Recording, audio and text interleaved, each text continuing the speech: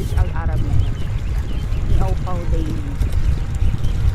Chill lang ang aming takbo kasi etong dala kong scooter is bago. Hindi ko pa siya gamay. Kabibili lang namin to. Itong scooter na to. So hindi ko pa siya gamay. Awas.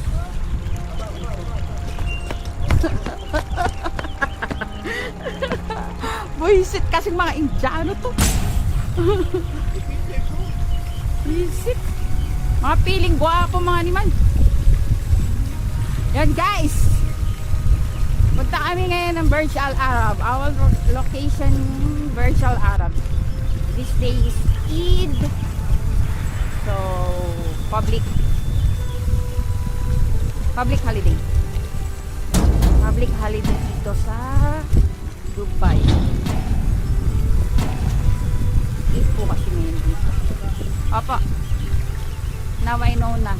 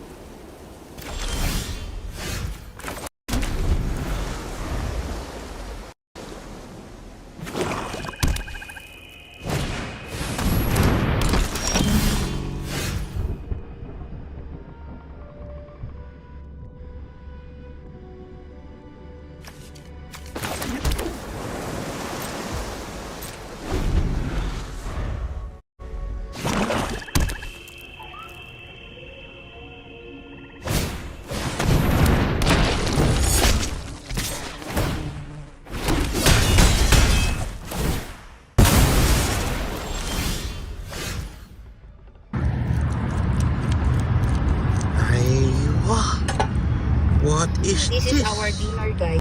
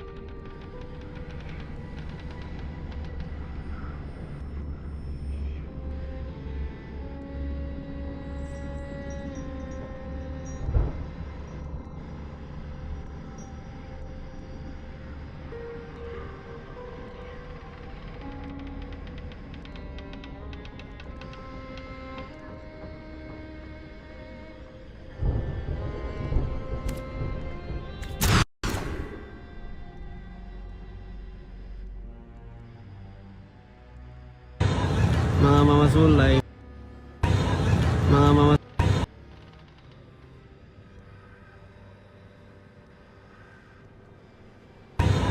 mga mamasulay. And there you go.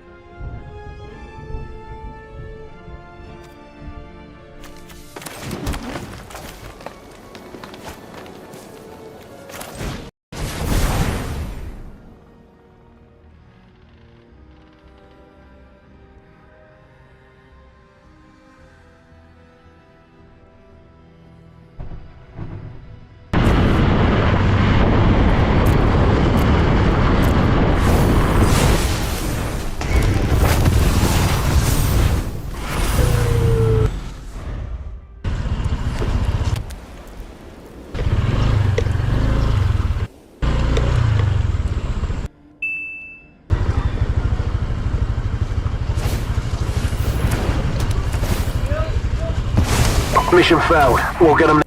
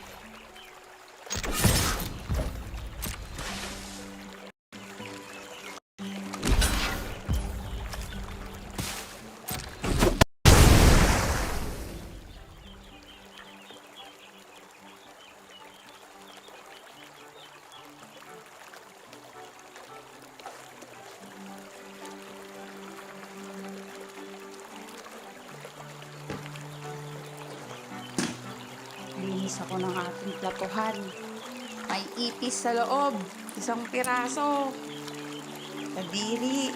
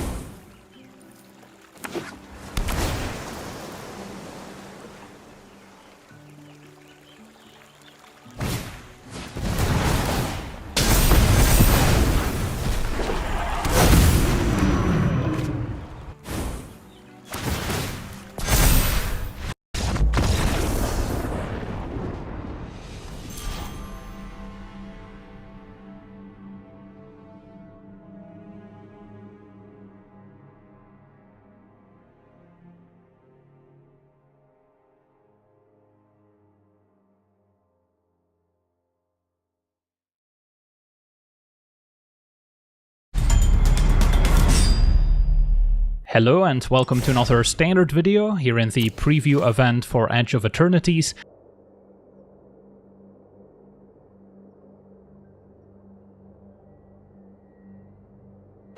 This video is sponsored by Card Kingdom. If you want Magic singles or sealed product, use my link in the description.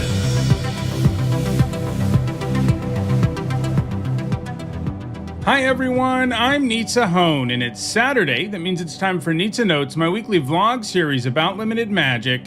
We are at the end of the first partial week anyway of Edge of Eternities Limited, and I now have enough drafts under my belt to give you some broad advice about the format. You know, we don't have enough data right now to really dive in on like super individual cards and whether I was wrong or right about them. That's what we'll look at next week though. But I do feel comfortable giving you some advice about some specific things that are going on in this format that you should keep in mind if you want to make sure you do well in it. So first, let's start talking about spacecraft. This was probably one of the biggest things going into the set where people had really differing opinions. A lot of people thought that they just wouldn't be good because you don't have time to station them. In my set review, especially if they had Inter's triggers, I thought they had a chance to be quite good, especially when those Inter's triggers augmented your board in some way, because then that meant it was easier to station them. And I'd say overall, spacecraft are good, especially the ones that do something immediately, give you a card of value. They don't even necessarily have to add to the board. There are a lot of points in the game where if you draw that, you can still just immediately station it. They're really interesting, flexible cards like that, where you can play them early for whatever value they give you, and in that case, you may not station them for a while, but there are plenty of turns where they just get stationed immediately, and I'm sure we've all seen that at this point. I would say, though, you don't want too many spacecraft. It was sort of like that with vehicles in the past, right? You need creatures to get your spacecraft going, and if you have too many spacecraft, you're not going to have enough creatures. So, you know, I think most decks probably have 2 to 3 stations or spacecraft, and occasionally you can support more depending on what you have going on in your deck. But don't go too hard on them, especially the ones that don't add to the board, because they do become a liability when you're playing a bunch of them, and you're also not good at stationing them. Overall, I'd say spacecraft are good, and that's really cool because they are a new thing. Even though they're kind of like a spin on vehicles, they're different enough because of the whole station thing that I think they're pretty interesting, and I think they did a good job costing them and making their station what they are. Let's move now to another prominent mechanic in the set, landers. Overall, they make fixing a lot easier, and I think that's pretty sweet. If you're in a deck, especially like a green one, and you get like 3 of the Wayfarer, which I don't know how much longer that's going to happen, but so far I've seen them really late in drafts all the time, which shocks me, because I think it's better than most uncommons and even rares in the format. The 3-mana 3/3 that makes a lander, just because it generates a nice 2-for-1. You can do all kinds of value things with landers. So they're very good. And it's nice not having to spend as many picks on lands, like when you're trying to splash a 3rd color. Like, I had a deck that had 7 wins that just had a bunch of different ways to make landers, and I splashed red because I was low on removal outside of it. And I just ran 1 mountain and easily got my red mana all the time because I had 3 Wayfarers and the 1-mana sorcery that makes a lander. Like, when your regular cards that already do a bunch of stuff in the set also are sources of fixing, that ends up being pretty sweet, and you do generally end up with a more powerful deck because those are cards you're going to play anyway, and they end up fixing your mana in a big way. Like, in most sets, a mana base like that one, and I actually think I have a screenshot of this, so hopefully it's on the screen. In most sets, running that mana base with no duels or anything would be terrible. Like, if I'm splashing 3 red cards like I was in this deck. But this isn't most formats, and that's kind of my point. You can get away with this kind of deck thanks to all the landers, as long as you're careful. Like, you know, green was mostly the color where I had landers, and I needed to make sure I had enough green to play the things that gave me landers, which would fix my mana. But I think that's one really sweet thing they allow for. And just like spacecraft right now, I feel like I was maybe even a little low on landers just because there are even more things you can do with them than I expected. There are a lot of ways to sack them for value or get value out of just controlling an artifact that they're quite good too. Overall, you know, I don't have a point I want to address here about warp. Mostly because I think everybody knows that's good and new. It was good going into the set review. You know, it looks like powerful mechanics we've seen before. That's true of landers too, to be fair. Like, every artifact token has been good. But warp was even more obviously good because it looked a lot like adventure, for example, or suspend to a certain extent, or the Thunder Junction mechanic that let you pay a certain amount for a card and then you can cast it free later. Like, it looks like all these mechanics that all fared pretty well in limited. And it has. I mean, you know, the cards with it are really good. Most of them, you would be more right than wrong if you just assumed every card with warp in this set was good. And that's not quite true, but there are a lot of really good ones. And so, you know, I'm not talking about that mechanic in this video besides saying, yeah, it is really good. Because I don't think that advice is nearly as useful as, you know, with spacecraft and landers. I'm talking about different things you can do or should do with deck building as a result of what the format looks like, and that's not what I'm doing with warp. I'm just saying it's good. And on a related note to landers, the real big expensive creatures at Uncommon are better than I expected. That's one area where I feel reasonably confident saying I was wrong already, because both Glacier Godmaw and Mouth of the Storm are both really good. You know, most sets, 6 mana is kind of the stopping point for your typical limited deck. Like, you can't really consistently look at, especially lower rarity 7 drops that don't just win the game, and think, I could play this and it'll be really good. Like, I didn't think either of these cards were bad. I gave the Godmaw a C+ in the set review, and the Mouth a C. But it's even easier to get to them than I thought. And there were people, I'll note, that told me, especially after the pre-release, that Glacier Godmaw was amazing. And I think they were right, because I've played with and against it enough now, especially the Godmaw, to feel that way. My concern about it going into the set was that it would be really hard to hit your land drop that you also needed to trigger this when it came down, because you really need to do that with this for it to really feel powerful, because then it can enter the fray. You know, it feels sort of like Craterhoof Behemoth, but it's easier to do thanks to landers, which again overlap into all these different things: landfall, artifacts, sacrifice, and so it ends up being pretty easy to trigger it once the turn you play it. Like the end of your opponent's turn, you crack a lander, get a land, and then you play it land on your turn. Well, you play the Godma, then play a land, and the game's pretty much over. Like that ends up actually working out a reasonable chunk of the time. And so both the Godma and Mouth of the Storm, to a lesser extent, have been pretty good. You know, the Mouth gives you a huge flyer that can end the game in a few turns and also nerfs your opponent's stuff for a whole turn cycle. It's not quite as immediate of a like, wow, I just lost the game effect as the Godma can be, but it kind of has the same effect, just a little more slowly. So let's talk broadly now about the colors. Overall, it seems like green is really good, and the two decks I've liked the most are blue-green and green-white, and that's partly because green's commons are so good, partly because of that 3-mana 3/3 that makes a lander, which is probably the best common in the set. But green has other great commons too. You know, even if it did get nerfed by an erratum, Diplomatic Relations is still a really good card. Germinating Worm has been pretty good overall.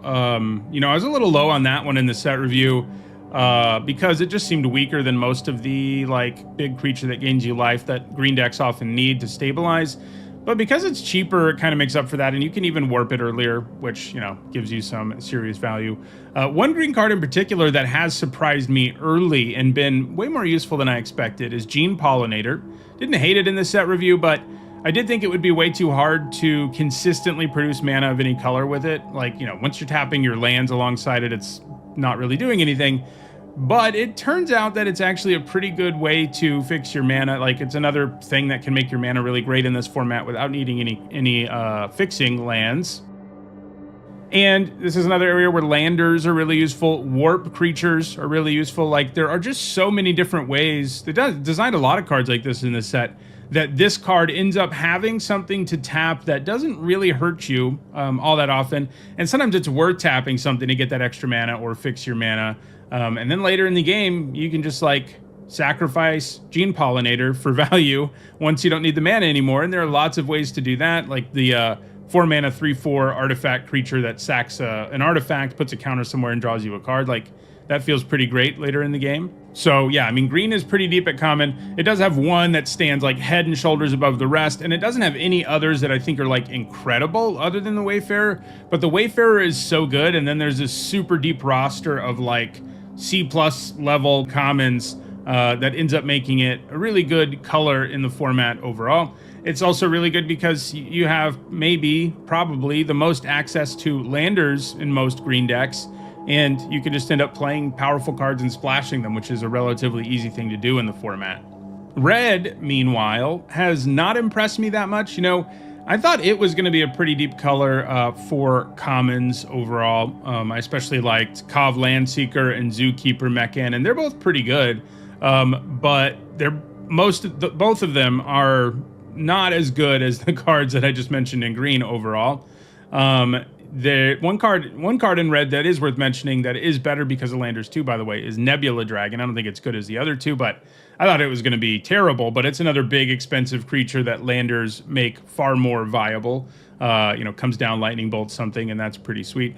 So, you know, red isn't a color I love right now, and it mostly comes down to being super shallow at common when it comes to, you know, really good commons. It doesn't really have one right now that I would say stands out the way Night Luminary does and white. You know, these other colors all have one common that's just amazing, and red kind of doesn't, and that's kind of a problem overall. It's not unplayable. You know, it's way too early in the format to be like, the format is solved, just don't play red.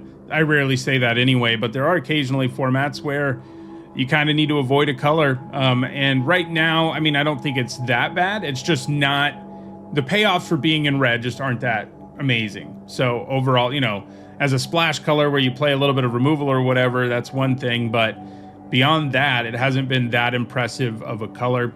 I don't think in general the like your creatures are tapped, get some value mechanic has panned out in a big way. I was a little skeptical about it in the set review because, you know, I didn't like especially the red-white signpost that much because it was understated and asked for something significant. I mean, you can trigger these things, like you can for sure, but the number of situations where you're in a spot where it's like the fail case are just massive, and you end up with really understated creatures in most of those cases. So, like, you know, if I was going to say there's one deck that I don't advise drafting unless it's really open, it would be red-white. Part of the problem too is like that deck's supposed to be really into spacecraft, but like you can't run that many, like I said at the beginning of this video.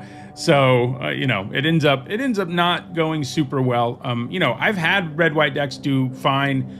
You can do it. The color pair needs to be open though. And most of the time you're not really leaning into that tap synergy because it feels like almost all of those cards have underperformed, which even more so than I thought they would, I think, overall. Meanwhile, I'd say like broadly the lander decks, you know, that's blue-green and red-green, and the artifact decks like blue-black have been pretty good overall. All right, so that is sort of an early overview about how I feel about this format. You know, basically most of the things are a little better than I expected them to be, except for red-white, which I think is worse than I expected, even though I didn't have high hopes for it.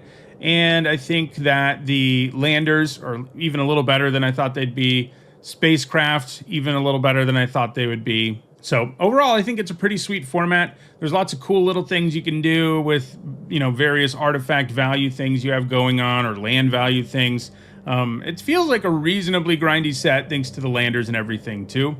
So I'm having fun with the new format overall, even though Final Fantasy I think was a really good one. I think this one is basically on the same level right now. We'll see if it still feels the same like 50 drafts in like Final Fantasy did. So, all right, that'll do it for this video. Thanks for watching. Next week I'll be back to talk about what I got wrong in really specific terms about cards, because we'll have enough data at that point for me to, you know, really know where I was wrong in my set review about individual cards. If you enjoyed this video, please like it and share it so that others can enjoy it too. And if you want to see more content about this format, including draft videos, my set review, other episodes of Need to Notes, you should see a playlist on your screen shortly. Thanks for watching.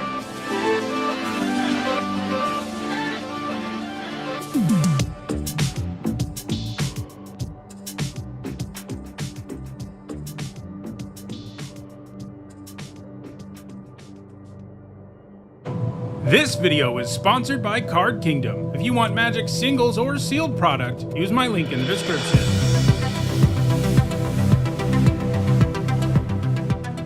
Hi everyone, I'm Nitsa Hone, and in this video I'm continuing with my Edge of Eternities limited set review. I've already looked at all the multicolored, colorless white and blue cards, and in this video we're looking at all the black ones. For each of these cards, I'll discuss how I think they'll perform in limited, that means draft and sealed, and I'll punctuate each evaluation with a letter grade. If you're new to my set reviews and unsure of what my letter grades mean, you can find a guide in the description for this video.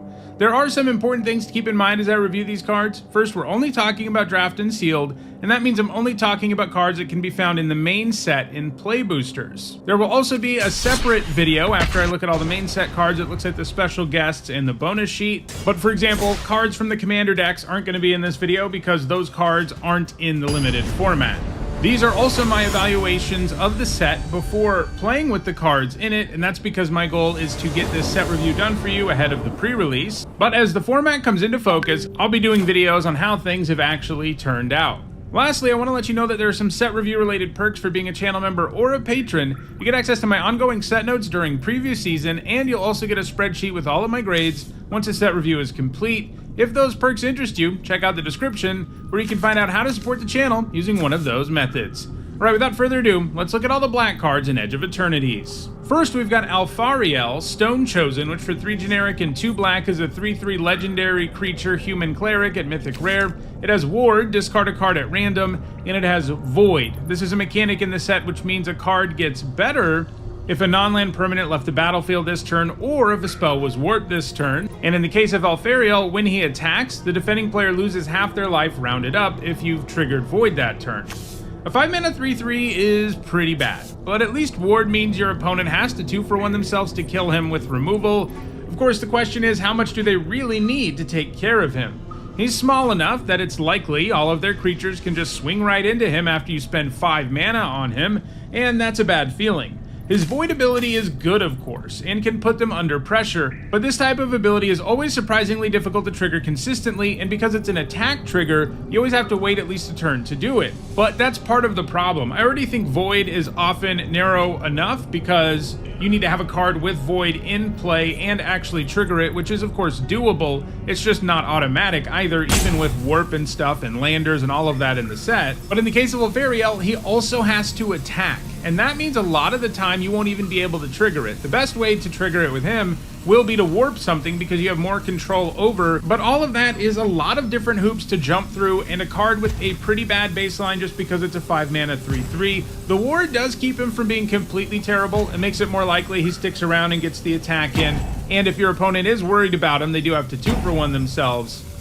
So I think he's still like a good card, but he's not anywhere close to being a bomb or a great or anything else. I think he's just a C+. Next up, it's Arch Enemy's Charm, which for 3 black mana is a rare instant, and it has 3 options, like all charms do. You can exile target creature or planeswalker. You can return 1 or 2 target creature and or planeswalker cards from your graveyard to your hand, or you can put 2 +1/+1 counters on target creature you control, and it gains lifelink until end of turn. Triple black is pretty tough and limited, but if you're good at making that kind of mana, you have a card that is most frequently going to be removal. But the other 2 modes are nice too. If this was too generic in a black to cast, it'd be like a B+, maybe even an A- because of its efficiency and flexibility. All 3 of these modes are good in the right situation, and the removal mode is pretty much always good, but triple black is a very real hurdle, one that knocks it all the way down to C+. Next up, it's Beamsaw Prospector, which for 1 generic and a black is a 2/1 human artificer at common, and when it dies you create a lander token. This is a new token in the set that's an artifact, and you can pay 2 generic, tap it, and sacrifice it to search up a basic land card, put it on the battlefield tapped, and then shuffle. So you do get 2 permanents out of 1 card here in most situations, but the 2-mana 2/1 stat line does make it hard to consistently trade with it. It is nice sacrifice fodder though, gives you 2 things to sacrifice, and that's definitely relevant in black in this set. I'm giving it a C. Next up, it's Blade of the Swarm, which for 3 generic and a black is a 3/1 insect assassin at uncommon, and when it enters, choose 1. Put 2 +1/+1 counters on this creature, or put target exiled card with warp on the bottom of its owner's library. I don't feel very good about either of these modes. A 4-mana 5/3 is not a good card, and a 4-mana 3/1 that exiles a warp card isn't great either. Most warp creatures will have already generated value by the time this can go after them, and while it's certainly upside when you take one of those away from your opponent's exile, it's not amazing. You can go after your own warped card too, but that makes even less sense. So, like, this is a modal creature, but both modes on this would be like a D- level card, and having the option between the two is probably only enough for it to be a D. Next, it's Corral of the Void, which for 3 generic and a black is a rare enchantment aura with enchant creature you control. Whenever enchanted creature attacks, put target creature card from defending player's graveyard onto the battlefield under your control, tapped and attacking, and it has Void. At the beginning of your end step, sacrifice this aura, unless a non-land permanent left the battlefield this turn or a spell was warped this turn. This will not line up right a lot of the time. Like, the dream is attaching it to your creature, attacking with it in the same turn and reanimating something amazing from your opponent's graveyard, and it even enters tapped and attacking. Problem is, your opponent won't always have something worth getting, or you won't have an attack that's worth making. And you're also opening yourself up to the very big risk of a 2-for-1 with this clunky 4-mana enchantment. The good news is, you do keep the creature that comes back permanently, even if Corral of the Void goes away, so getting it back can be backbreaking when it does line up. Especially because if your opponent does kill the thing you reanimated, you're just going to get it back. Of course, they're usually just going to kill whatever you're attacking with as opposed to what you reanimated. So, if this was just 4 mana reanimated creature from your opponent's graveyard, it'd still be a little bit too situational to be great. And this is worse in many ways since it requires an extra step before which you can really get blown out if you're not careful. The creature entering attacking can be better, but it's not always. Sometimes you want to reanimate something that you don't want to put into harm's way. And a lot of the time, being able to reanimate something that can protect you is part of what makes reanimate good, and that won't ever be the case here. So overall, this doesn't look great to me. I think it's like a D, and I wouldn't be surprised if it's just an F. Next up, it's Comet Crawler, which for 2 generic and a black is a common insect horror with lifelink, and when it attacks, you may sacrifice another creature or artifact. If you do, it gets +2/+0 until end of turn. A 3-mana 2/3 with lifelink is like, okay, and there are enough expendable artifacts in this set for it to attack as a 4/3 lifelinker a decent chunk of the time. If you're also triggering other stuff like Void and getting it going, it gets to be even better. So it has some nice synergy in the set that I think helps elevate it beyond what it looks like on face value. I'm giving it a C. Next up, it's Dark Endurance, which for 1 generic and a black is a common instant that costs 1 generic less to cast if it targets a blocking creature, and target creature gets +2/+0 and gains indestructible until end of turn. It's usually super risky to use a combat trick when your creature is blocking, since it's more likely your opponent has mana up and can interact during their own turn. However, the cost going down to 1 mana in those situations does make it less risky, but it's still way better to use in response to removal or on an attacking creature though, as that's less risky and still pretty strong. The stats boost plus indestructibility can really make things go badly for your opponent, giving this a C. Next up, it's Decode Transmissions, which for 2 generic and a black is a common sorcery. You draw 2 cards and lose 2 life, and it has Void. If an on-land permanent left the battlefield this turn or a spell was warped this turn, instead you draw 2 cards, and each opponent loses 2 life. So here's the usual life loss, sorcery speed card draw spell that black gets, with an interesting twist, since sometimes you'll make your opponent lose the life instead, but it's still not great. It doesn't add to the board, and you lose life at the same time way too often for this to be a great card draw spell. It's been a while since we've seen one that just does draw 2 really excel. I'm giving it a C-. Next up, it's Depressurize, which for 1 generic and a black is a common instant. Target creature gets -3/-0 until end of turn. Then, if that creature's power is 0 or less, destroy it. This is pretty good. It's going to be capable of killing most 3-drops, and there are plenty of more expensive creatures it can take down too. Sometimes your opponent will be able to find a way to keep their creature's power from going too low, and that'll be a bummer, but most of the time that'll still mean that they had to use up a card to save their creature. This is instant speed, it can easily trade up, and I think that makes it premium removal, giving it a B-. Next up, it's Dubious Delicacy, which for 2 generic and a black is an uncommon artifact food with flash. When it enters, up to 1 target creature gets -3/-3 until end of turn. You can pay 2 generic and tap it and sack it to gain 3 life, or you can pay 2 generic and tap it and sack it to have target opponent lose 3 life. This looks really good. It's a good removal spell. Even if this just was an instant that did -3/-3, it'd be pretty good. But being an artifact is way better in this set, especially because you also can use it to gain life or take life away from your opponent. I mean, if this were 5 mana for the removal effect and then either +3 or -3 life, I'd be pretty high on that. And this is way better because you can pay in installments and it's an artifact. I'm giving it a B. Next up, it's Elegy Acolyte, which for 2 generic and 2 black is a 4/4 human cleric at rare. It's got lifelink. Whenever 1 or more creatures you control deal combat damage to a player, you draw a card and lose 1 life. And it has a Void trigger that happens at the end step, and you make a 2/2 colorless robot artifact, creature token. This is great. A 4-mana 4/4 with lifelink is a card you play 100% of the time. Then you add the combat damage trigger, which means that if you have a remotely good attack the turn you play this, you have a good chance of drawing a card. And then add in the fact that you get a robot out of this when you trigger Void is just amazing. Especially because those two things work well together. Your opponent might only have a trade with the thing you attack with, and that means your opponent has to choose between trading for it, which will ultimately give you a 2/2, at the end of your turn, or letting the creature hit them and allowing you to draw a card. That's a true pick your poison scenario, and it's not far-fetched. That's what this card is going to cause combat to turn into. So you throw in the good stats, and we have a bomb that can easily run away with games, giving it an A. Next up, it's Embrace Oblivion, which for 1 black mana is a common sorcery. As an additional cost to cast it, sacrifice an artifact or creature, destroy target creature or spacecraft. So Bone Splinters and its ilk usually aren't amazing in limited. Basically, you have to 2-for-1 yourself too often for it to be great, but the more expendable stuff you have, the better something like this gets. It's probably a D in your typical black deck, but a C+ in a deck with good fodder like lots of artifact tokens and stuff. Next up, it's Entropic Battle Cruiser, which for 3 generic and a black is a rare artifact spacecraft, and like all spacecraft, it has station, which means you tap another creature you control and put charge counters equal to that creature's power on this spacecraft, only at sorcery speed, and you get effects out of this depending on how many charge counters are on it. For example, if there are 1 or more, whenever an opponent discards a card, they lose 3 life, and if there are 8 or more, it becomes a 3/10 with flying and death touch, and when it attacks, each opponent discards a card, and each opponent who can't loses 3 life. So this level 1 plus mode isn't going to do much. There's not a significant enough discard theme in this set for that to be worth a card, and that's pretty bad news on your 4-drop. Now, once it has 8 or more counters, it does get really good since it gives you a big creature that can pick apart the opponent's hand while pressuring them in a significant way. That said, I think this does nothing for a little bit too long to be anything special. I'm giving it a C. Next up, it's Faller's Faithful, which for 2 generic and a black is a 3/1 human wizard at uncommon. When it enters, destroy up to 1 other target creature. If that creature wasn't dealt damage this turn, its controller draws 2 cards.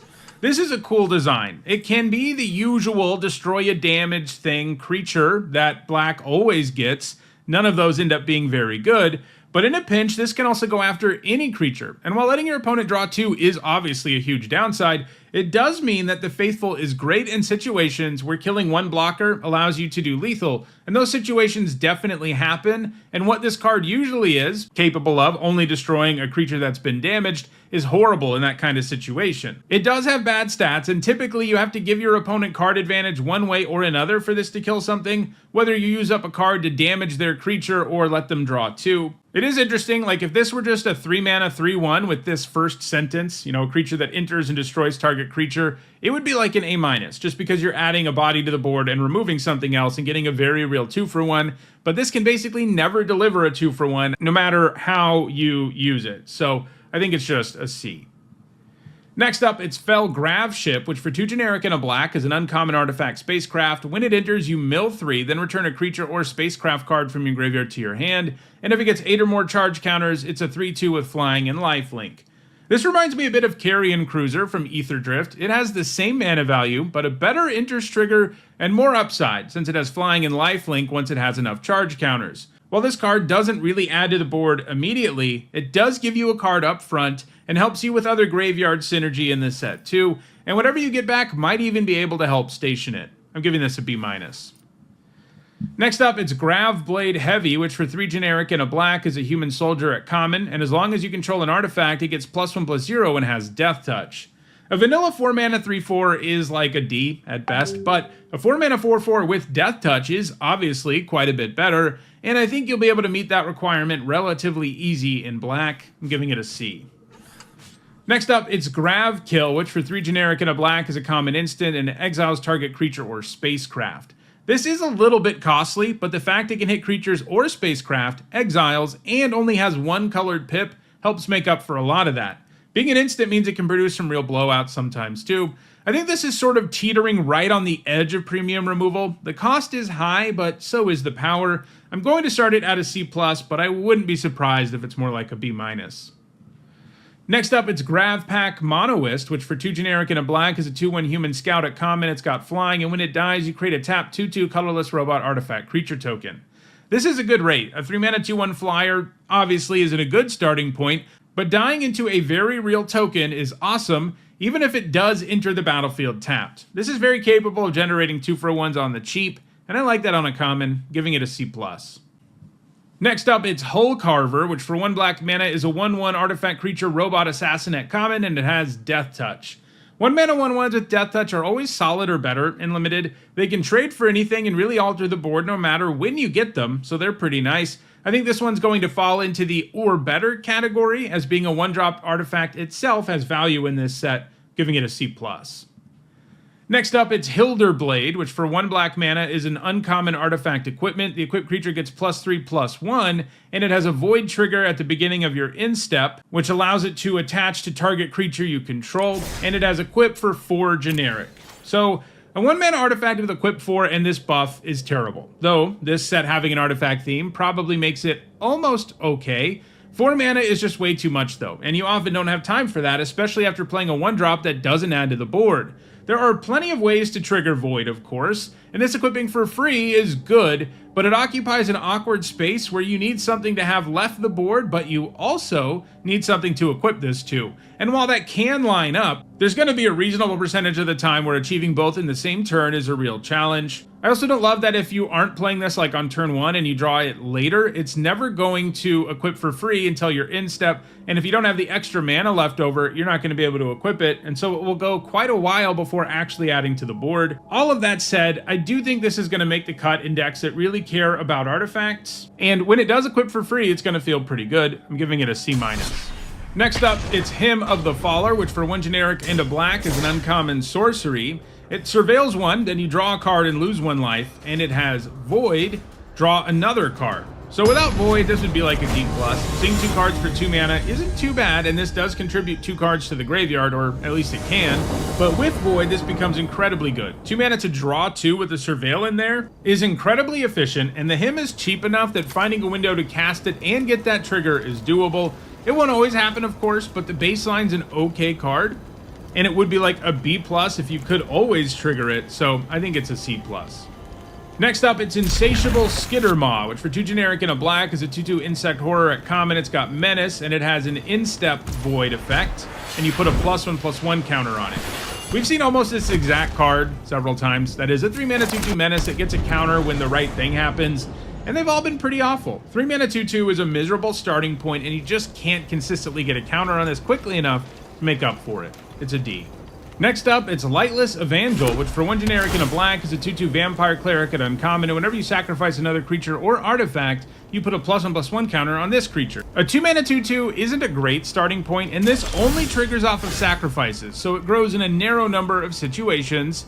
But the good news is that black, and this format in general, has a decent amount of sacrifice because of lander tokens and robot tokens, so growing this will definitely happen. You'll just also have a 2 mana 2/2 that you can't grow a little too often for this to be anything special, giving it a C+.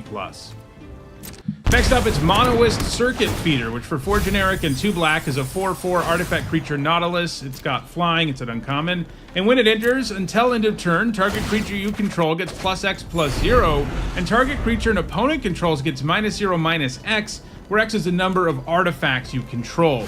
I like this a lot. It's going to be a premium uncommon for any deck that has artifacts. Even on its own, it'll do +1/+0 to something on your side and -0/-1 to something on theirs, and that card would probably be like a D+ or a C-, but it has a way higher ceiling than that.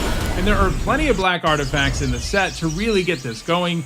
It's a little expensive, the body isn't great, but it delivers huge value up front, and that more than makes up for that. I'm giving it a B. Next up, it's Monoist Sentry, which for 1 black mana is a 4/1 artifact creature robot at uncommon, and it's got Defender. Most of this card's value comes from the fact that it can trade up really easily. Like most 2, 3, and 4 drops can attack into this without dying. It's gonna kind of feel like a 1 mana 1/1 with Death Touch a decent chunk of the time. The bad news is it's really bad against like tokens, which you really don't want to trade for. But it's also an artifact, and that has real value in the set, so I think this comes out as a C overall. Next, it's Perigi Beckoner, which for 4 generic and a black is a 4/5 horror at common. When it enters, until end of turn, another target creature you control gets +2/+0 and gains. When this creature dies, return it to the battlefield tapped under its owner's control, and it has Warp for 1 generic and a black, which means you can cast it for this alternate cost, but if you do it that way, you exile it at the beginning of the next instep, and then you can cast it from exile on a later turn.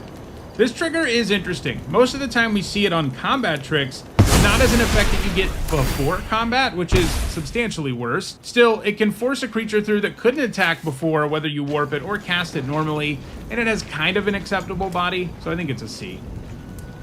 Next up, it's Requiem Monolith, which for 2 generic and a black is a rare artifact, and you can tap it, and until end of turn, target creature gains. Whenever this creature is dealt damage, you draw that many cards and lose that much life. That creature's controller may have this artifact deal 1 damage to it, activate only as a sorcery. This is a cool design. Basically, you can tap this to draw a card in most situations, and using this on a creature and also sending it in can create a real headache for your opponent. It's a little slow and doesn't add to the board right away, but it does feel like it's going to generate significant card advantage in many games, and just being an artifact is likely to help out your deck in general, giving it a B-. Next up, it's Scrounge for Eternity. For 2 generic and a black is an uncommon sorcery. As an additional cost to cast it, you have to sacrifice an artifact or a creature, and then you return target creature or spacecraft card with mana value 5 or less from your graveyard to the battlefield, then create a lander token. This is a really interesting design for the black reanimation spell, and you do get 2 cards from this card's main effect, the reanimation and the lander. And while it does have a mana value restriction, this is way cheaper than most black reanimation spells, so it makes sense they went that route. One thing to note about this is that you can sacrifice a creature and then reanimate the same creature. That's not amazing unless that creature has a death or enters trigger, but it does mean you get a lander, and it means that this is less of a dead card than most reanimation spells are when your graveyard is empty. And obviously, if you sacrifice something expendable and bring back something that's already in your graveyard, that's a really good mode too. So I actually like this because it's so cheap, it's basically never going to be an entirely blank card, and getting a lander out of this is going to feel pretty good. I'm giving it a C+. Next up, it's Sothera, the Super Void, which for 2 generic and 2 black is a mythic rare legendary enchantment. Whenever a creature you control dies, each opponent chooses a creature they control and exiles it. And at the beginning of your end step, if a player controls no creatures, sacrifice Sothera, then put a creature card exiled with it onto the battlefield under your control with 2 additional +1/+1 counters on it. This is pretty cool. If you have creatures in play when you play this, which isn't a huge ask, it will really wreak havoc on the game because it makes your opponent lose a creature anytime you lose one, making trades and removal a losing proposition for them, making sacrificing permanents really good. And then whether you or your opponent run out of creatures, Sothera eventually brings back one of the exiled cards, and it's significantly better than it was before. Now, it does need for there to be something of a board state, but I think on most of them, this causes serious problems for your opponent and makes combat in most situations almost impossible. So it takes some minimal setup, and there are going to be times where it sort of feels like an enchantment that doesn't add to the board, but those will be few and far between. I think this is a bomb. I'm giving it an A-. Next up, it's Sunset Saboteur, which for 1 generic and a black is a 4/1 human rogue at rare. It's got Menace and Ward, discard a card, and when it attacks, you put a +1/+1 counter on target creature an opponent controls. So a 2 mana 4/1 with Menace with Ward, discard a card would be like a B+. I would even entertain a conversation for an A- because it's so efficient. Your opponent has to give up 2 things most of the time, whether they block it or use a removal spell on it. And if they don't, it can kill them really, really quickly.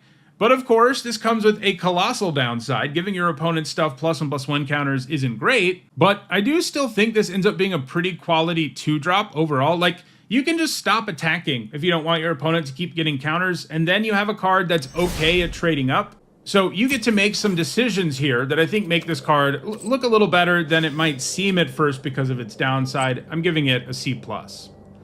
Next up, it's Susurian Dirgecraft, which for 4 generic and a black is an uncommon artifact spacecraft. When it enters, each opponent sacrifices a non-token creature, and when it gets 7 or more charge counters, it becomes a 4/3 flyer.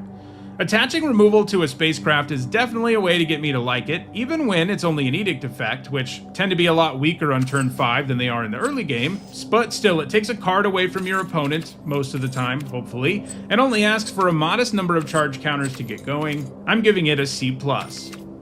Next up, it's Susurian Voidborn, which for 2 generic and a black is a 2/2 vampire soldier at uncommon, and when this creature or another creature or artifact you control dies, target opponent loses 1 life and you gain 1 life, and it has warp for 1 black mana. These aristocrat effects always tend to play pretty well in limited, and this one counts itself, so even if your opponent takes it down right away, 1 life gets drained, and that's an okay trade.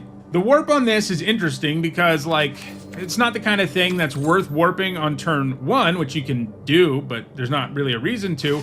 But if you do have a turn where you want to add some other stuff to the board, and you have good attacks, this trigger is a nice thing to have basically if you're ever going to enter combat, and being able to only spend 1 mana to get that trigger at first is fine. I do think this is one you're just going to cast more often than you do anything else. I don't love the Grey Ogre stat line, but I think because it gives you value almost no matter what, and then really wreaks havoc on combat if it sticks around, I think that makes it a pretty good card, giving it a C+. Next up, it's Swarm Color, which for 3 generic and a black is a 2/4 insect warrior at common. It's got flying, and when it becomes tapped, you may sacrifice another creature or artifact, and if you do, you draw a card. A 4 mana 2/4 isn't great, but it's kind of okay, and this tap trigger is pretty useful. And remember, it'll go off when you're attacking or stationing, and this is another black card that requires fodder to be worthwhile, but I think enough decks will have enough fodder for this to be fine, giving it a C.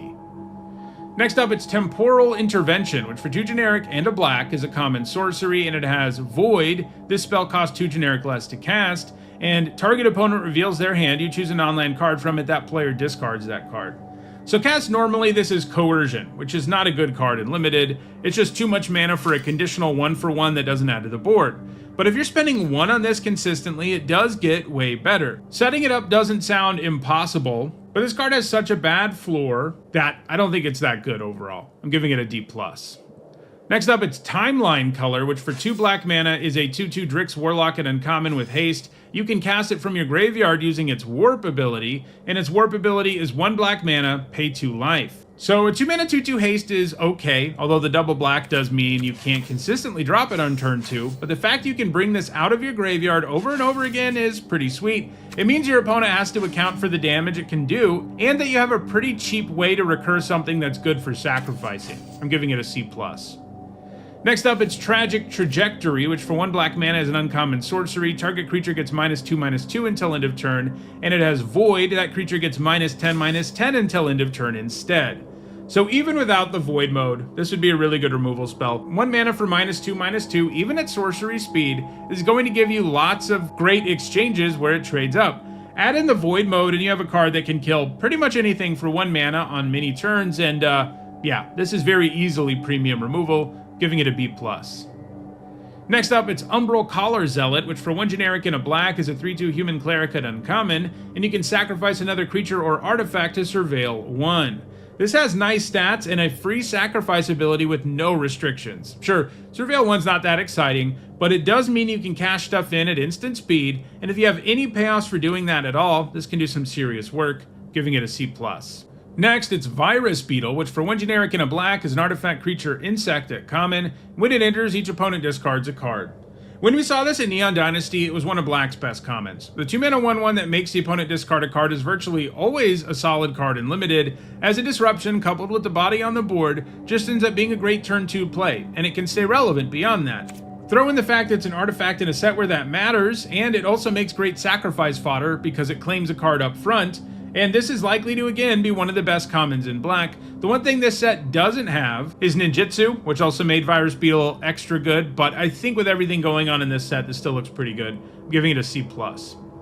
Next up, it's Void Forged Titan, which for 4 generic and a black is a 5/4 robot warrior at uncommon, and it has Void. At the beginning of your end step, you draw a card and lose 1 life. So the bad stats and the conditional trigger will keep this from being very good. Sure, if you draw with it even once, you'll feel alright about things, and there are ways to set that up, but we've seen these sorts of triggers be difficult, even in sets that have a bunch of synergy for them, because you not only need to play this, you have to have triggered Void that turn to immediately generate value with it, and if you don't, you're playing a really subpar creature that's going to need some time to get going, so I think it's just a C. Next up, it's Vote Out, which for 3 generic and a black is an uncommon sorcery with Convoke, and it destroys target creature.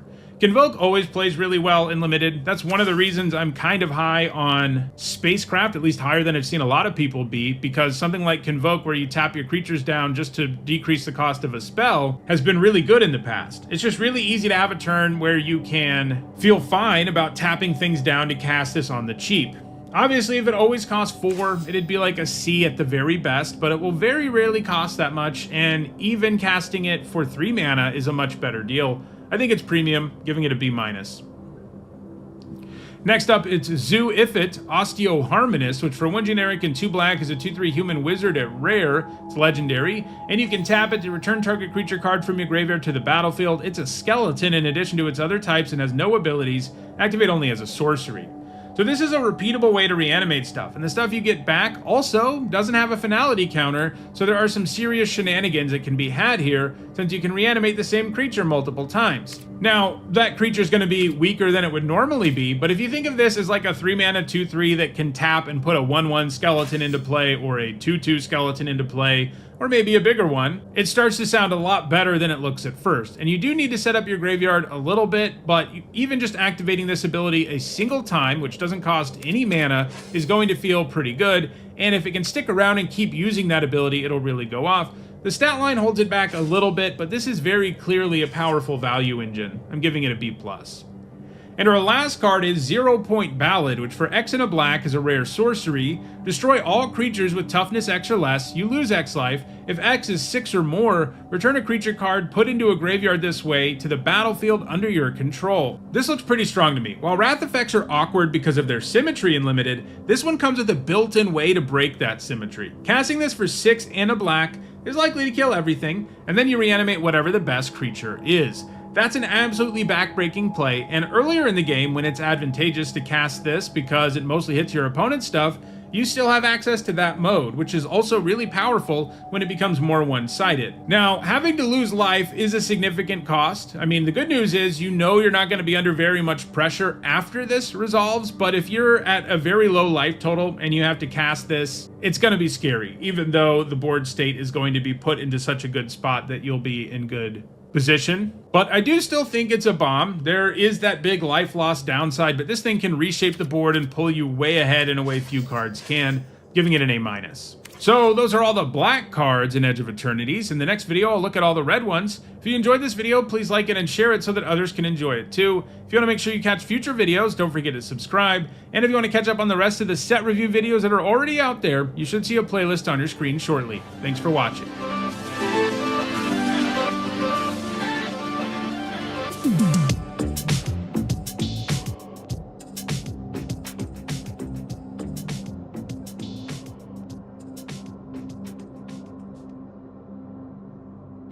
This video is sponsored by Card Kingdom. If you want Magic singles or sealed product, use my link in the description.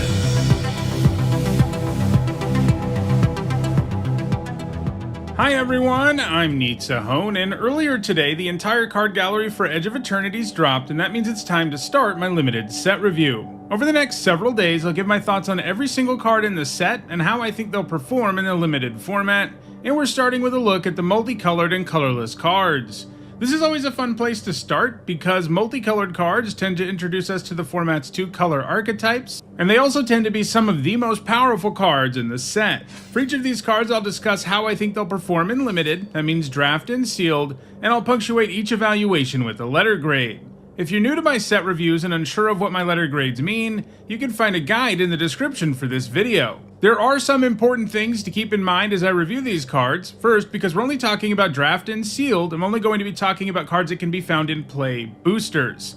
This set, like most, has lots of supplementary products that have cards that won't be showing up in play boosters, like cards from the commander decks, so if there's a card that you think is missing from this video, it's probably not in play boosters. There is a bonus sheet and special guests in play boosters this time around, but I'll be looking at those in their own video. These are also, of course, my evaluations of these cards before it's possible to play this new limited format, since the goal is to have my set review done in time for the pre-release, and that of course means I'm going to be wrong about some stuff, but as the format comes into focus, I'll be doing videos where I discuss how things have panned out. Also, I want to let you know that there are some set review related perks for being a channel member or a patron. You get access to my ongoing set notes during preview season, and you'll also get a spreadsheet with all of my grades once the set review is complete. If those perks interest you, check out the description where you can find out how to support the channel using one of those methods. Alright, without further ado, let's dive in with a look at the multicolored and colorless cards in Final Fantasy.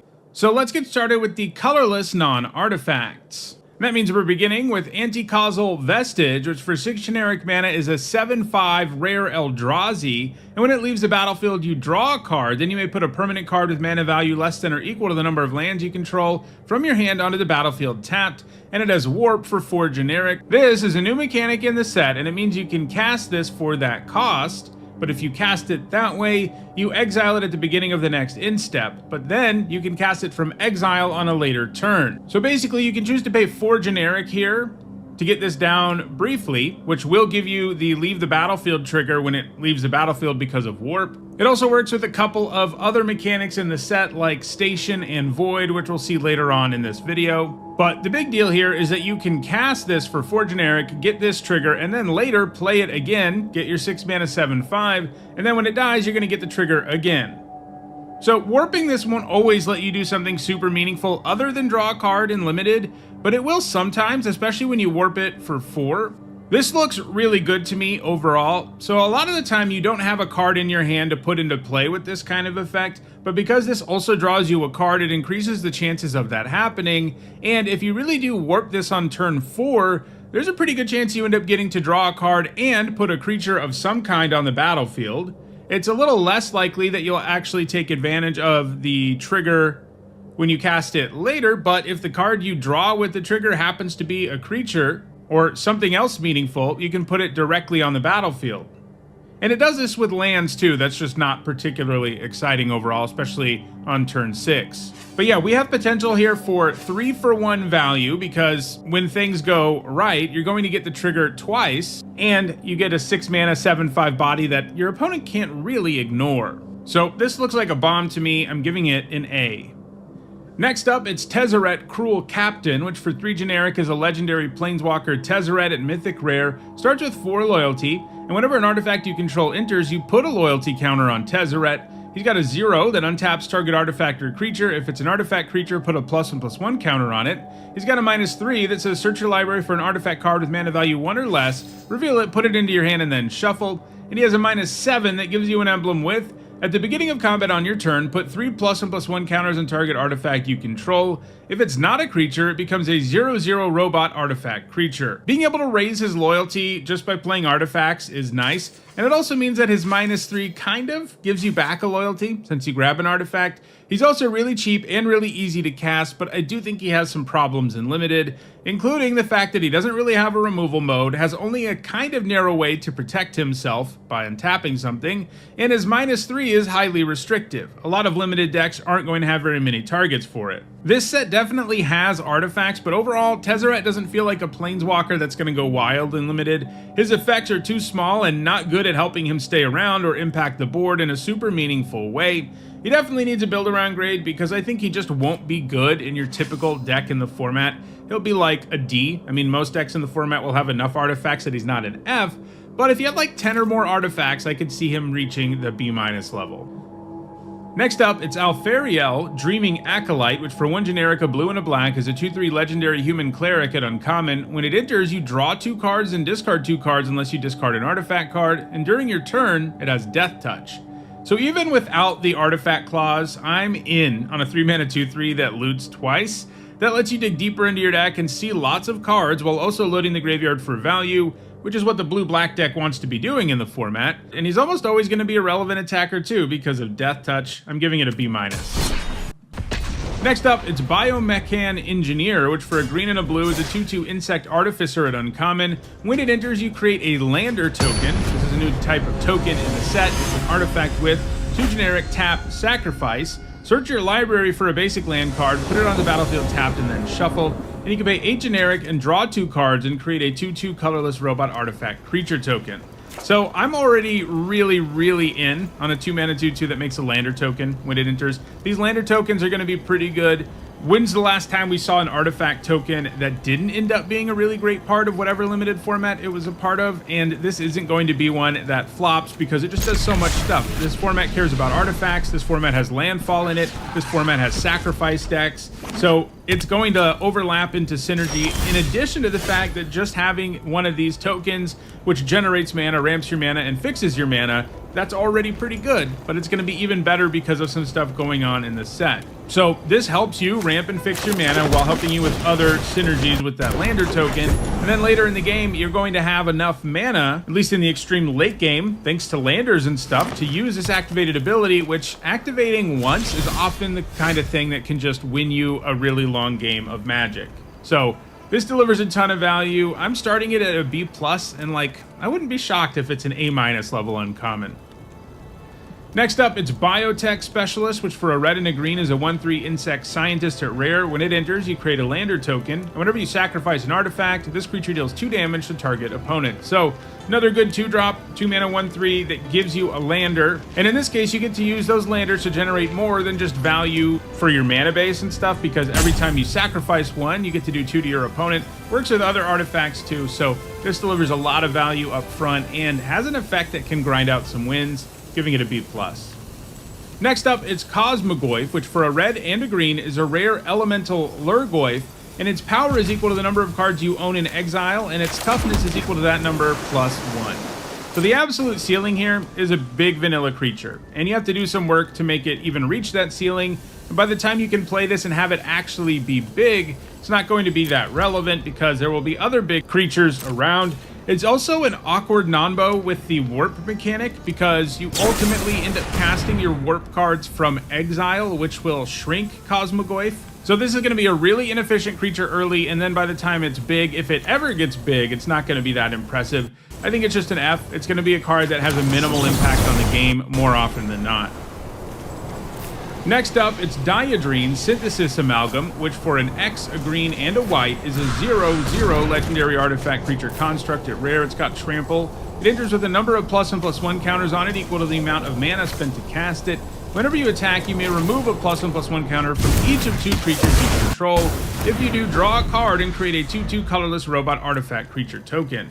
So this is always going to be an efficient trampler. It can be a 2 mana 2/3 or a 3 mana 3/4 and so on, and it scales all game long. Its other ability doesn't allow it to do stuff with the trigger all on its own, since you need counters on 2 different creatures. But when you do have that, which looks doable in green-white, a color pair that's about +1/+1 counters in this format, removing some of those counters to straight up draw cards and get a body is going to feel really good.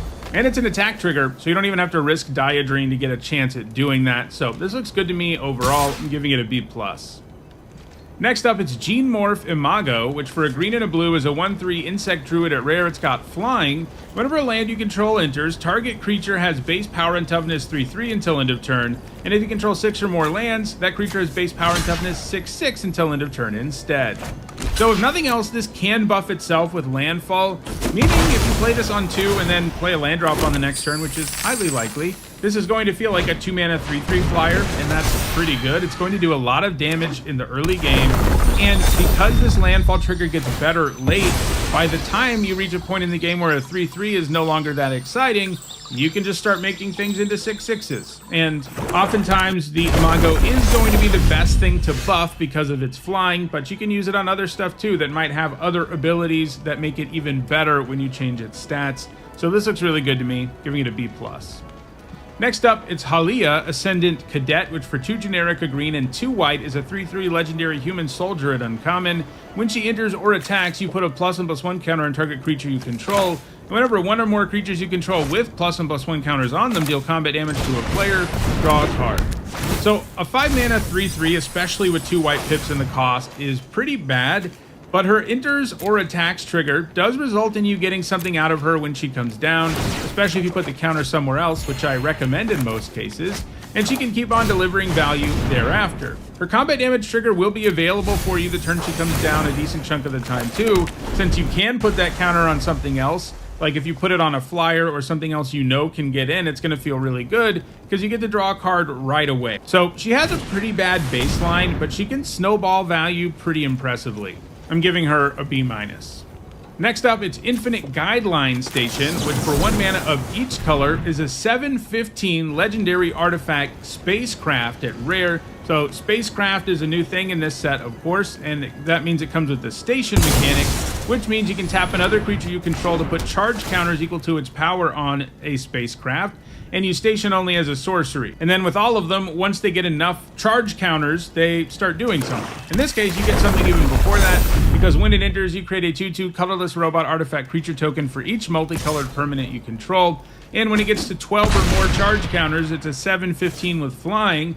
And when it attacks, you draw a card for each multicolored permanent you control. So most of the time, you're going to pay 1 mana of each color for a 2/2 token up front, and that sounds terrible. It does help you station this, and once you have it stationed, obviously it gets to be a lot stronger. It can win the game in the air and draw you cards. But this set has such a small multicolored theme that it's going to be tough to generate a lot of value with this, and it just being a big flyer is going to be how it feels most of the time.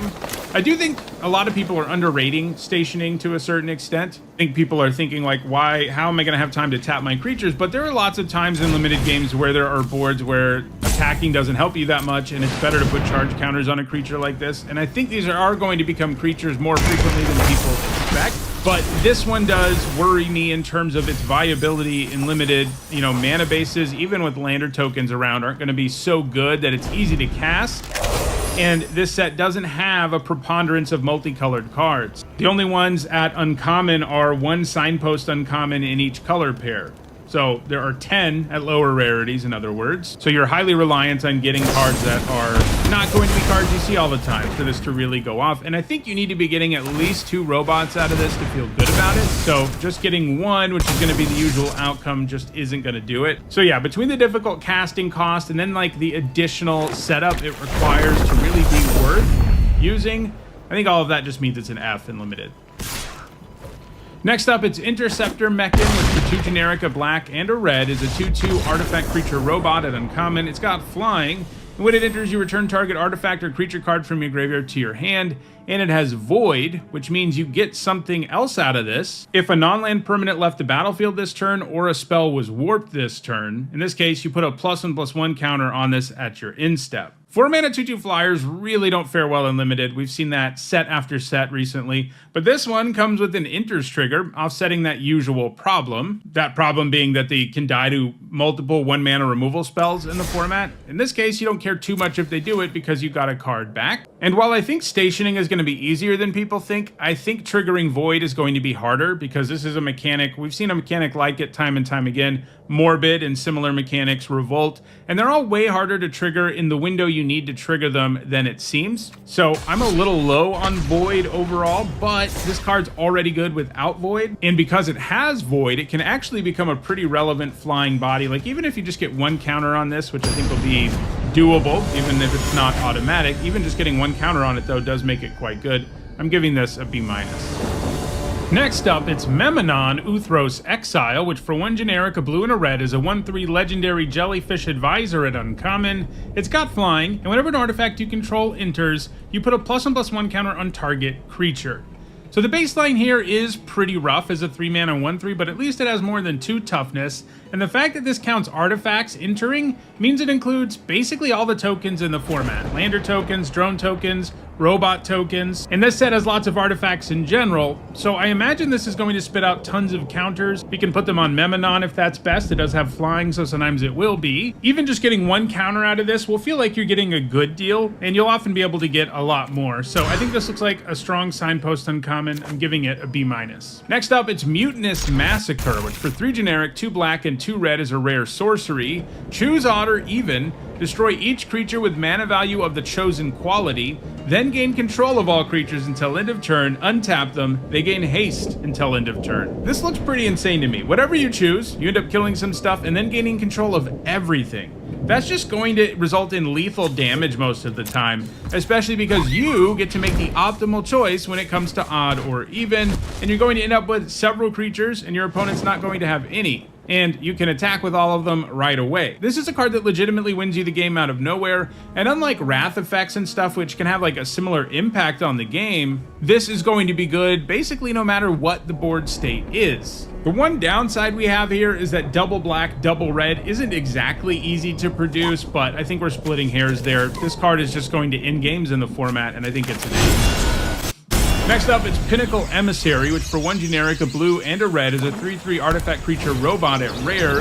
Whenever you cast an artifact spell, create a 1/1 colorless drone artifact creature token with flying, and this token can only block creatures with flying, and it has Warp for a blue-red hybrid mana. So this is a great payoff for casting artifacts. And Warp means you can more effectively find windows where you can cast it and generate value with it immediately, since you'll have significant mana left over when you do Warp it.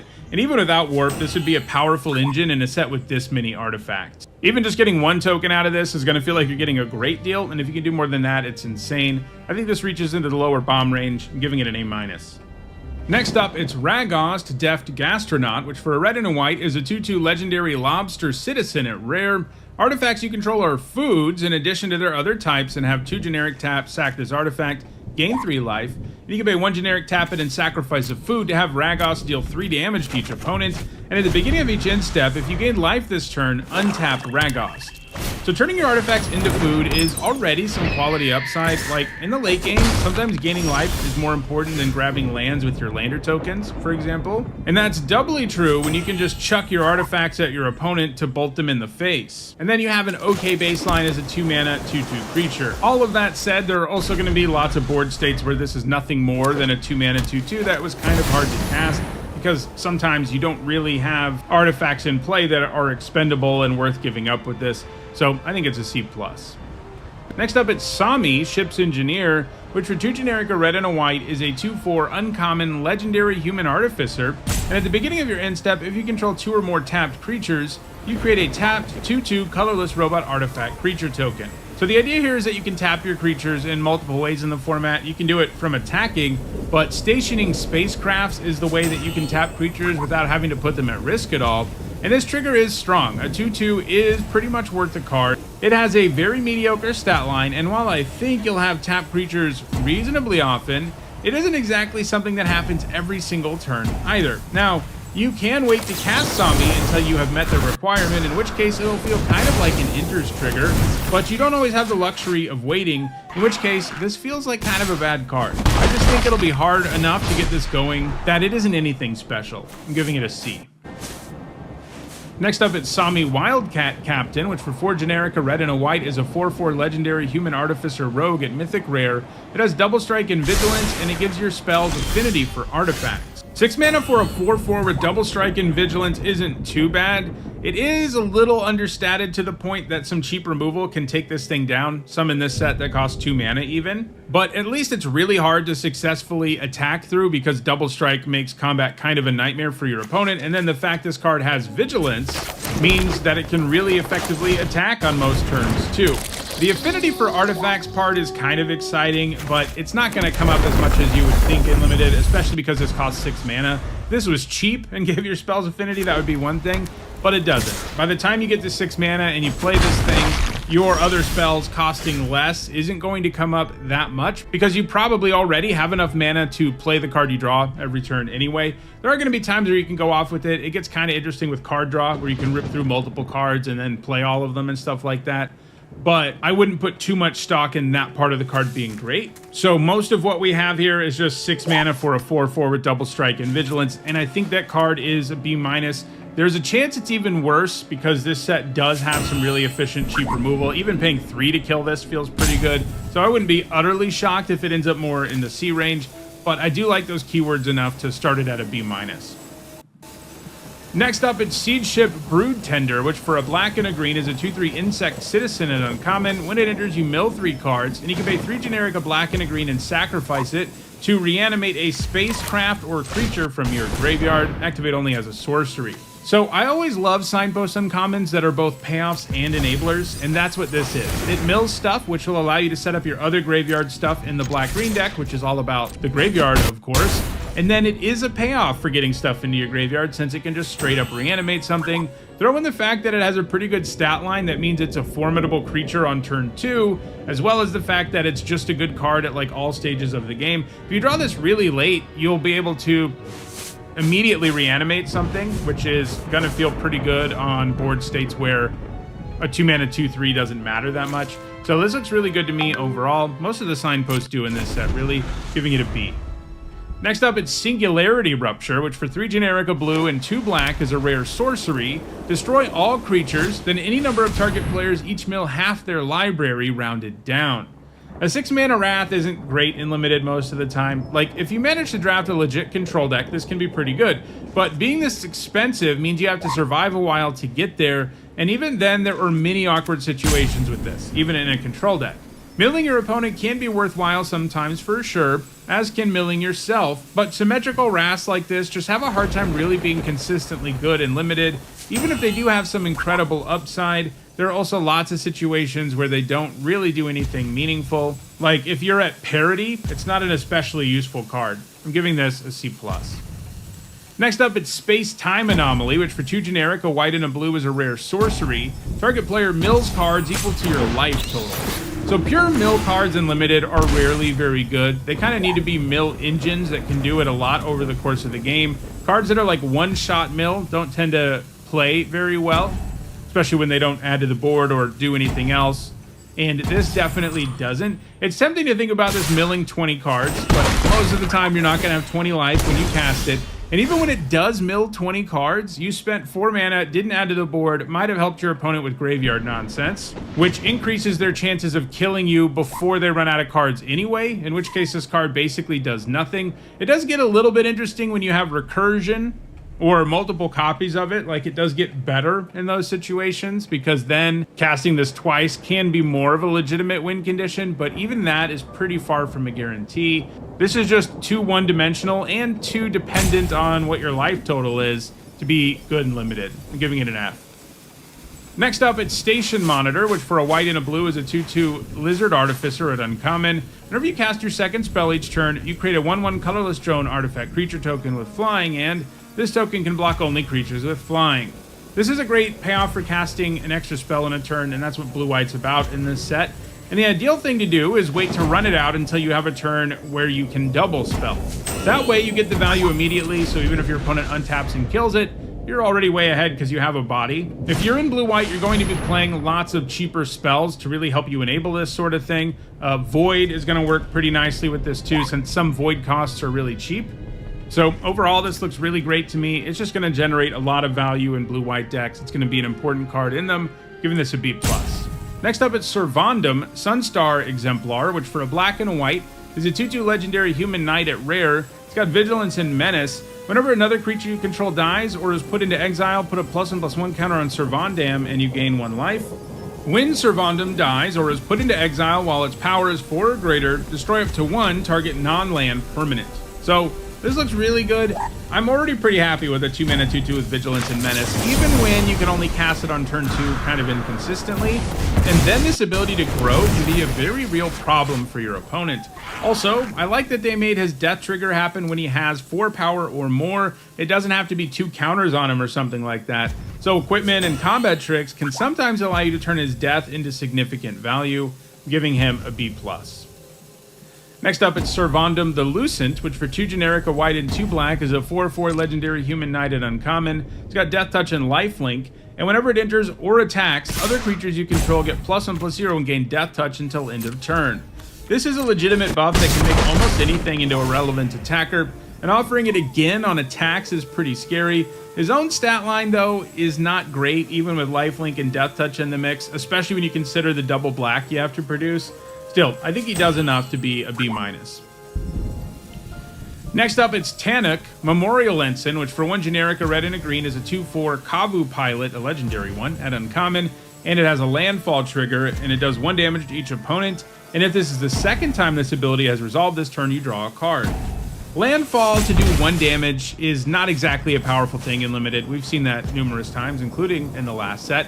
But he has an okay body and will draw you an extra card on occasion, and anytime he does that, he'll feel especially good. Landers will help you go off with them too. I am a little worried that you're not going to be able to draw a card with his ability often enough, though, for him to be great, giving him a C+. Alright, let's move to artifacts now, starting with All Fate's Scroll, which for 3 generic is an uncommon artifact that can tap for 1 mana of any color, and you can pay 7 generic and tap it and sacrifice it to draw X cards, where X is the number of differently named lands you control. So in most sets, a 3 mana rock that taps for mana of any color is bad, because it doesn't add to the board, it doesn't feel great to not add to the board on turn 3, nor is it a very good top deck. Like, you have to get one of these at the exact right time, or be in a slow enough format that playing it on 3 doesn't hurt you. But this one does have legit upside. In most decks, it'll draw you at least a couple cards in the late game, and it has potential to draw even more of them. We're going to see lands later in this video, and there are enough of them around for you to be able to draw a decent number of cards with this, but you really need to have a deck that can consistently have 3 or 4 lands with different names in play for this to be worth playing at all. Even then, the ceiling's not like insane. So I think this is an F in most decks, and probably a C in the exact right kind of deck. A deck that's really good at ramping, a deck that really wants fixing, and a deck that has lots of lands with different names. Next up, it's Bygone Colossus, which for 9 generic mana is a 9/9 robot giant at uncommon, an artifact creature, and it is warped for 3 generic.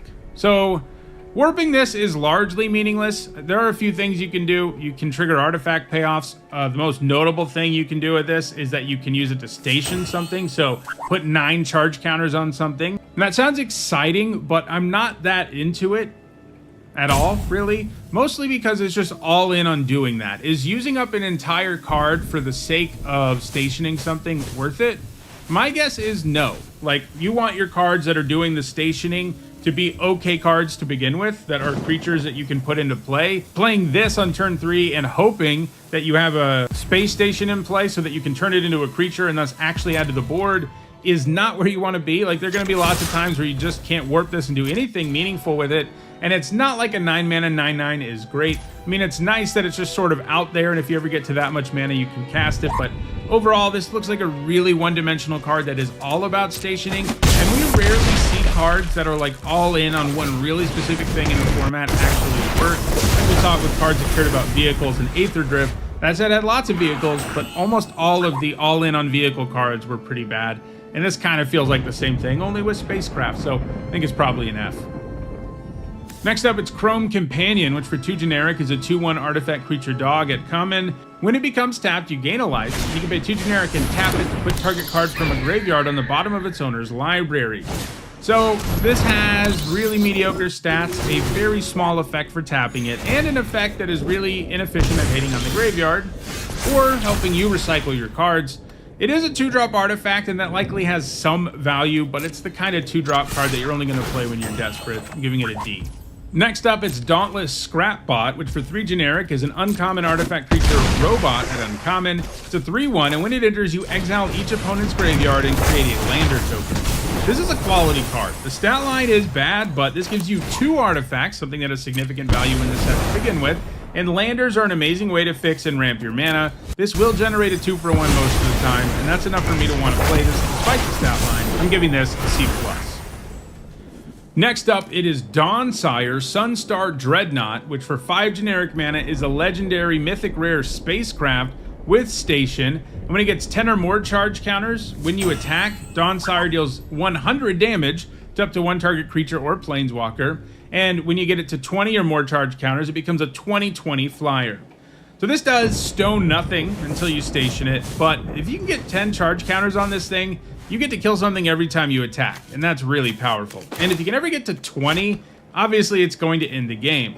While I do think it'll take some work, I think both of those things are actually doable.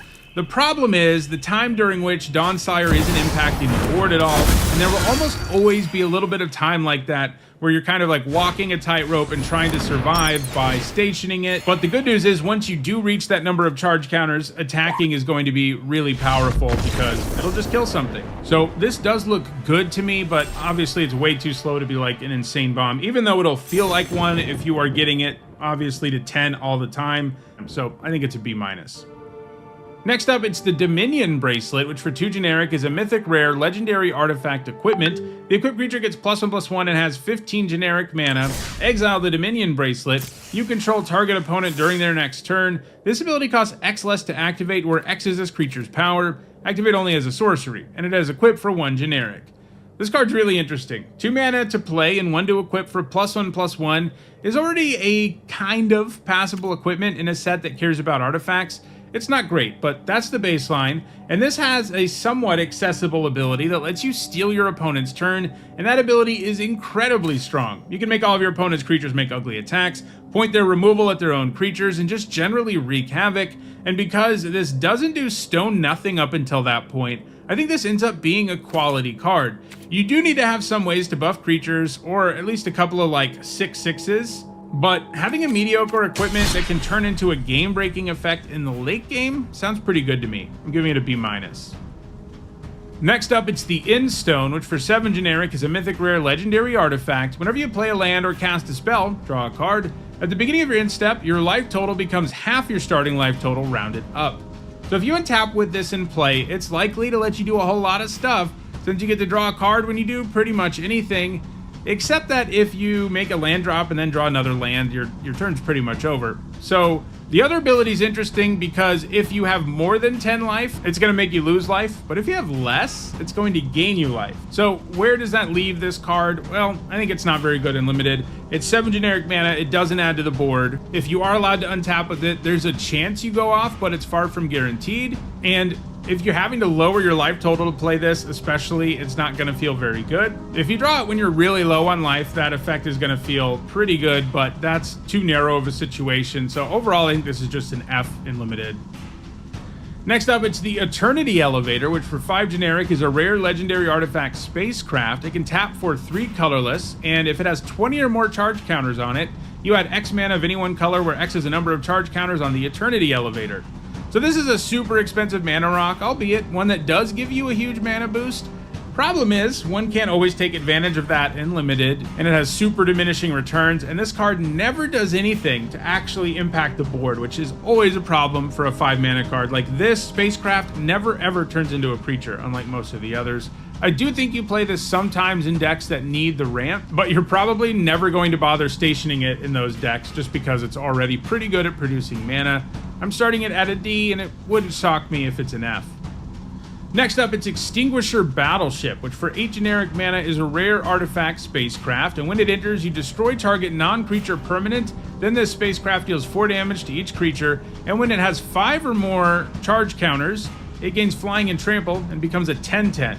So 8 mana is a lot, but destroying a non-creature and doing 4 to everything is likely to have a huge impact on the board, and then almost anything you draw will be able to be used quickly to turn this into a 10/10, which can happen really quickly, since it only needs 5 counters.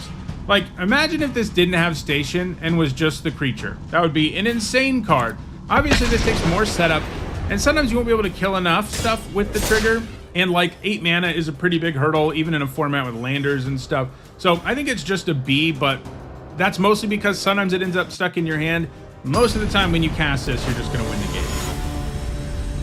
Next up, it's Nutrient Block, which for 1 generic is a common artifact food that's indestructible. It can do the food thing, meaning you can pay 2 generic, tap it, and sack it to gain 3 life.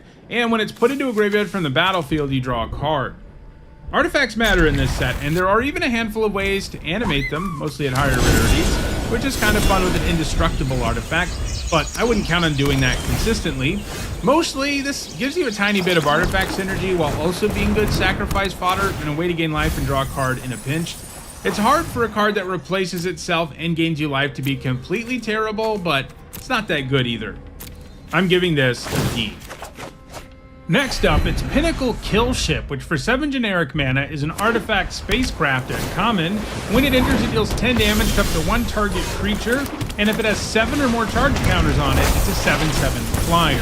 This card is aptly named, because when you play it, it's definitely going to kill something, probably your opponent's best creature. A 7 mana 7/7 flyer that kills another creature when it enters would be an absolutely incredible card, and this is obviously several steps below that because it takes some work for it to become a creature, and even if you can make it a creature right away, you do have to tap down some other things to do it. But I still think this looks like a quality card, one that most decks in the format, except for maybe the most aggressive, are going to feel fine about playing. I mean, it generates a 2-for-1, even though it may be a clunky one. It does give you one of those, and it's an artifact in a set where that matters, and a spacecraft in a set where that matters. So I think this ends up being a C+, and honestly, I could see it going a little higher. Next up, it's Survey Mechan, which for 4 generic is a 1/3 artifact creature robot and uncommon with flying and hexproof. And you can pay 10 generic and sacrifice it to have it deal 3 damage to any target. Target player draws 3 cards and gains 3 life. This ability costs X less to cast, where X is the number of differently named lands you control. This looks like a legit build around. While the main set doesn't have an enormous number of good non-basic lands, the set's bonus sheet is all lands. So there are going to be a lot of them floating around, and if you can use this ability for like 5 or 6, which seems doable, you're going to be in business. Now, a 4 mana 1/3 with flying and hexproof isn't a great baseline, though it is nice. You can put auras and equipment and counters on this and not have to worry about what might happen to it, but this does need a build around grade to be sure. If your deck just has 2 lands with different names, it's probably a D at best, but if you can get up to 5 or more, it's probably a B-. Like, paying 7 for this ability is going to feel great, for example. Next up, it's Thaumaton Torpedo, which for 1 generic is a common artifact, and you can pay 6 generic and tap it and sacrifice it to destroy target non-land permanent, but this ability costs 3 generic less to activate if you attacked with a spacecraft this turn. So if this always let you pay 3 to destroy a non-land permanent, it would be a really good deal. And the fail case here of costing 6 isn't completely horrendous, especially in a format where it looks like you'll have reasons to play artifacts to begin with. That said, attacking with a spacecraft is pretty far from automatic. Just controlling one is relatively easy, but you also have to be able to attack with it to really make this efficient, so I think this ends up being a C. Next up, it's Thrumming Hive Pool, which for 6 generic is a rare artifact with affinity for slivers. Slivers you control have double strike and haste, and at the beginning of your upkeep you create 2 1/1 colorless sliver creature tokens. So slivers are back, but it's kind of like Eldrazi. They just sort of have a one-shot card in this set, because it turns out there are some of these Eldrazi and slivers lurking out in the edge of eternity. And that matters because it means that affinity for slivers really doesn't matter unless you happen to have multiple Thrumming Hive pools. So mostly what you're getting here is a 6 generic mana artifact that makes 2 1/1s with double strike and haste during your upkeep. That's pretty good, but it does mean you pay 6 to get this going, and it means that you're not adding to the board until your next upkeep, and that is a serious liability. There will certainly be games where this runs away with the game because the value it generates is so good, but you've got to account for the games where this ends up stuck in your hand because you can't hit your 6 mana, and the games where you play this, but you're not adding to the board right away. That gives your opponent an opening to very likely kill you if you're not careful. So I think that holds us to a C+. Next up, it's Virulent Silencer, which for 3 generic is a 2/3 robot assassin at uncommon. Whenever a non-token artifact creature you control deals combat damage to a player, that player gets 2 poison counters. So this is mostly just a 3 mana 2/3 artifact creature. The poison upside will almost never come up, as we've seen in other sets with one random card that does poison things. It does work nicely with the drone 1/1 flyers, like I guess that's kind of the idea here, but you're still not going to be able to poison your opponent out most of the time with this. I'm giving it a D-. Next up, it's Wormwall Sweeper, which for 2 generic mana is a 2/2 artifact spacecraft at common. When it enters, you surveil 2, and when it has 4 or more charge counters, it becomes a 2/2 flyer. So if this was 2 mana for a 2/2 flyer that surveilled 2 when it entered, it'd be a B. That's just really good value. This isn't quite that, as you need some stationing for it to reach that point, but it doesn't ask for that much of it. So I think this looks solid. I'm giving it a C. All right, let's move now to the lands. First up, we've got Adagia, Windswept Bastion, which is a mythic rare land planet. It enters tapped, it can tap for white, and these planet lands at mythic rare all also have station. And when this one gets 12 or more charge counters, you can pay 3 generic and a white and tap it to create a token that's a copy of target artifact or enchantment you control, except it's legendary. Activate only as a sorcery. This activated ability has some serious value in the later stages of the game, and it will definitely be able to make sure you continue to add to the board to pressure your opponent, something that feels pretty good when you're in top deck mode. Most decks will just have enough artifacts and enchantments to make use of this, so it's worth the downside of entering tapped. So I think this looks like a B-. You know, you're not always going to be able to station it, but the fail case is still a land, and you need those, and it doesn't really take up a real slot in your deck, and yet it's a land that can turn into a pretty legitimate win condition in the later stages of the game.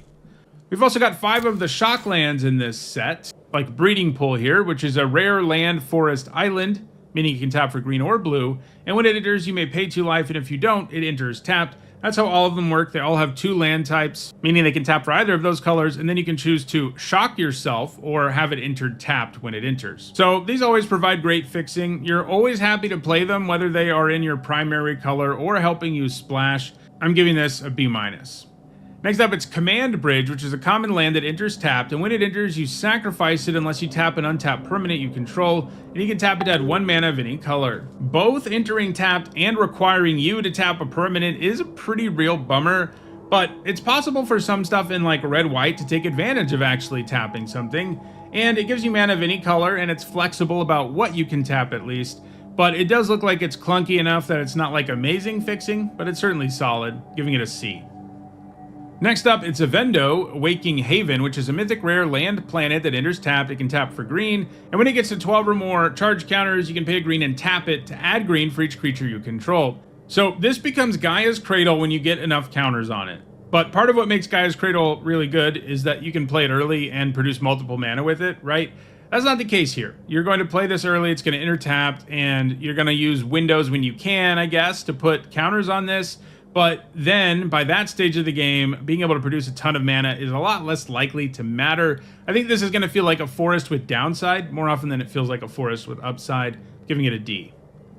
Next up, it's Cavaron Memorial World, which is a mythic rare land planet that enters tapped, can tap for red, and when it gets to 12 or more charge counters, you can pay 1 generic and a red, tap it, and sack a land to create a 2/2 colorless robot artifact creature token. Then creatures you control get +1/+0 and gain haste until end of turn. So this one looks really great to me. That activated ability is great in the later stage of the game when you're going to be at a point where you can actually get enough counters on this.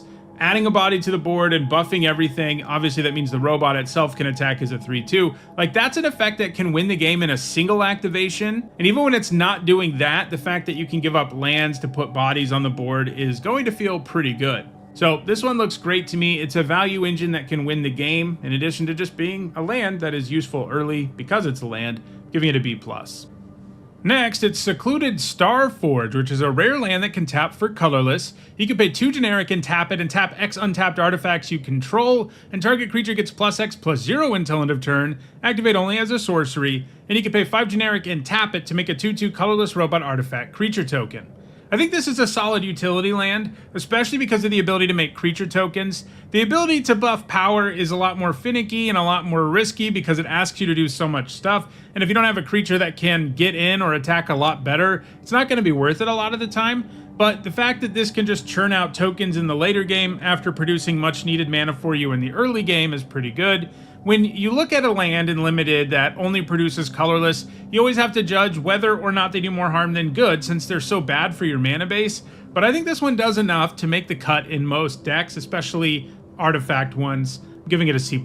Next up, it's Suzur Sukundi Void Altar, a mythic rare land planet that enters tapped. It can tap for black, and when it gets 12 or more charge counters, you can pay 1 generic and a black and tap it and pay 2 life and sacrifice a creature to draw cards equal to the sacrificed creature's power. Activate only as a sorcery. So this is another nice activated ability. It doesn't add to the board the way the red planet does. In fact, it subtracts from it, but it can draw you a significant number of cards, and I think that's going to be pretty good value late, giving it a B-. Next, it's Uthros Titanic God Core, which is a mythic rare land planet that enters tapped. It can tap for blue, and when it gets 12 or more charge counters, you can pay a blue and tap it to add blue for each artifact you control. So we saw one that is Gaia's Cradle once you station it, and this one is Tolarian Academy, more or less, when you station it, but it has the same problem. The Academy is really good because you can play it early and produce a bunch of mana with it and ramp in a really effective way. By the time you can actually use this, all of that mana doesn't really matter. So this one is another one that's going to feel like an island with downside more often than an island with upside. So I think it's a D. Alright, so those are all of the multicolored and colorless cards in Edge of Eternities. In the next video, I'll look at all the white ones. If you enjoyed this video, please like it and share it so that others can enjoy it too. If you want to make sure you catch future videos, don't forget to subscribe and turn on notifications. And if more of the set review is out by the time you're watching this, you should see a playlist on your screen shortly. Thanks for watching.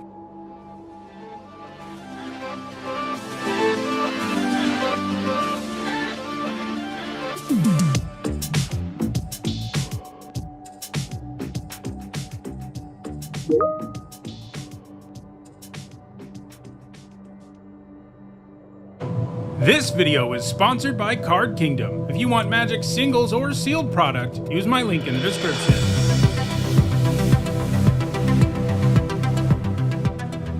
Hi everyone, I'm Hone, and in this video I'm continuing with my Edge of Eternities limited set review. I've already looked at all the multicolored and colorless cards, and in this video we're looking at all the white ones. For each of these cards, I'll discuss how I think they'll perform in limited, that means draft and sealed, and I'll punctuate each evaluation with a letter grade. If you're new to my set reviews and unsure of what my letter grades mean, you can find a guide in the description for this video. There are some important things to keep in mind as I review each of these cards. First, because we're only talking about draft and sealed, I'm only going to be talking about cards that can be found in play boosters. And I'm also only talking about cards that are in the main set. Later on, I'll be taking a look at all of the special guests and bonus sheet cards. These are also my evaluations of these cards before it's possible to even play the new format, because my goal is to have the set review ready for you in time for the pre-release, and that means I'll be wrong about some stuff, but as the format comes into focus, I'll do videos talking about how the format is panned out. Lastly, I want to let you know that there are some set review related perks for being a channel member or a patron. You get access to my ongoing set notes during preview season, and you'll also get a spreadsheet with all of my grades once the set review is complete. If those perks interest you, check out the description, where you can find out how to support the channel using one of those methods. Alright, without further ado, let's dive in with a look at all the white cards in Edge of Eternities. First up, we have All Fate's Stalker, which for 3 generic and a white is a 2/3 Drix Assassin at uncommon. When it enters, you exile up to 1 target non-assassin creature until this creature leaves the battlefield, and it also has Warp for 1 generic and a white. This is an alternate casting cost, and if you cast it that way, you exile it at the beginning of the next end step, and then you can cast it from exile on a later turn. This looks really good, and it has a cool design too. When you warp it, you're more frequently going to use it to blink your own creature for value, though sometimes you'll be able to use it to permanently get rid of a token or get a blocker out of the way that your opponent has. But then, when you cast it normally, it's going to be a really good card like all Banisher Priest-like creatures are. Adding to the board and removing something is just an incredible play in every limited format, and this is more flexible than most versions of this effect because of the blink upside. This looks like a B+ to me, and it's in the conversation for being white's best uncommon.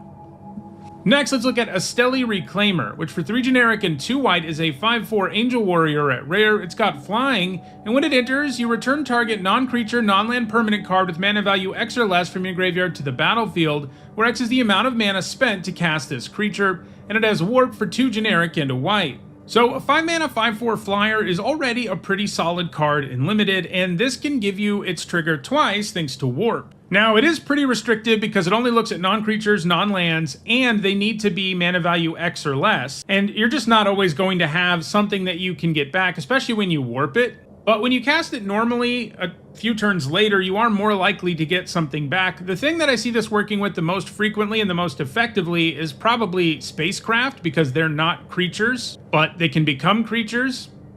But the fact is, you're not going to have that many things you can get back with this ability, so a lot of what you're getting is just a 5 mana 5/4 flyer. It is worth remembering that Warp works nicely with Spacecraft in general, because that means you can warp this into play and tap it to put 5 charge counters on one of your Spacecraft, which is going to help it become a creature more quickly. This looks like a pretty good card to me, but it's not a bomb or anything. I'm giving it a B. Next up, it's Auxiliary Boosters, which for 4 generic and a white is a common artifact equipment. When it enters, you create a 2/2 colorless robot artifact creature token and attach this equipment to it. The equipped creature gets +1/+2 and has flying, and this has equipped for 3 generic. The baseline here is a 5 mana 3/4 flyer that gives you 2 artifacts, and that's a pretty solid card in this format. With an equip cost of 3, it won't even feel terrible to equip this to other stuff either later in the game, as it's a buff that can make a significant difference. This looks like a pretty nice common for white. It just does a lot of little stuff that I think adds up to a quality card, giving it a C+.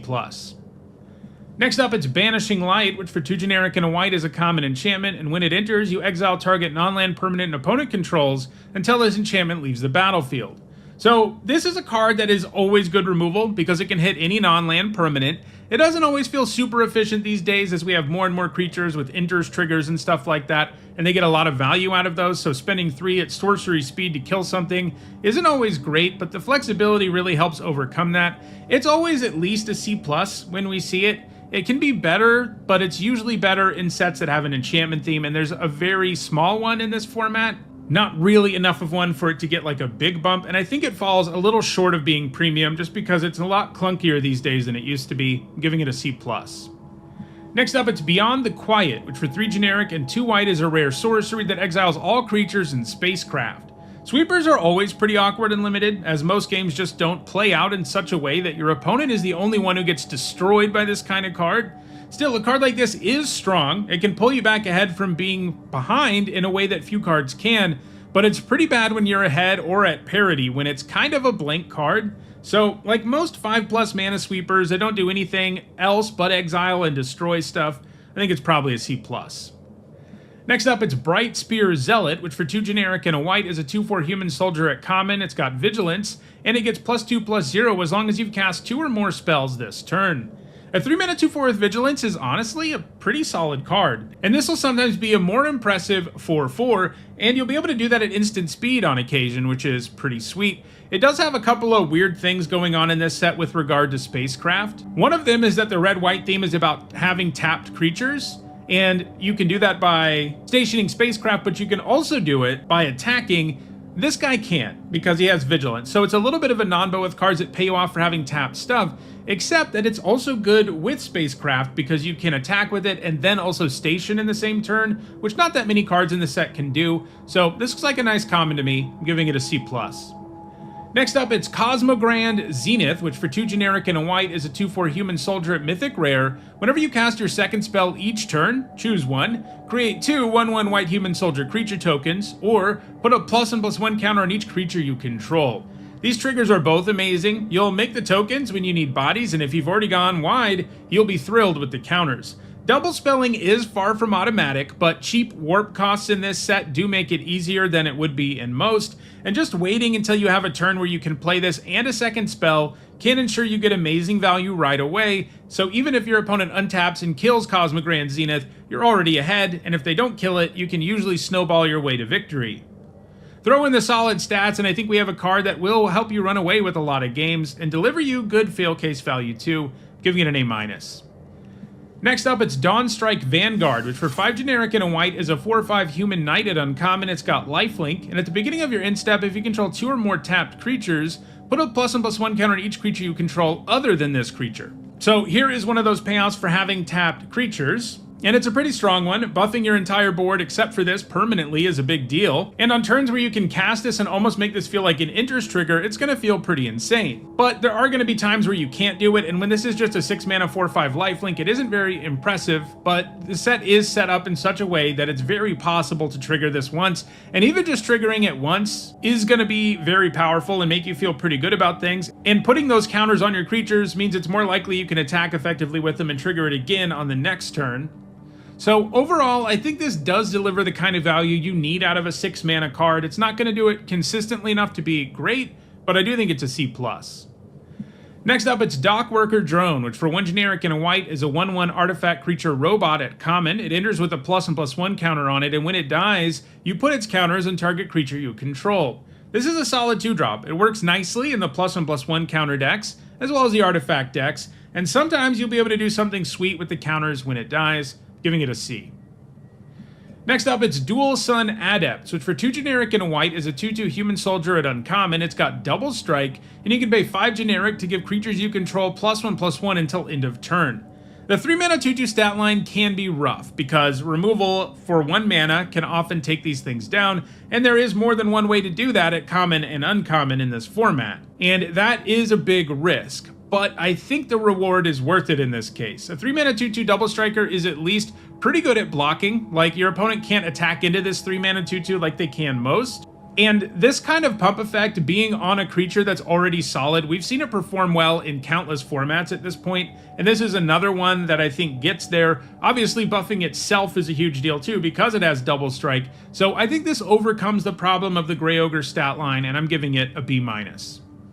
Next up, it's Dual Sun Technique, which for 1 generic and a white is an uncommon instant. Target creature you control gains double strike until end of turn. If it had a +1/+1 counter on it, draw a card.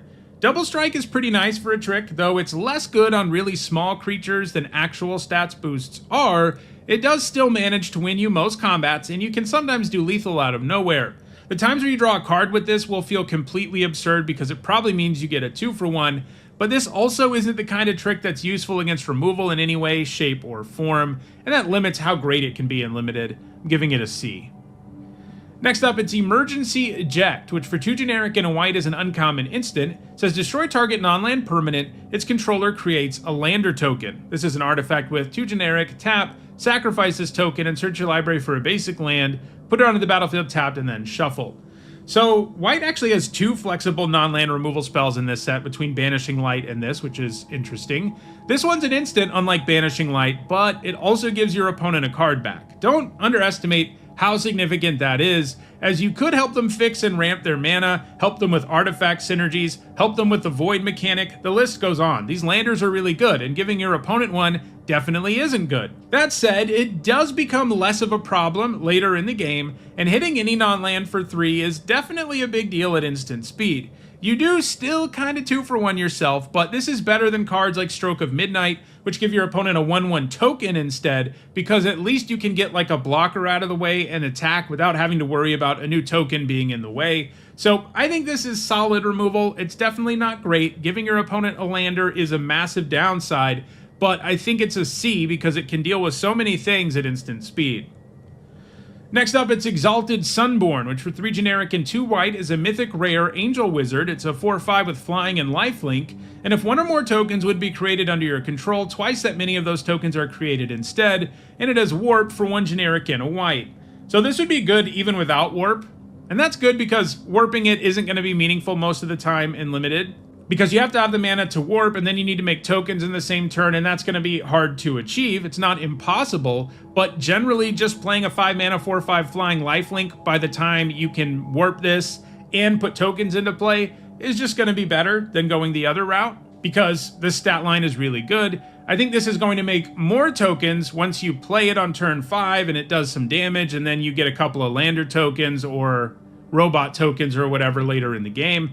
Mostly, though, this is a 5 mana 4/5 flying lifelink, which is a really good card, and occasionally it'll really go off. I'm giving it a B+. Next up, it's Exosuit Savior, which for 2 generic and a white is a 2/2 human soldier at common with flying. When it enters, you return up to 1 target permanent you control to its owner's hand. Windrake stat lines aren't great, and this kind of upside is often too narrow, especially at sorcery speed, to be worthwhile. There are some cute things you can do with it in this set, beyond the usual rebuying an enters trigger or whatever. Like, you can return something that's stationed, and then if you have the mana to cast it, you can cast it, and then station with it again. It also works with the void mechanic, but overall, this is a badly statted creature with too narrow of upside to be a card that makes the cut regularly, giving it a D+. Next up, it's Flight Deck Coordinator, which for 2 generic and a white is a 3/3 human soldier at common. At the beginning of your end step, if you control 2 or more tapped creatures, you gain 2 life. This has an okay stat line, but the you have stuff tap trigger here is fairly underwhelming. Triggering this kind of thing multiple times is likely to be challenging, and that's what you need to do for this card to really feel worth it. And even then, it's not amazing. I'm giving it a C-. Next up, it's Focus Fire, which for 1 white mana is a common instant that does X damage to target attacking or blocking creature, where X is 2, plus the number of creatures and or spacecraft you control. This is restrictive, since it can only hit attackers and blockers, and that means that for aggro decks, the fact that you can't get a blocker out of the way with it is a pretty big bummer, but for only 1 mana, this can do a ton in terms of trading up, and can often take down sizable creatures. I don't think it's premium, it needs way too much setup and is too narrow, but it's hard not to like this card when it only costs a single mana. I'm giving it a C+.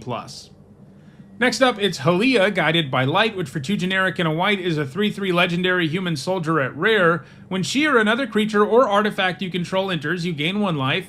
At the beginning of your end step, draw a card if you've gained 3 or more life this turn, and she has warp for 1 white mana.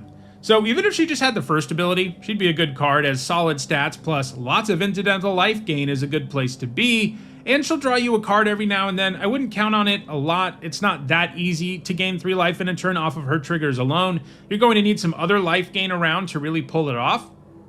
And it's doable, but it does take some work. She's not the kind of life gain card draw engine that can do it all on her own. She's going to need a little bit of help. And the fact that you can warp her early and gain a bit of life and maybe even draw a card if you have the opening to do so is pretty sweet. I'm giving this a B.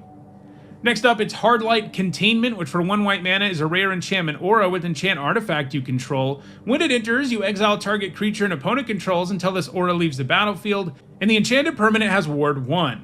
So even in this set, you're not always going to have an artifact, but when you do, this isn't too far off from Swords to Plowshares. I mean, sure, your opponent can get their thing back by blowing up whatever you put it on, and that'll hurt, but Ward makes that a little bit more difficult. And doing something like putting this on a lander seems kind of funny, because at least then you don't get 2 for 1 when they destroy it. This isn't quite as good as something like Sheltered by Ghosts, which also gave the thing you put it on +1/+0 and lifelink, which allowed you to get in with a hit that would gain you some life, giving you even more immediate value. And this is also more narrow, only capable of going on artifacts and not on creatures. But I do think it's an apt comparison. They're going to work similarly, and I think that makes this a B-. Next up, it's Honor, which for 1 white mana is an uncommon sorcery. You put a +1/+1 counter on target creature and draw a card.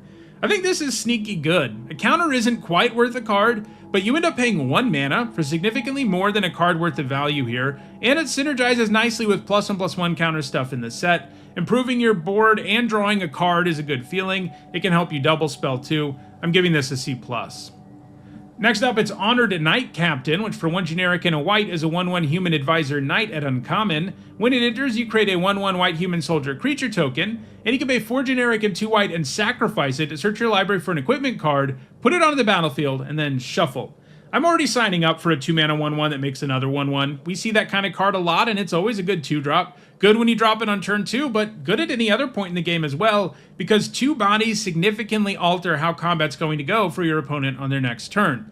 So throw in the fact that you can cheat an equipment onto the battlefield and at instant speed, and you have a card that stays really relevant all game long, and one that has a great baseline. Searching up that 3/4 flyer equipment is going to be particularly nice, and a combo you see a lot because it's a common. I'm giving this a B-.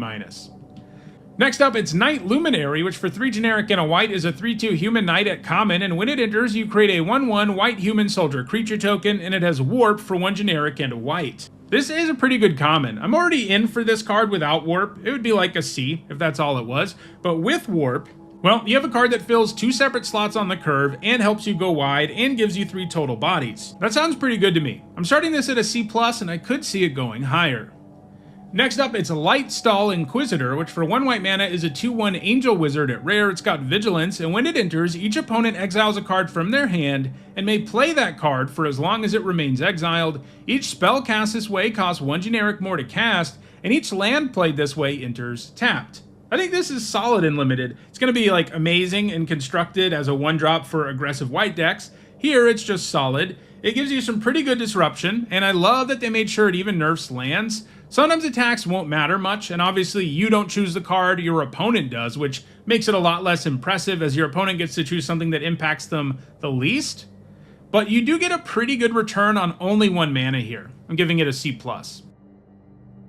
Next up, it's Lumen Class Frigate, which for 1 generic and a white is a rare artifact spacecraft, and like all the spacecraft, it comes with Station, and that means you can tap another creature you control to put charge counters equal to that creature's power on this spacecraft. Station only as a sorcery, and then depending on the number of charge counters on this, you get other effects. In this case, with 2 or more, other creatures you control get +1/+1, and with 12 or more, it becomes a 3/5 with flying and lifelink. I think you'll frequently be able to put 2 charge counters on this the turn it comes down, and that not only means your board gets significantly better for a reasonable cost, it also means that stationing this becomes a lot easier because it's buffing your creatures, making them more capable of putting more charge counters on this. It does still take some time to become a creature in most cases, but a 2-mana Anthem is a card you play anyway, and this one can start contributing damage and gaining you life, so it's going to be awesome upside on a card that's already delivering some pretty real value. I'm giving it a B+.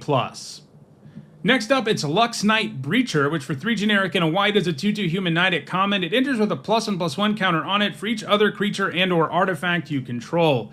This card has a terrible floor, since it's awful when you don't have anything or much going on. Even just 1 counter on this is a bad card, and even 2 isn't something to write home about. There is a high-ish ceiling, but it's still just a big vanilla creature in an ideal world, so it doesn't seem worth the risk to me when the reward is so unexciting. You'll probably play it when you need a 4-drop and you have lots of creatures and artifacts, but you're going to end up cutting this a lot too. I'm giving it a D. Next up, it's Pinnacle Starcage, which for 1 generic and 2 white is a rare artifact. When it enters, you exile all artifacts and creatures with mana value 2 or less until this artifact leaves the battlefield, and you can pay 6 generic and 2 white to put each card exiled with this artifact into its owner's graveyard, then create a 2/2 colorless robot artifact creature token for each card that was put into a graveyard this way, and then you sacrifice the Pinnacle Starcage. So this is symmetrical, so sometimes it'll be tricky making it hurt your opponent more than it hurts you, since most decks run cards that cost 2 or less mana, and the other ability is expensive enough that I don't think you're counting on it reliably being a way to break the symmetry. Plus, in many situations, you're not going to exile that many things, so you won't get that many robots anyway. This feels like a very awkward D in your main deck, but against a deck that is super low to the ground and or one that has lots of tokens, this does get more interesting, so it's an okay sideboard card, probably a C+ against the right opponent. Next up, it's Pulsar Squadron Ace, which for 1 generic and a white is a 1/2 human pilot at uncommon. When it enters, you look at the top 5 of your library. You can reveal a spacecraft card from among them and put it into your hand. Put the rest on the bottom of your library in a random order. If you didn't put a card into your hand this way, put a +1/+1 counter on this creature. This is good. It's either a 2-mana 1/2 that draws you a card or a 2-mana 2/3 that helps with +1/+1 counter synergy. I'm pretty happy with either outcome, especially on turn 2. I'm giving this a B-. Next up, it's Radiant Strike, which for 3 generic and a white is a common instant. Destroy target artifact or tapped creature, you gain 3 life. So note that this can destroy any artifacts, not just tapped ones. This is a kind of card where it's easy to misread that because it can only destroy tapped creatures. But anyway, 4 mana for this effect is kind of a lot when it's somewhat narrow, but the life it gains you makes up for that in a significant way, and many people may be tapping their creatures a lot in this set because of the station mechanic. Destroying something your opponent worked really hard to station also sounds pretty sweet for tempo in general in this format. This does fall below premium to me because of the cost, but I think it's a C+. Next up, it's Rayblade Trooper, which for 2 generic and a white is a 2/2 human soldier at uncommon. When it enters, you put a +1/+1 counter on target creature you control, and whenever a non-token creature you control with a +1/+1 counter on it dies, create a 1/1 white human soldier creature token, and it has warp for 1 generic and a white. So, Grey Ogre stats, as always, are pretty brutal, but this has a good enters trigger that you might get access to twice, and that of course sets it up so that you can get tokens more easily too. There are other ways to do stuff with counters in this set too, especially in the green-white color pair, and we've seen a lot of them in white as well, so I think this is actually pretty good, giving it a B-. Next up, it's Reroute Systems, which for 1 white mana is an uncommon instant that says choose one, target artifact or creature gains indestructible until end of turn, or Reroute Systems deals 2 damage to target tapped creature. I like the look of this. 1 mana for indestructibility is a nice way to blank most removal spells, and it occasionally works as a combat trick, and the removal mode will be useful sometimes too, and when it is, it'll often be able to trade up. Sure, both modes are kind of restrictive, but having both of them on a card that only costs 1 mana is pretty nice, giving this a C+. Next up, it's Rescue Skiff, which for 5 generic and a white is an uncommon artifact spacecraft. When it enters, you return target creature or enchantment card from your graveyard to the battlefield, and if it has 10 or more charge counters, it's a 5/6 flyer. So I like this. It'll add somebody to the battlefield up front, and that means having something that may help this turn into a creature more quickly. With all of these, you have to account for fail cases when you just never turn them into creatures, and while 6 mana to reanimate something from your graveyard isn't amazing, it's a passable fail case that will get you something almost every time it enters, and if you ever turn this into a big flyer, your opponent's really going to be in trouble. I think this is a B-.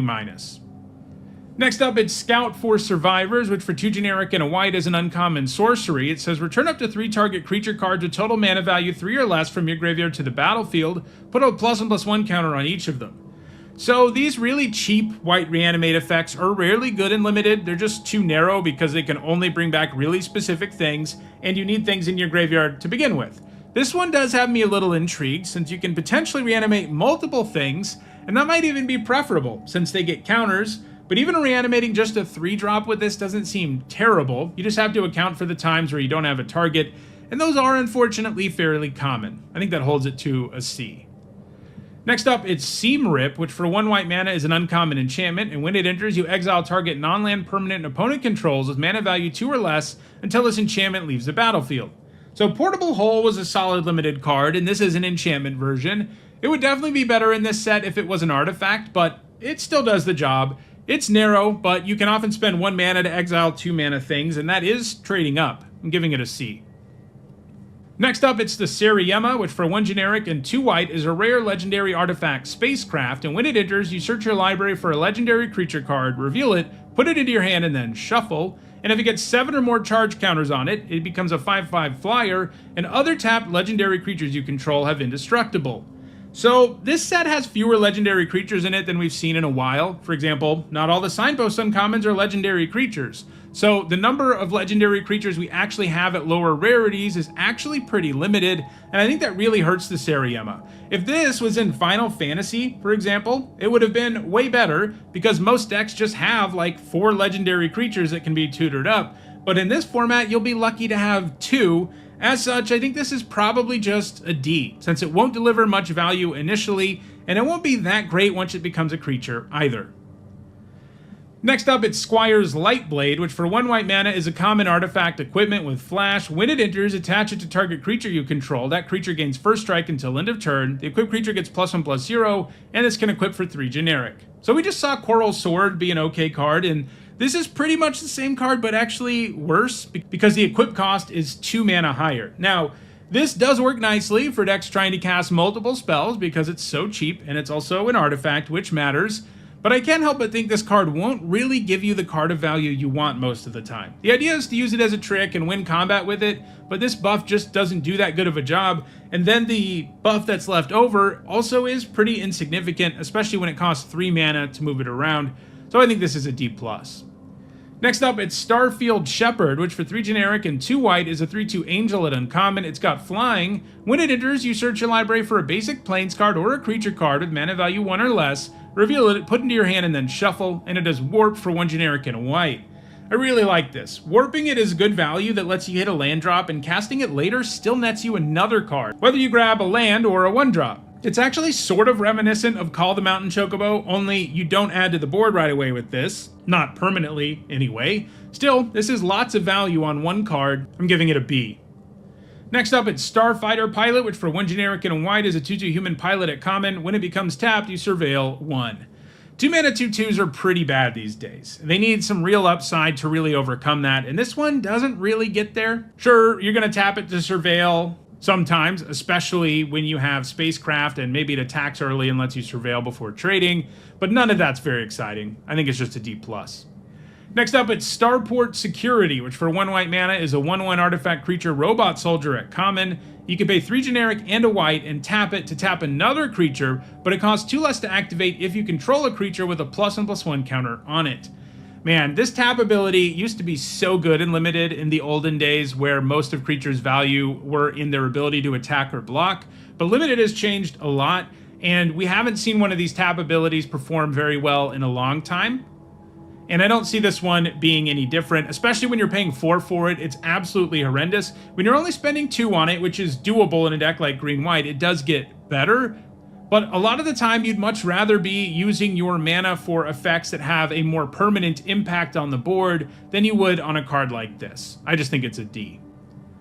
Next up, it's Sunstar Chaplain, which for 1 generic and a white is a 3/2 human cleric at rare. At the beginning of your end step, if you control 2 or more tapped creatures, put a +1/+1 counter on target creature you control, and you can pay 2 generic and remove a +1/+1 counter from a creature you control to tap target artifact or creature. So this isn't always going to give you counters, but even getting 1 out of this will feel like an amazing deal, and it's certainly possible to get more. This can definitely allow you to snowball in the early game if you're able to just curve out and keep swinging, and the tap mode can be useful all game long. I'm giving this a B.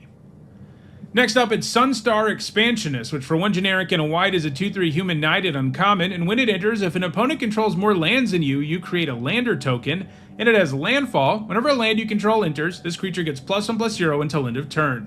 So this has good stats, and when you get that enters trigger, it's going to feel pretty insane. Like, if this was always a 2 mana 2/3 that made a lander when it entered, I'd be pretty close to giving it like an A-, because that's just so much value from 1 card. We also just saw in Final Fantasy that the +1/+0 landfall trigger is surprisingly effective. So this looks like a pretty strong uncommon to me. I'm giving it a B.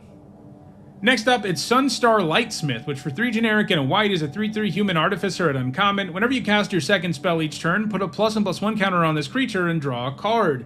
So this payoff for double spelling is sweet, but pretty much every time we see a 4 mana 3/3 that grows when X happens, it ends up being pretty mediocre and limited. The base stats are just so bad, and even in a deck geared towards second spells, you won't trigger this enough for it to feel great. Drawing a card does make this really strong, and makes it stronger than most versions of this effect we've seen before, but I'm still not super high on this. You know, playing this on 4 and then your opponent can still attack you with all of their creatures with no problem at all feels pretty miserable. And that's going to be what happens a lot of the time. It's going to be a really underwhelming creature for at least 1 full turn and often longer than that. So I think it's a C.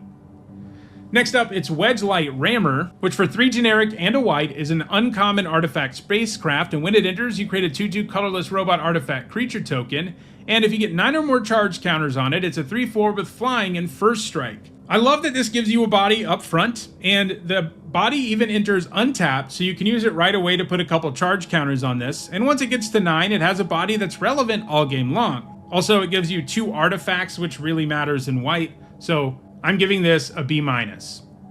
Next up, it's Weft Blade Enhancer, which for 5 generic and a white is a 3/4 Drix Artificer at common. When it enters, you put a +1/+1 counter on each of up to 2 target creatures, and it has Warp for 2 generic and a white. Warping this early and getting a couple of counters will feel okay, and that's good because if this were only the 6 mana mode, it wouldn't be very good. It has bad base stats, and sure, it can put a counter on itself, but the other one has to go somewhere else. It's never really going to feel very efficient when you cast it for 6.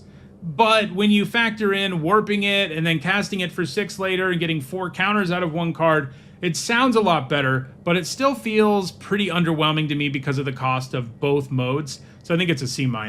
And our last white card is Zealous Display, which for 2 generic and a white is a common instant, and creatures you control get +2/+0 until end of turn. If it's not your turn, untap those creatures.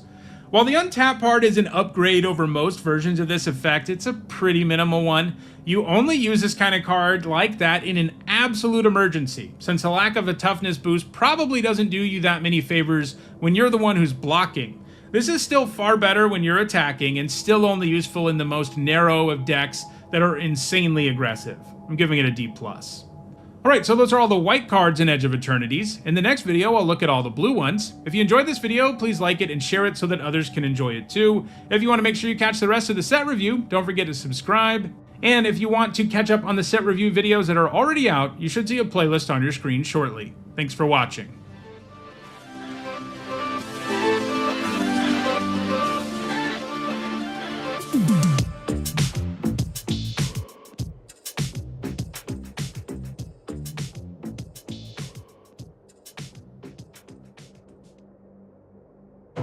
This video is sponsored by Card Kingdom. If you want Magic singles or sealed product, use my link in the description.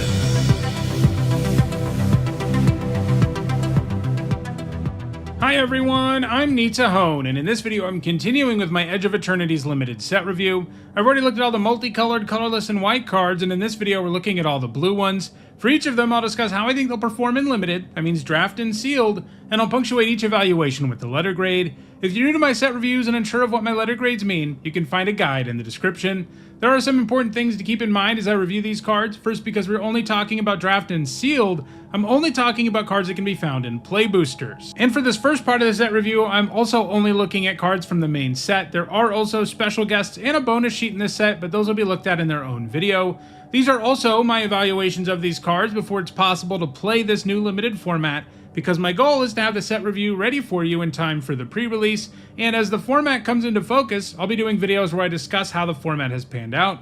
Lastly, I want to let you know that there are some set review related perks for being a channel member or a patron. You get access to my ongoing set notes during preview season, and you'll also get a spreadsheet with all of my grades once a set review is complete. If those perks interest you, check out the description where you can find out how to support the channel using one of those methods. Alright, without further ado, let's dive in with a look at the blue cards in Edge of Eternities. First up, it's Annul, which for 1 blue mana is an uncommon instant, counter target artifact or enchantment spell. This is a reprint, and it's super efficient, but too narrow to be main deck material. Even in this set, which has a lot of artifacts, most opponents are going to have like 4 or 5 spells this can counter. Sometimes they'll have more, but sometimes they'll have less too, and both needing to have mana up and the right type of spell cast by your opponent makes this a dead card way too often. It's like a D- if you've got to play it in your main deck, which I hope you don't have to, but it's like a C+ out of the sideboard. Next up, it's Atomic Microsizer, which for 1 blue mana is an uncommon artifact equipment. The equipped creature gets +1/+0, and whenever equipped creature attacks, choose up to 1 target creature. That creature can't be blocked this turn and has base power and toughness 1/1 until end of turn, and this can equip for 2 generic. This is a super interesting card, mostly because this attack trigger can do so many things. You can use it on the equipped creature, of course, which basically gives you an unblockable 2/1, something that gets better with creatures that have combat damage triggers and the like, but you can also use it to help another one of your creatures get in instead of the equipped one, and you can also use it on your opponent's creature to shrink it and make it a worse blocker. Having all of these different modes makes this kind of card hard to evaluate, and all of those modes are kind of situational, especially when it comes down to shrinking down your own creature. It's just not worth it all the time. It is more likely to be worth shrinking an opposing creature, but I still see this being an equipment that doesn't really do enough a little bit too often to be great, but it is an artifact and it's cheap, both of which have extra value in a set that has both artifact decks and a deck that cares about double spelling. Overall, I think this is a C, but it's weird enough that I could see it going in either other direction.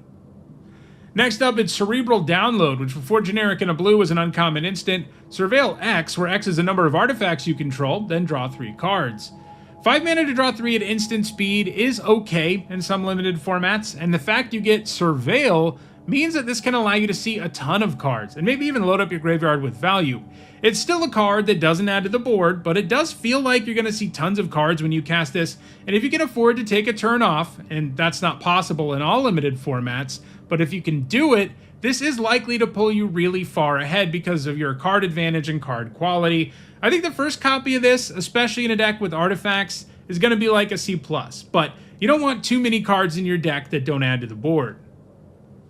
Next up, it's Cloud Sculpt Technician, which for 2 generic and a blue is a 1/4 Jellyfish Artificer at common. It's got flying, and as long as you control an artifact, it gets +1/+0. A 3 mana 2/4 flyer is a solid card, and the hoops this wants you to jump through to get there are pretty easy to jump through, so I think this is a C. Next up, it's Code Cracker Hound, which for 2 generic and a blue is a 2/1 dog at uncommon. When it enters, you look at the top 2 cards of your library, put one into your hand and the other into your graveyard, and it has Warp for 2 generic and a blue. This is an alternate casting cost, and if you go that route, you exile it at the beginning of the next instep, and then you can cast it from exile on a later turn.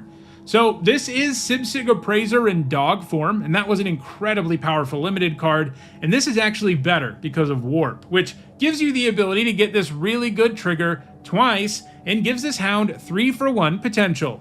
You don't always have the time for Warp, of course. Sometimes you need a permanent presence on the board, but the baseline here is still a 2-for-1 that comes with card selection and graveyard synergy. That makes this amazing, and potentially blue's best uncommon, giving it a B+. Next up, it's Consult the Star Charge, which for 1 generic and a blue is a rare instant with kicker for 1 generic and a blue. You look at the top X cards of your library, where X is the number of lands you control. Put one of those cards into your hand. If the spell was kicked, put 2 of those cards into your hand instead. Put the rest on the bottom of your library in a random order. This is a nice card selection spell in the early game, and in the late game, it's going to feel pretty close to something like Dig Through Time, or a more recent card like Stock Up, and that card was incredible. You get to look at a lot of cards and pick the 2 best, and that's great. It still doesn't add to the board, but the efficiency here makes up for that in a big way, giving it a B. Next up, it's Cryogen Relic, which for 1 generic and a blue is a common artifact. When it enters or leaves the battlefield, you draw a card, and you can pay 1 generic and a blue and sacrifice it to put a stun counter on up to 1 target tapped creature. So 4 total mana to draw 2 cards and stun something is a card I'd be interested in a lot of decks, and this lets you divide things up more than that. And you can even do the stun thing at instant speed. That said, only stunning a creature that is already tapped is a pretty big difference from the effects that tap and stun a creature. It's not a useless effect by any stretch, especially because this card will also draw you 2 cards, but I do just want to take note of the fact that that effect is a lot weaker than actually getting to tap the thing too.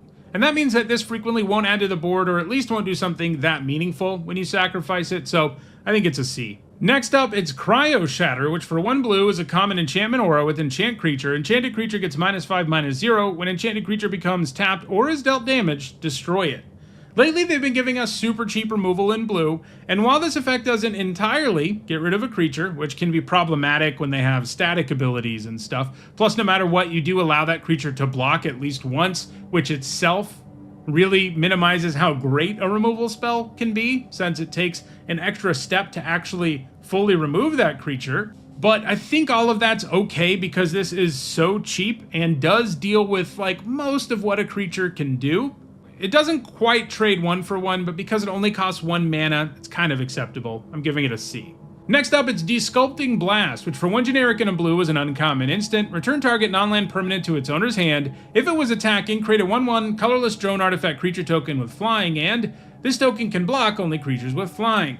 So 2 mana for this effect without the drone upside here is usually an okay card in Limited. A D+, C- level card that sometimes it's better depending on the format to bounce stuff, but usually you go down a card to bounce something. When you do get to trade, it gets a lot better because you use it in response to a combat trick or whatever. And this certainly has some extra oomph in this format because of spacecraft, like bouncing a spacecraft that your opponent spent a ton of time putting charge counters on is pretty nasty. But there's also another sweet mode this has where not only can you bounce something that your opponent's attacking with to generate a body, which is great, even one that's as small and unable to block things as this is. Getting a body is pretty good, but you can actually make that happen even more often because you can bounce your own stuff with this. That can be useful when you want to rebuy an interest trigger. You can just choose to attack with a creature that has an interest trigger you want access to, bounce it, get the 1/1, replay it. You're going to bounce your opponent's stuff with it more often, don't get me wrong, but this does have that mode where you can bounce your own thing when you want to. And the times where you do get the 1/1, especially bouncing your opponent's thing, I mean, it's basically a 2-mana 1/1 flyer that bounces target non-land permanent at instant speed. Like, that is a really strong card, and it's not always going to be that. But this has a couple of different modes that I like the look of, and the floor on the card is reasonably high, so I think it's a B-. Next up, it's Divert Disaster, which for 1 generic and a blue is an instant, and it says counter target spell unless its controller pays 2 generic. If they do, you create a lander token. This is an artifact with 2 generic, tap, sack this token, search your library for a basic land, put it on the battlefield tapped, and then shuffle. So 2 mana counter spells can play pretty well in Limited, although letting your opponent get out of this for only 2 mana isn't great, especially in the later stages of the game, but at least you get a consolation prize. Basically, you do Divert Disaster because you get a lander token, which keeps you from getting completely blown out when this can't counter something. I'm giving this a C. Next up, it's Emissary Escort, which for 1 generic and a blue is an artifact creature robot soldier at rare, and it gets +X/+0, where X is the greatest mana value among other artifacts you control. So this demands you have some other stuff around. It doesn't count itself, and that means in the early game, it'll often just be a 2-mana 0/4, but there are plenty of artifacts around in blue, so this will often have a pretty beefy body. And you don't even necessarily have to wait until the later stages of the game for that to be true, because this is also kind of a warp payoff. If you warp an expensive artifact, get it on the board, and make this thing have more power, on like turn 3 or something, it's suddenly going to be able to attack a lot more effectively, and I see that happening a reasonable chunk of the time, just like I think it's likely you have artifacts in play a reasonable chunk of the time. So the floor here is bad, and the ceiling's not insane, but it is fairly accessible. I'm giving this a C+. Next up, it's Gigastorm Titan, which for 4 generic and a blue is a 4/4 elemental at uncommon. It costs 3 generic less to cast if you've cast another spell this turn. 2 mana for a 4/4, that's pretty good. And if you can spend your turn 5 casting a 2-drop and then casting this, you'll be reasonably happy with what went down. This is a pretty mediocre top deck though, and if your deck doesn't have enough cheaper spells, it's just not going to be worth running. And the ceiling here is still just an efficient vanilla creature, and not even one you run out super early, it's just one that you get a lot out of for the mana cost when things line up correctly. I think this is a C. Worth remembering, this is another card that can work nicely with cheap warp costs too. Next up, it's Ilvoy Galeblade, which for 1 blue mana is a 1/1 Jellyfish Warrior at common with flash and flying, and you can pay 2 generic and sack it to draw a card. Flash on a 1/1 flyer isn't exactly incredible, like this isn't ambush blocking anything, but you can leave mana up to do other stuff and then cast this if the other stuff doesn't come up. It also gives you a way to trigger double spell payoffs at instant speed, so that certainly matters. Flashing it in chump blocking and sacking it to draw a card is decent in a pinch. And dropping this on turn 1 is fine too. It's never really going to feel bad, but it's never really going to feel very good either. I'm giving it a C. Next up, it's Ilvoy Infiltrator, which for 2 generic and a blue is a 1/3 Jellyfish Rogue at uncommon. It can't be blocked if you've cast 2 or more spells this turn. Whenever this creature deals combat damage to a player, draw a card. These stats are bad, but there's some real snowball potential here. Drawing extra cards is a good way to keep on double spelling, so this works well with itself. The trick, though, is triggering it that first time, and unlike a lot of these payoffs, playing this and a second spell in the same turn to get the trigger doesn't achieve anything. So you have to count on casting 2 more spells on a later turn to get it going. So it seems a little slow. It's not going to line up right all the time. So I have a hard time seeing it as more than a C, though if this ends up being really good in the format, as someone who loves thieving magpie-like creatures, I'm going to be pretty happy about it. Next up, it's Ilvoy Light Jammer, which for 1 generic and a blue is a common artifact equipment with flash. When it enters, you attach it to target creature you control. That creature gains hexproof until end of turn. The equipped creature gets +1/+2, and it has equip for 3 generic. This works nicely against removal spells and is serviceable enough in combat, and the fact you can move it around to buff other stuff while also helping with artifact and double spell synergies, just because it's cheap and has flash and is an artifact, makes me think this will be a quality card in most blue decks. I'm giving it a C+. Next up, it's Ilvoy Operative, which for 1 generic and a blue is a 2/1 Jellyfish Rogue at common. Whenever you cast your second spell each turn, put a +1/+1 counter on this creature. You kind of need to get 2 counters on this for it to really feel worthwhile, and I think that's a pretty big ask. Sometimes you'll get it to grow a lot, like you'll play it on turn 2 and your opponent will never kill it. But there will also be times where it never grows or only grows once or dies to a 1 mana removal spell, and all of those combined are going to happen more often than this thing like really goes off and gains a bunch of counters. It's still a 2-drop. Decks need them, and when you're trying to double spell, having cheap 2-drops helps as well, so it does synergize with itself in a small way. But overall, this feels like a C- to me. I think it takes too much work for this to feel worthwhile. Next up, it's Lost in Space, which for 3 generic and a blue is a common instant. Target artifact or creature's owner puts it on their choice of the top or bottom of their library, Surveil 1. We've seen a variant of this card in like the last 10 or 12 sets, and it's always quality removal. It's never insane, it's too expensive for that, but 4 mana for a 1/1 trade at instant speed, and some extra value here in the form of Surveil means you're going to be pretty happy playing a couple of these in most blue decks, giving it a C+. Next up, it's Mechan Assembler, which for 4 generic and a blue is a 4/4 Robot Artificer at uncommon. Whenever another artifact you control enters, create a 2/2 colorless Robot Artifact creature token. This ability triggers only once each turn. So this text box is really strong. Getting a whole other artifact, a body that can trade for things since it's a 2/2, when you play another artifact or have them enter, it even counts tokens, is really good. But you know what's not is a 5 mana 4/4 that generally won't give you any value up front other than its meager body that your opponent can probably attack into or kill for 3 or less mana. And those are outcomes that are really going to be backbreaking when you play a card like this. It is true, even if you just trigger it a single time, you're going to feel like you've come out ahead, and that is the nice thing about this. I still think it's pretty good, don't get me wrong, but I do think it falls short of being like a premium card just because it's so inefficient for a little bit too long before it usually generates that first token for you. I'm giving it a C+. Next up, it's Mechan Navigator, which for 1 generic and a blue is a 2/1 Robot Pilot at uncommon. And when it becomes tapped, you draw a card and then discard a card. This card really doesn't feel like an uncommon, right? Like it's so simple and straightforward and not that powerful. But it's not bad. I mean, a 2 mana 2/1 that loots when it becomes tapped is, you know, in a normal set wouldn't be very good because you have a below rate stat line, and attacking with this just to trigger this isn't going to be worth it on a lot of boards. But when you throw stationing in, you can see this looting for you a couple of times before it goes down or has to trade for something. It's also got the artifact type. It's still a pretty underwhelming card overall. It's not exactly the card you're desperately trying to get your hands on to make your deck come together. And I don't even think it'll always make the cut, especially if you have like 2 spacecraft. It's probably not great. Giving it a C-.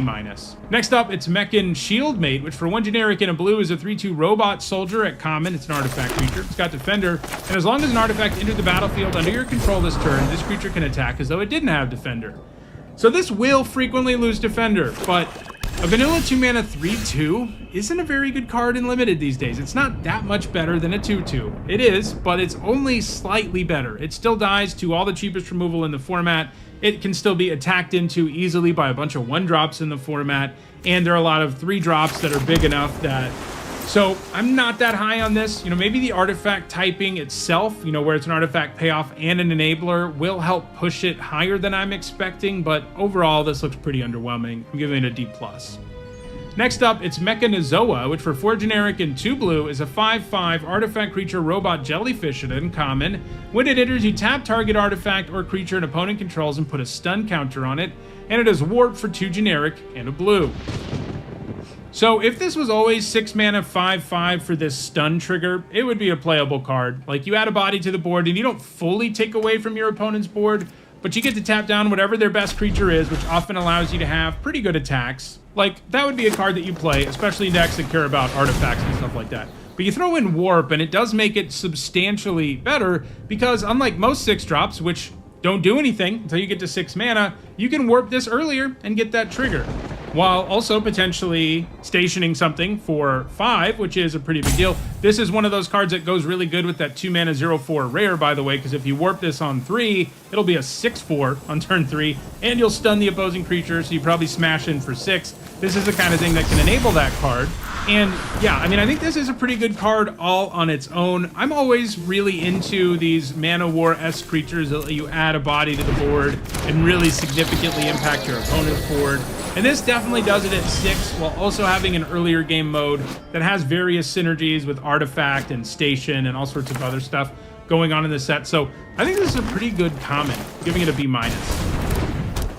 Next up, it's Mental Modulation, which for 1 generic and a blue is a common instant that costs 1 less to cast during your turn. You tap target artifact or creature, and you draw a card. I like this. Spending 2 on it on your opponent's turn would be an okay card, especially in decks looking to double spell, but paying 1 for it on your turn is where things get really sweet, as it opens up the door to better attacks, while also efficiently cycling. It's still not amazing, but it seems like a solid card for mini blue decks in the format, giving it a C.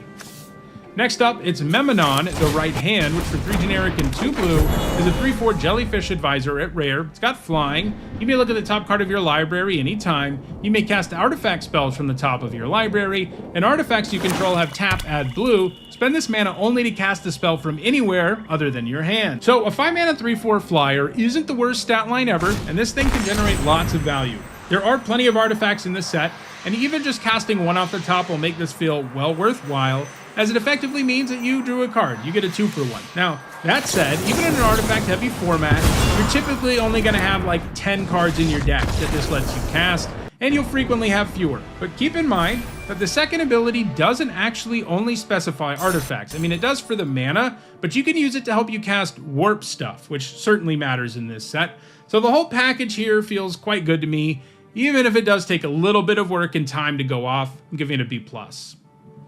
Next up, it's Moonlit Meditation, which for 2 generic and a blue is a rare enchantment aura. It enchants an artifact or creature you control. The first time you would create 1 or more tokens each turn, you may instead create that many tokens that are copies of enchanted permanent.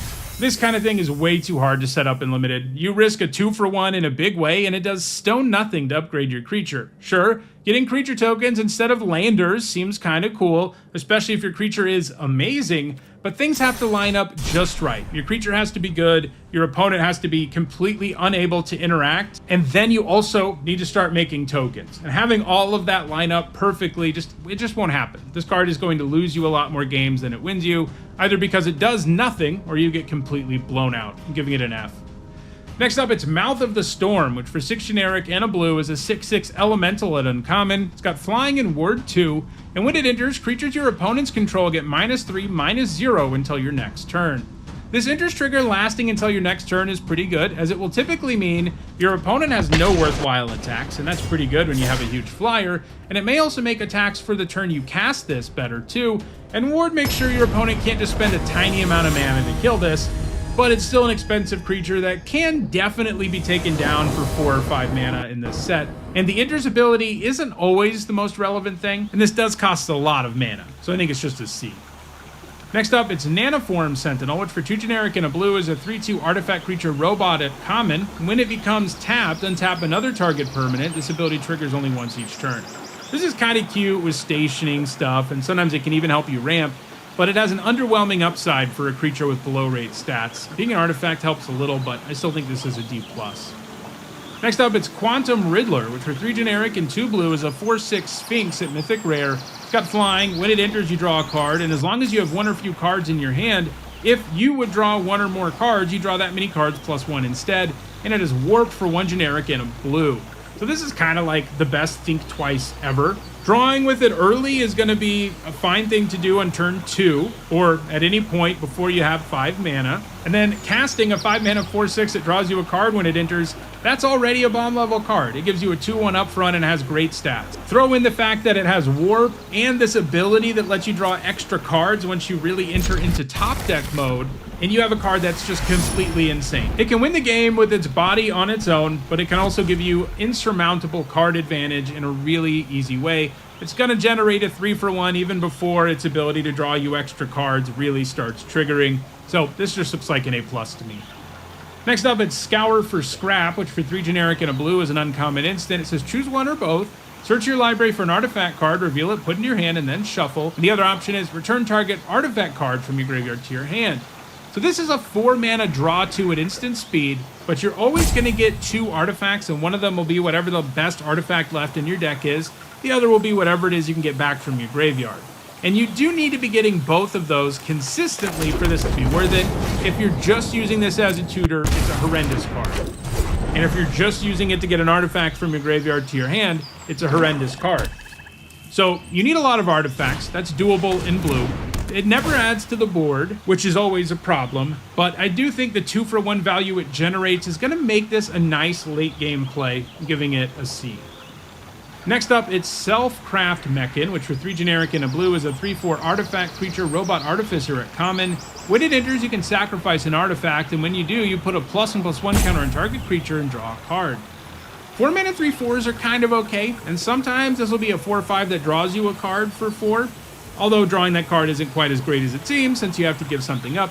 On the bright side, the set has 3 different kinds of artifact tokens, drones, robots, and landers, all of which are pretty commonplace. So having something expendable is reasonably likely. You can even sacrifice this to itself in a pinch, which is a nice fail case to have on a card that has some pretty good potential to generate something close to a 2-for-1 and improve your attacks the turn it comes down. I'm giving this a C+.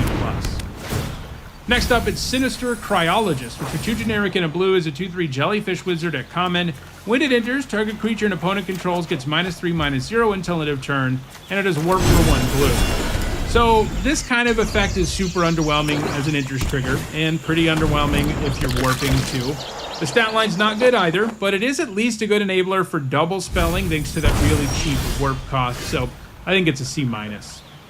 Next up, it's Specimen Freighter, which for 5 generic and a blue is a 4/7 artifact spacecraft at uncommon. When it enters, you return up to 2 target non-spacecraft creatures to their owner's hands, and it has Station, like all of these spacecraft do, and that means you can tap another creature you control and put charge counters equal to its power on this spacecraft, and depending on the number of charge counters on it, you get some effects. In this case, if it's 9 or more charge counters, it becomes a 4/7 flyer, and when it attacks, defending player mills 4 cards. So this card, a lot of its value comes from that interest trigger, and the spacecraft that have interest triggers are the ones that I think will excel the most in Limited because they do something right away instead of just sitting around and waiting to get charge counters, which, you know, they're likely to get them eventually, but they often aren't going to get them quickly enough to overcome the fact that they don't add to the board or change the board.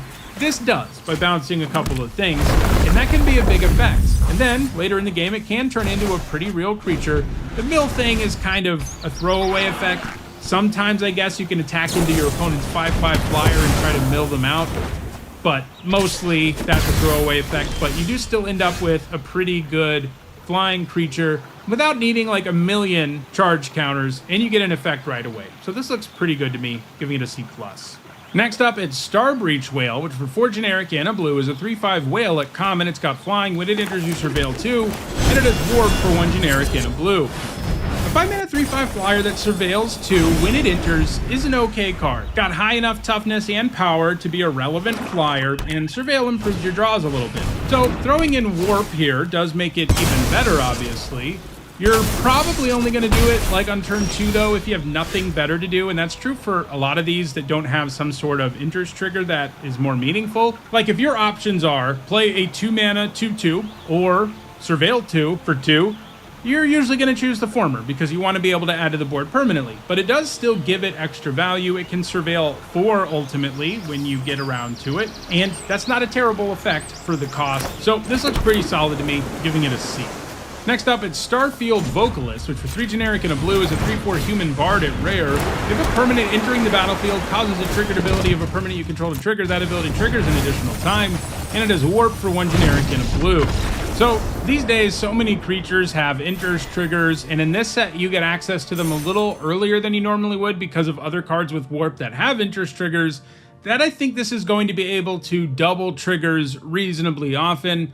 Throw in the fact that warp can mean sometimes you can spend like 2 on this and then play like a 4-drop that turn that has a really good interest trigger and double it, in addition to the fact that you can cast the Vocalist again later, and being able to do that is certainly flexibility added onto this card.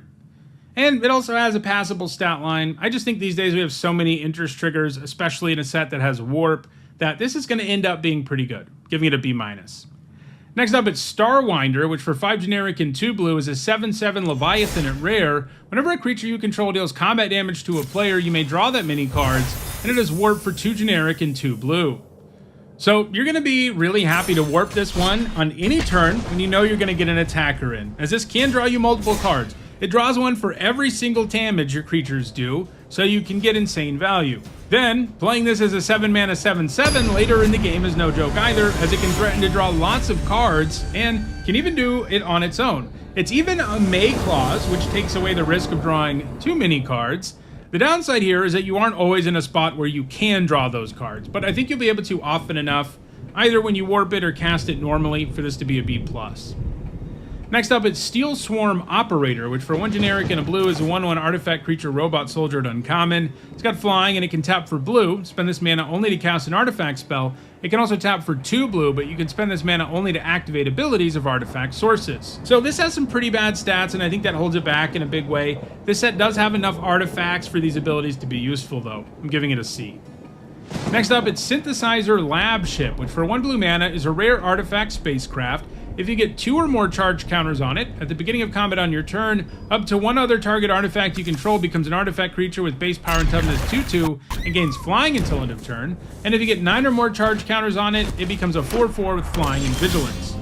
So you only spend a single mana on this, but you end up getting quite a bit of value, even if it does take some time. It reminds me a little bit of a card like Sleep Cursed Fae, a 1 mana 3/3 that was irrelevant for several turns, then became a very real card.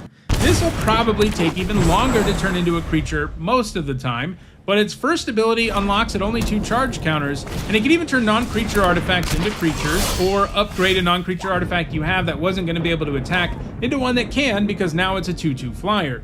You do probably need to be able to consistently do something with that first ability to really get this going, but it's really not hard to like a 1 mana card that turns into a very real threat, so I think this is a B. Next up, it's Tractor Beam, which for 2 generic and 2 blue is an uncommon enchantment aura with enchant creature or spacecraft. When it enters, you tap enchanted permanent. You control enchanted permanent. Enchanted permanent doesn't untap during its controller's untap step. They've been pretty creative with mind control effects lately, really nerfing the power of the card you steal, but they've all still ended up being solid or better. It's kind of clunky removal to be sure, and it not untapping limits the usefulness of the card you steal, but that still makes the floor of this card a removal spell, albeit a clunky sorcery speed one. The times that you steal a creature with some kind of static effect or activated ability that doesn't require tapping will feel super absurd. I'm giving it a C+. Next up, it's Unravel, which for 1 generic and 2 blue is an uncommon instant. Counter target spell. If the amount of mana spent to cast that spell was less than its mana value, you draw a card. So this is going to be cancel most of the time, which isn't great. Having to leave up 1 generic and 2 blue at the right time to counter a spell can be tough and limited. Cancel's usually like a D+, but when you counter a warp card with this, it's going to feel pretty nasty. And it'll feel especially bad when it happens to you, because when you warp a creature, you're like, yeah, I'm going to warp this, get some value now, get some value later. There's no risk here. Well, if they unravel it, that's going to be a pretty backbreaking play because you aren't going to be getting either effect out of the creature. But I'm not sure that upside does enough for me to feel really great about this counterspell. That double blue just ends up being such a pain in so many games of limited that I don't think this is great overall. It does have this ceiling that's pretty sweet, but it's not like every card in the format has warp, so I'm giving it a C. Next up, it's Uthros Psionicist, which for 2 generic and a blue is a 2/4 jellyfish scientist at uncommon. The second spell you cast each turn costs 2 generic less to cast. it can be challenging to actually take advantage of discounts like this, especially later in the game. At that point, you either have enough mana that it doesn't matter, or you don't have the means to double spell because you're in top deck mode. But it can also allow for like an amazing turn 4, and it has a passable stat line, so I think it's solid. It does get better with stuff like card draw, since then you are more likely to be able to take advantage of the discount, even in the late game, giving it a C.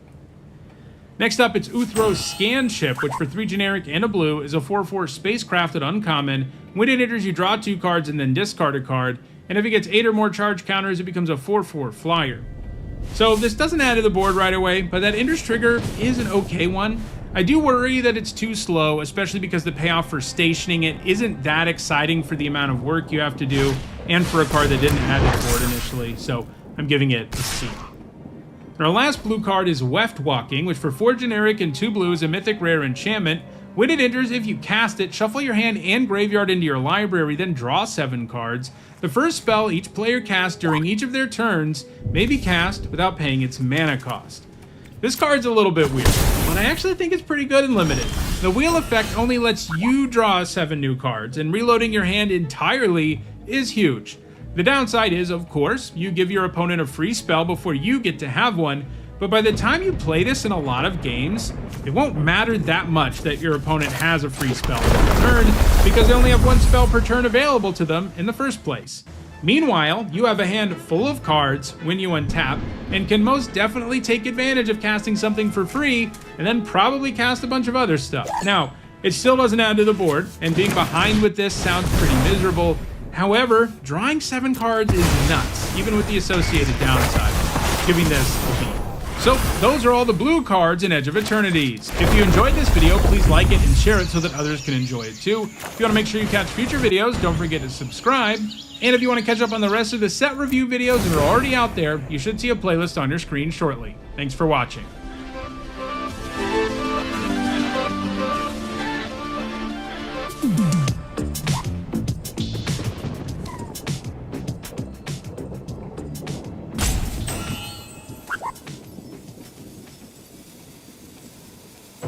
This video is sponsored by Card Kingdom. If you want Magic singles or sealed product, use my link in the description.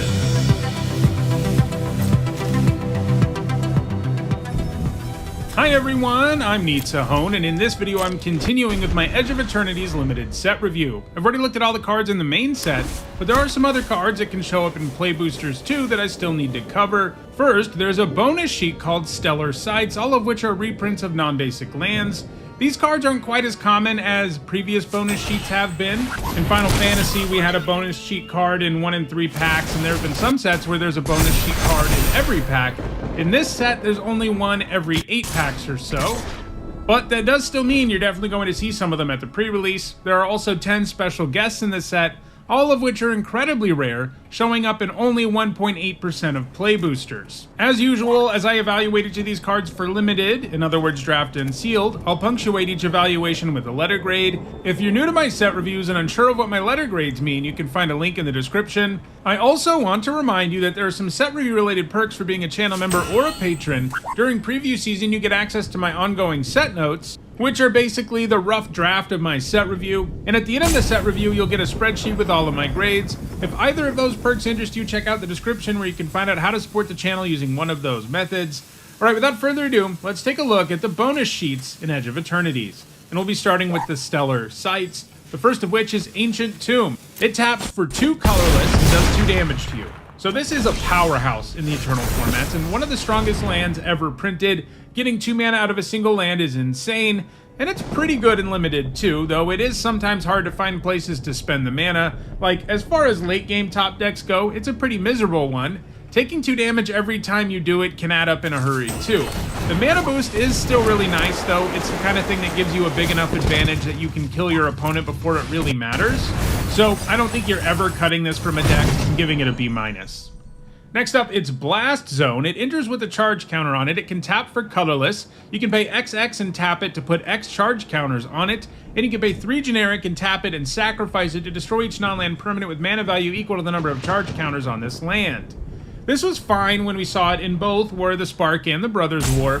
Having a land that can destroy some permanents is nice, but the effect is symmetrical and takes some significant time to set up in most cases.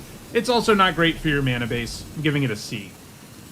Next up, it's Blink Moth Nexus. It can tap for colorless. You can pay 1 generic to make it a 1/1 Blink Moth artifact creature with flying until end of turn. And you can pay 1 generic and tap it, and target Blink Moth creature gets +1/+1 until end of turn. Creature lands are great, and this one becomes an artifact creature, which is extra relevant in this set. You'd be surprised how often just having this little land around allows you to continually pressure your opponent. Being basically immune to sorcery speed removal and the like is a big deal too, giving it a B. Next up, it's Bonder's Enclave, which can tap for colorless, and you can pay 3 generic and tap it to draw a card, activate only if you control a creature with power 4 or greater. This was pretty good last time we saw it. Of course, that was also a set with a prominent 4 or greater theme, and this set doesn't have one. Still, if you have enough high power creatures, this is a great way to spend your mana in the late game, and I think it has enough upside to justify playing it despite the damage it does to your mana base, giving it a B-. Next up, it's Cascading Cataracts. It's indestructible, can tap for colorless, and you can pay 5 generic and tap it to add 5 mana in any combination of colors. This is not good in Limited. It's not good at producing mana with either of its abilities. Only tapping for colorless is a liability, and while it can eventually produce colored mana, all it does is filter that mana, and you effectively pay like 6 mana to get 5 back because you have to tap 5 lands and this. That's just not something you need to be doing in Limited. It's just not a good land. Giving it an F. Next up, it's Cathedral of War. It enters tapped. It has Exalted, which means whenever a creature you control attacks alone, it gets +1/+1 until end of turn, and it can tap for colorless. So only tapping for colorless is enough of a problem for your mana base. Having a land that also enters tapped is a big problem. Having Exalted on a land can be nice, as it can improve your attacks, although there are also a decent chunk of situations where you'd still rather attack with everything, so this card doesn't really do anything. The entering tapped and mana limitations make this hard to get behind when the upside is so small, giving it a D+. Next up, it's Celestial Colonnade. It enters tapped, can tap for white or blue, and you can pay 3 generic, a white and a blue, and until end of turn it becomes a 4/4 white and blue elemental creature with flying and vigilance. It's still a land. So this whole mega cycle of creature lands from original Zendikar and Oath of the Gatewatch are on this bonus sheet, and there's some of the best cards on it. They're all just super good. They might enter tapped, but they fix for 2 different colors of mana and become very real threats when you need them to. The Colonnade smashing in for 4 at a time and having Vigilance so that you can still use it as mana is pretty great. Having a land that you'd play 100% of the time in blue-white decks turn into a legitimate threat on almost any board is just bonkers. It's a B+. Next up, it's Contested War Zone. Whenever a creature deals combat damage to you, that creature's controller gains control of this land, and it can tap for colorless. You can pay 1 generic and tap it, and attacking creatures get +1/+0 until end of turn. The fact you completely lose this land when your opponent hits you is brutal, making it especially awful when you're behind, since your opponent is likely to be able to make more use of that ability. The upside here really isn't worth the massive downside. Sure, +1/+0 to your whole board for only 1 mana is a decent deal, but not so much that I want to risk running a card that's bad for my mana base and can give my opponent a big advantage, giving it an F. Next up, it's Creeping Tar Pit. It enters tapped, can tap for blue or black, and you can pay 1 generic, a blue, and a black, and until end of turn it becomes a 3/2 blue and black elemental creature. It's still a land. It can't be blocked this turn. This is another one of those Zendikar lands, and it's great too. It might not be as big as the Colonnade, but it's pretty cheap to animate and entirely unblockable, so it represents a very real threat, just like the Colonnade does, giving it a B+. Next up, it's Crystal Quarry, which is a land that can tap for colorless, and you can pay 5 generic and tap it to add 1 mana of each color. It's kind of silly they put this and Cascading Cataracts on this bonus sheet. They're not identical, but they're very, very similar cards, and they're both bad and limited for the same reasons. It's an F. Next up, it's Deserted Temple. It taps for colorless, so you can pay 1 generic and tap it to untap target land. Untapping lands is rarely meaningful in Limited. It's not like you have Gaia's Cradle or Tolarian Academy lying around, although there are those 2 planet lands in the main set that can do a bad impression of those cards, but still, this basically doesn't do anything 99.9% of the time, and it's bad for your mana base. It's an F. Next up, it's Dust Bowl. It taps for colorless. You can pay 3 generic, tap it, and sacrifice a land to destroy target non-basic land. Destroying lands in Limited is rarely viable, especially when restricted to only non-basics. It's true this set will have a significant number of non-basics, partly because of this bonus sheet, but having to give up a land and spend 3 mana to take out a non-basic land just isn't a relevant effect very often, and even when it is, it's not usually worth using until the late game, and at that point it mostly doesn't matter. This is an F. Next up, it's Echoing Deeps. It has the Cave subtype. and you can have it enter tapped as a copy of any land in a graveyard, except it's a cave in addition to its other types, and it taps for colorless. I think this has some potential in this format's graveyard decks. If you've got enough non-basics worth copying, like creature lands and stuff, and you're good at self-mill, this can probably make the cut sometimes, since its floor will at least be that it's a land that can produce mana of a color you need, but there are still times where it whiffs, and it's even an enters trigger, so if you have to run it out earlier so that you don't miss a land drop, it's just going to be a terrible land. You do also get access to your opponent's graveyard, but I still think it's a D-. Next up, it's Eldrazi Temple. It can tap for colorless, or it can tap for 2 colorless, but you can spend that mana only to cast colorless Eldrazi spells or activated abilities of colorless Eldrazi. This set has literally 1 Eldrazi, and that's not enough for this land to be worthwhile, as 99.9% of the time it'll just be worse than a basic land. It's an F. Next, it's Endless Sands. It comes with the Desert subtype, and you can tap it for colorless. You can also pay 2 generic and tap it to exile target creature you control, and you can pay 4 generic, tap it, and sacrifice it to return each creature card exiled with this land to the battlefield under its owner's control. This can be kind of cute since you can exile a bunch of your stuff to protect it and then return those things later in the game, but it asks for lots of mana to be available for the abilities, and they are still too narrow overall. Most of the time, it's only worth exiling your own creature if it would have died anyway, because it's way too slow at rebuying enters triggers and stuff, so I think it's a D-. Next up, it's Gemstone Caverns. It's a legendary land, and if it's in your opening hand and you're not the starting player, you may begin the game with Gemstone Caverns on the battlefield with a luck counter on it. If you do, exile a card from your hand, and you can tap it for colorless, but if Gemstone Caverns has a luck counter on it, instead add 1 mana of any color. If you're the starting player, this is really bad. But if you aren't, well, it's kind of like you mulligan in order to get a mana boost, and you will have 2 mana on turn 1. That's like not a small thing. That can really help you out. And it's worth mulliganing to do that. One thing I do want to note I've seen a lot in the comments as I've been doing the set review is that if you exile a card with Warp with this, for example, you can't cast it as if you warped it earlier. It has to get exiled by the Warp mechanic in order for you to cast it from exile later. You can't just cast any card with Warp from exile. So you can't really overcome the card disadvantage this gives you, even with a card with Warp. So keep that in mind. But I still think this is actually a playable land. You do need to side it out of your deck in a situation where you know you're the starting player. Like, you don't want this in your deck if you're the starting player because it's just a bad land. But if you're not the starting player, it does give you a pretty legitimate advantage, and one that, like I said, is worth mulliganing for in most games. I'm giving this a C+. Next up, it's Grove of the Burn Willows. It taps for colorless, or it can tap for red or green, and each opponent gains 1 life. This is really good fixing since it always enters untapped, and you don't have to tap it and let your opponent gain life if you only need the colorless mana.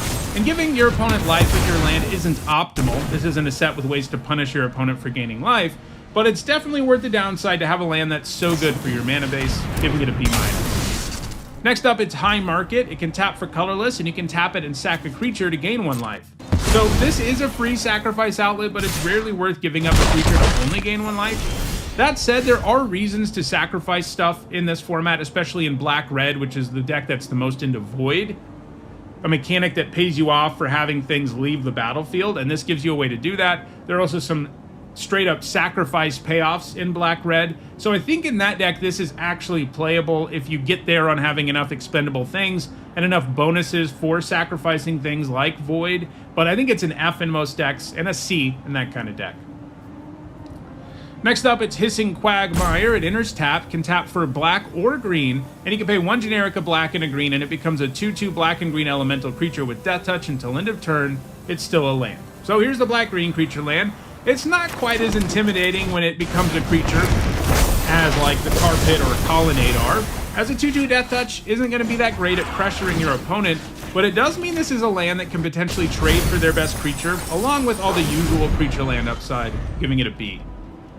Next up, it's Inkmoth Nexus, which can tap for colorless, and you can pay 1 generic to have it become a 1/1 Phyrexian Blinkmoth artifact creature with flying and infect until end of turn. It's still a land. So this is the Phyrexianized version of the other Nexus we saw earlier, and honestly, it's going to be a little worse on average than Blinkmoth Nexus is, because this set doesn't have a significant enough poison theme for this to really win that way.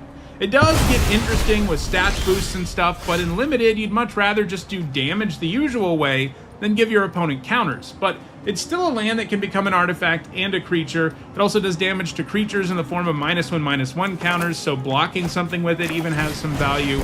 So it's still pretty good, just not as good as Blink Moth is in Limited. I'm giving it a B-.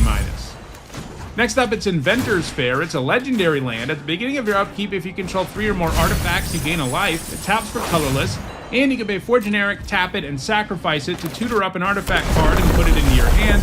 Activate only if you control 3 or more artifacts. All the decks in this format are going to be capable of sometimes getting value out of this, and some of them will be really good at it. The ones that are more focused on artifacts, like blue-black, will be really good at getting value out of this. Being able to tutor up whatever artifact is left in your deck that's your best artifact can sometimes be really powerful, and the incidental life gain doesn't hurt either. I'm giving it a C+.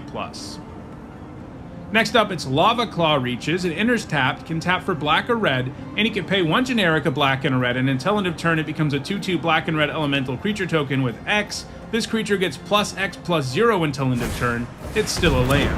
So this creature land can hit super hard when there's nothing standing in the way, but its baseline is pretty underwhelming and it doesn't have any evasion. It is kind of interesting as a land that can be used to station though, since the power can potentially be really high. I'm giving it a B.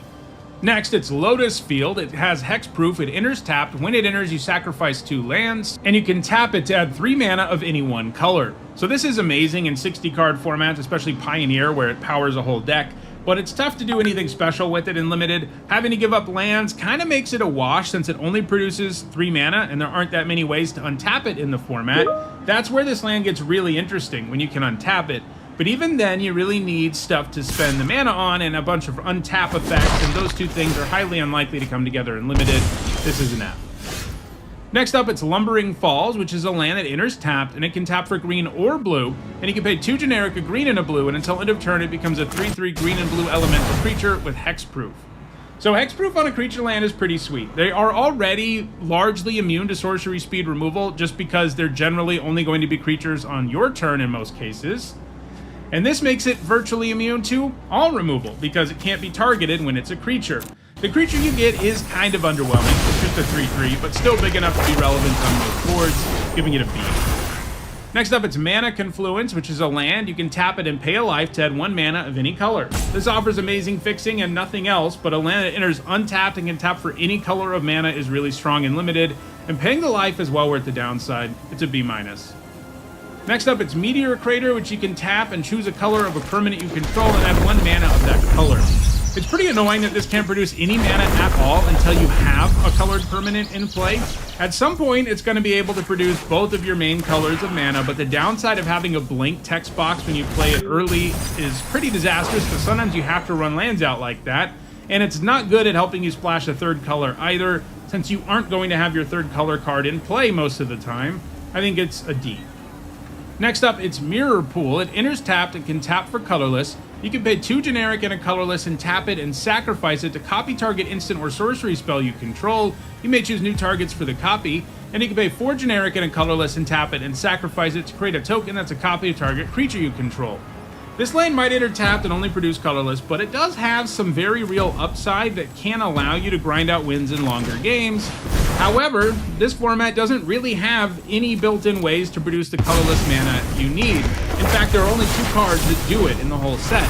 There is more of it on this bonus sheet, as we've seen, but so few of those cards are going to get opened that you can't rely on the bonus sheet to give you ways to produce colorless mana, and that really holds this card back, because if you don't have regular access to these activated abilities, it's just a land that's horrible for your mana base that enters tapped, so it's an F in a set that just doesn't have colorless mana. Next up, it's Mutavault. It taps for colorless, and you can pay 1 generic, and it becomes a 2/2 creature with all creature types until end of turn. It's still a land. This is another nice creature land. It doesn't have evasion or anything, but it animates for a very reasonable cost. It would be better in a set that has a prominent typal theme, but that's not really going on at all in this set. There's like 1 Kavu payoff and maybe a handful of other payoffs for creature types, but there's nowhere near enough of them for this card to be more than just a land that can turn into a 2/2. The good news is that makes for a pretty good card. I'm giving it a C+.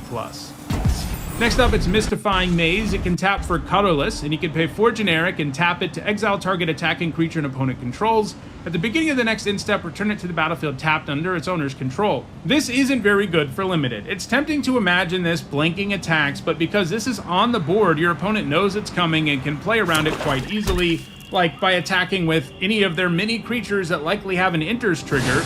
The ability is also super expensive for what it is, and it hurts your mana in a big way, so I think it's just an F. Next up is Needle Spires, which is a land that enters tapped and can tap for red or white. And you can pay 2 generic, a red and a white, and it becomes a 2/1 red and white elemental creature with double strike until end of turn. So a 2/1 double strike is relevant on almost any board and can get particularly nasty when you're holding on to tricks. And before you feel like animating it, it's great for your mana, like all of these are, giving it a B. Next up, it's Nesting Grounds. It taps for colorless, and you can pay 1 generic and tap it to move a counter from target permanent you control onto another target permanent, activate only as a sorcery.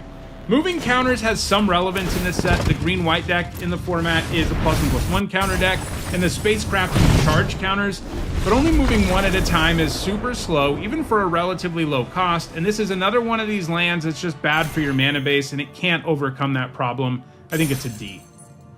Next, it's Petrified Field. It can tap for colorless, or you can tap it and sacrifice it to return target land card from your graveyard to your hand. This activated ability is rarely worth using since your lands aren't likely to be all that powerful, even with this bonus sheet, and giving up a land to get another one back isn't particularly useful when you're usually getting back basics. This just looks like an F to me. Next up, it's Plaza of Heroes. It can tap for colorless. It can also tap for 1 mana of any color, but you can spend that mana only to cast a legendary spell. And it can also tap for 1 mana of any color among legendary permanents you control. And you can pay 3 generic, tap it, and exile this land to make target legendary creature hexproof and indestructible until end of turn. You know, if we'd seen this on the Final Fantasy bonus sheet, it would have been an okay card, at least because there were so many legendaries. This set doesn't have nearly as many. There are only a handful of them at lower rarities, I think 7 at uncommon or lower, and they're all gold cards, so you're not that likely to be playing all of them. So this means you're rarely tapping into this card's actual power, and that's not worth making your mana really bad. I'm giving it an F. Next up, it's Power Depot, an artifact land that enters tapped, can tap for colorless, and it can tap for 1 mana of any color, but you can spend that mana only to cast artifact spells or activate abilities of artifacts, and it has modular 1, which means it enters with a +1/+1 counter on it, and when it dies, you can put its +1/+1 counter on target artifact creature. So this is a land that comes with artifact typing, and that means it has a bit of value in the format, even if it does enter tapped and only produces colorless for your non-artifacts. Modular is okay to have, but getting access to that counter isn't very easy, although there are a few cards that allow you to sacrifice lands for value and artifacts for value, and that's where this will feel particularly good. But I'm not confident that playing this is better than just running a basic land in most decks. I'm giving it a D+. Next up, it's Raging Ravine. It enters tapped, can tap for red or green, and you can pay 2 generic, a red and a green, and until end of turn, it becomes a 3/3 red and green elemental creature with, whenever this creature attacks, put a +1/+1 counter on it. It's still a land. So this begins as a 3/3, which isn't amazing, but it gets better every time it attacks, and it snowballs in a big way. I'm giving it a B+. Next up, it's Reflecting Pool. It can tap for 1 mana of any type that a land you control could produce. This is too reliant on your other lands to be that good, since it means that it isn't ever going to give you your second color of mana when you really need it. When you do have both types of lands you need, it can help you produce multiples of those colors, which is nice, but the limitations here are significant, giving it a C-.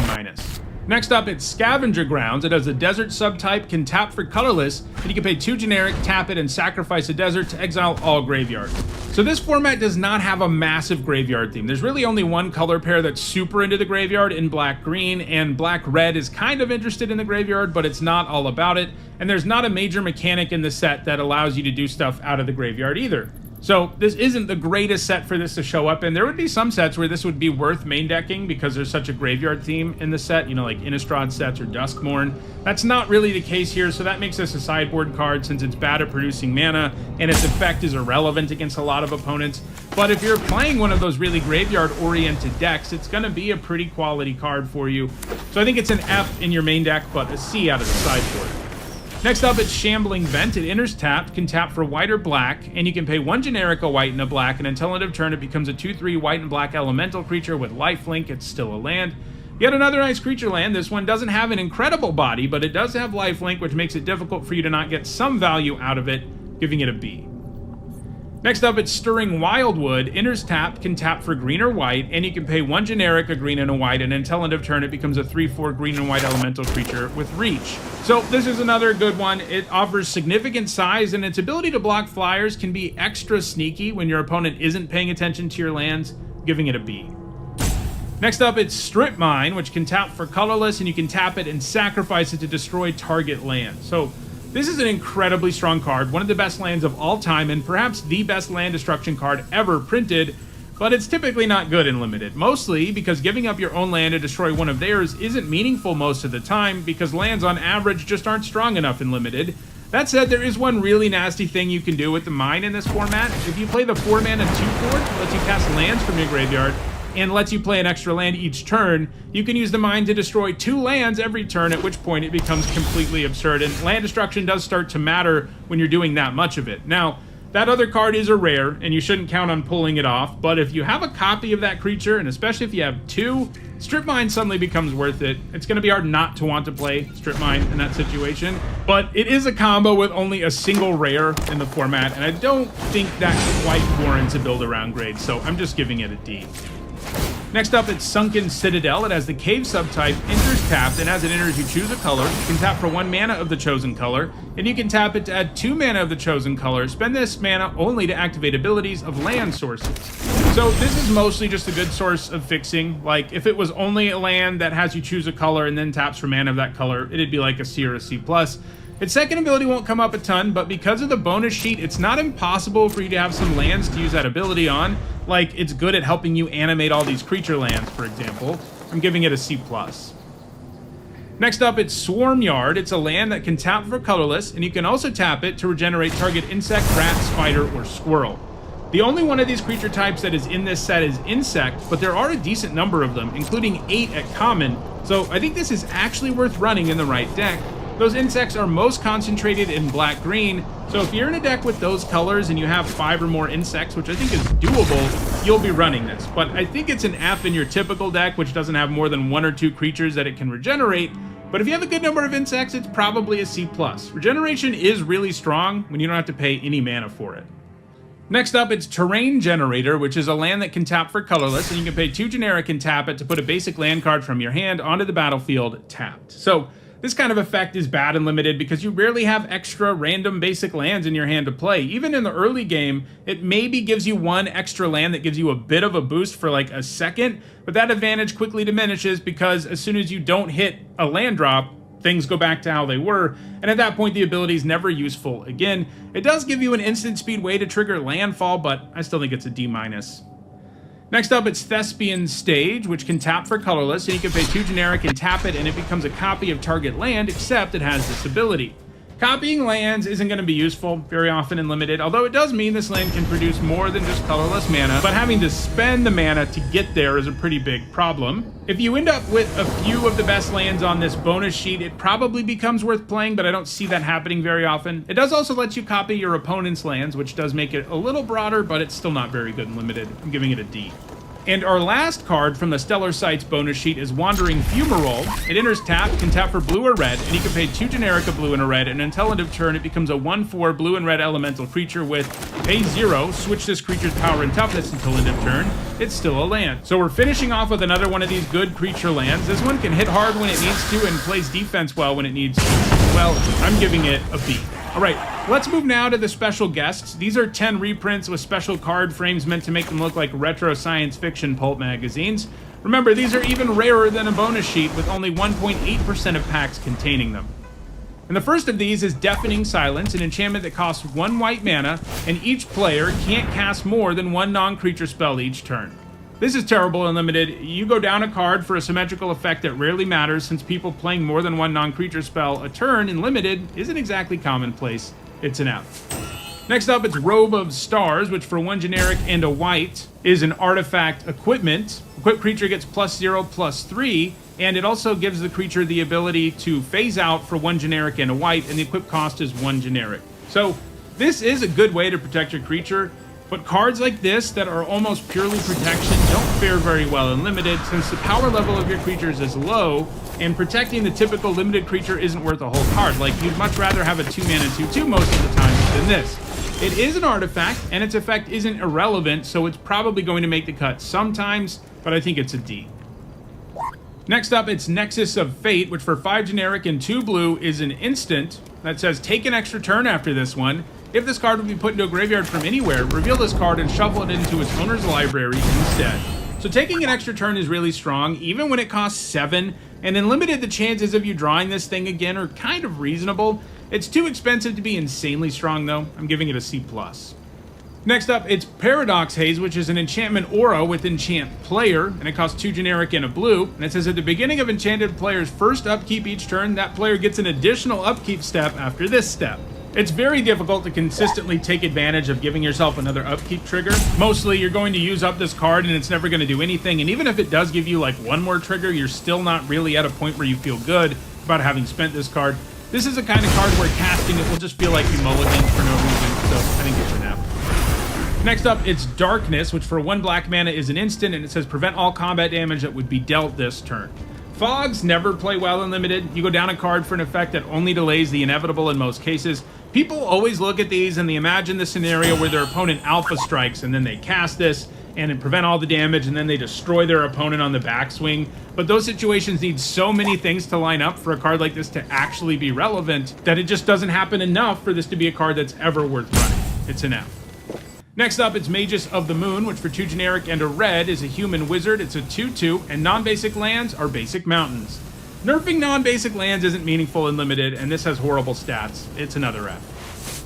Next up, it's Burgeoning, which for 1 green mana is an enchantment, and it says whenever an opponent plays a land, you may put a land card from your hand onto the battlefield. So if you play this on turn 1, there is some potential for serious ramp.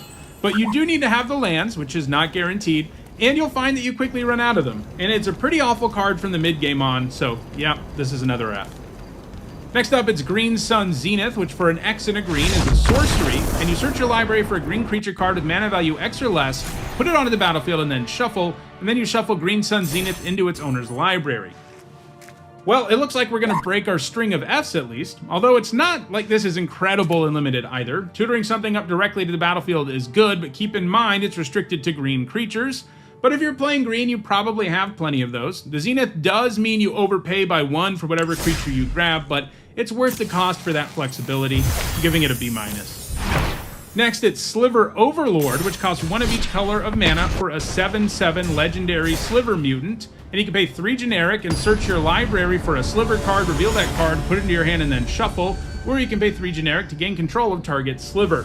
This set has 1 card in it at rare that makes slivers, and this can't even tutor it up because it's not actually a sliver, it's an artifact that makes slivers. This is just a very hard to cast 5 mana 7/7, and that's nowhere near worth it. It's an F. And our last card from the special guests is Warping Whale, which costs 1 generic and a colorless for an instant, and you have 3 choices. You can exile target creature with power toughness 1 or less, you can counter a sorcery spell, or you can create a 1/1 colorless Eldrazi Scion creature token. It has sacrifice this token at colorless. So this card's actually pretty decent when it shows up in a format that has colorless mana, but because this set has so little, you won't be able to cast it very often, so it's another F. Alright, so those are all of the cards that will show up on occasion in your booster packs, the Stellar Sights bonus sheet and the special guests. As usual, there were a lot of Fs. That's usually how these go because a lot of these reprints are more intended for Commander players, but I am really excited that they are giving us all of those dual lands because those are all really fun and really powerful. So that does it for this video. If you enjoyed it, don't forget to like it and share it so that others can enjoy it too. If you want to make sure you're caught up on the set reviews, you should see a playlist on your screen shortly. And if you want to catch future content, including an archetype guide, draft videos, and more about this format, go ahead and subscribe. Thanks for watching.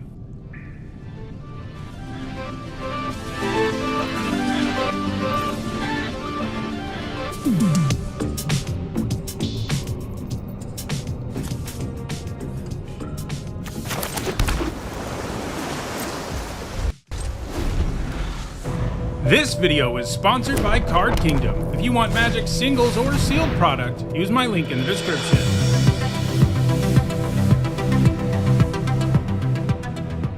Hi everyone, I'm Nitsa Hone, and this is my Edge of Eternities archetype guide. I've already evaluated every single card in the set, and in this video, I'm going to break down the synergies for each of the 2 color archetypes in the format. This video focuses on what each of these color pairs wants to do in the format. And that means I'm generally not going to just mention cards that are really good in every kind of deck, like premium removal and bombs, unless they have some specific synergy within a color pair. If you want to know more about my thoughts on what's good in this set more broadly, check out my set review. Alright, let's get started. So let's start with blue-black. So as usual, every color pair in this set has a signpost uncommon. In this set, there's only one signpost uncommon per color pair. Lately, we've been seeing a few more than one.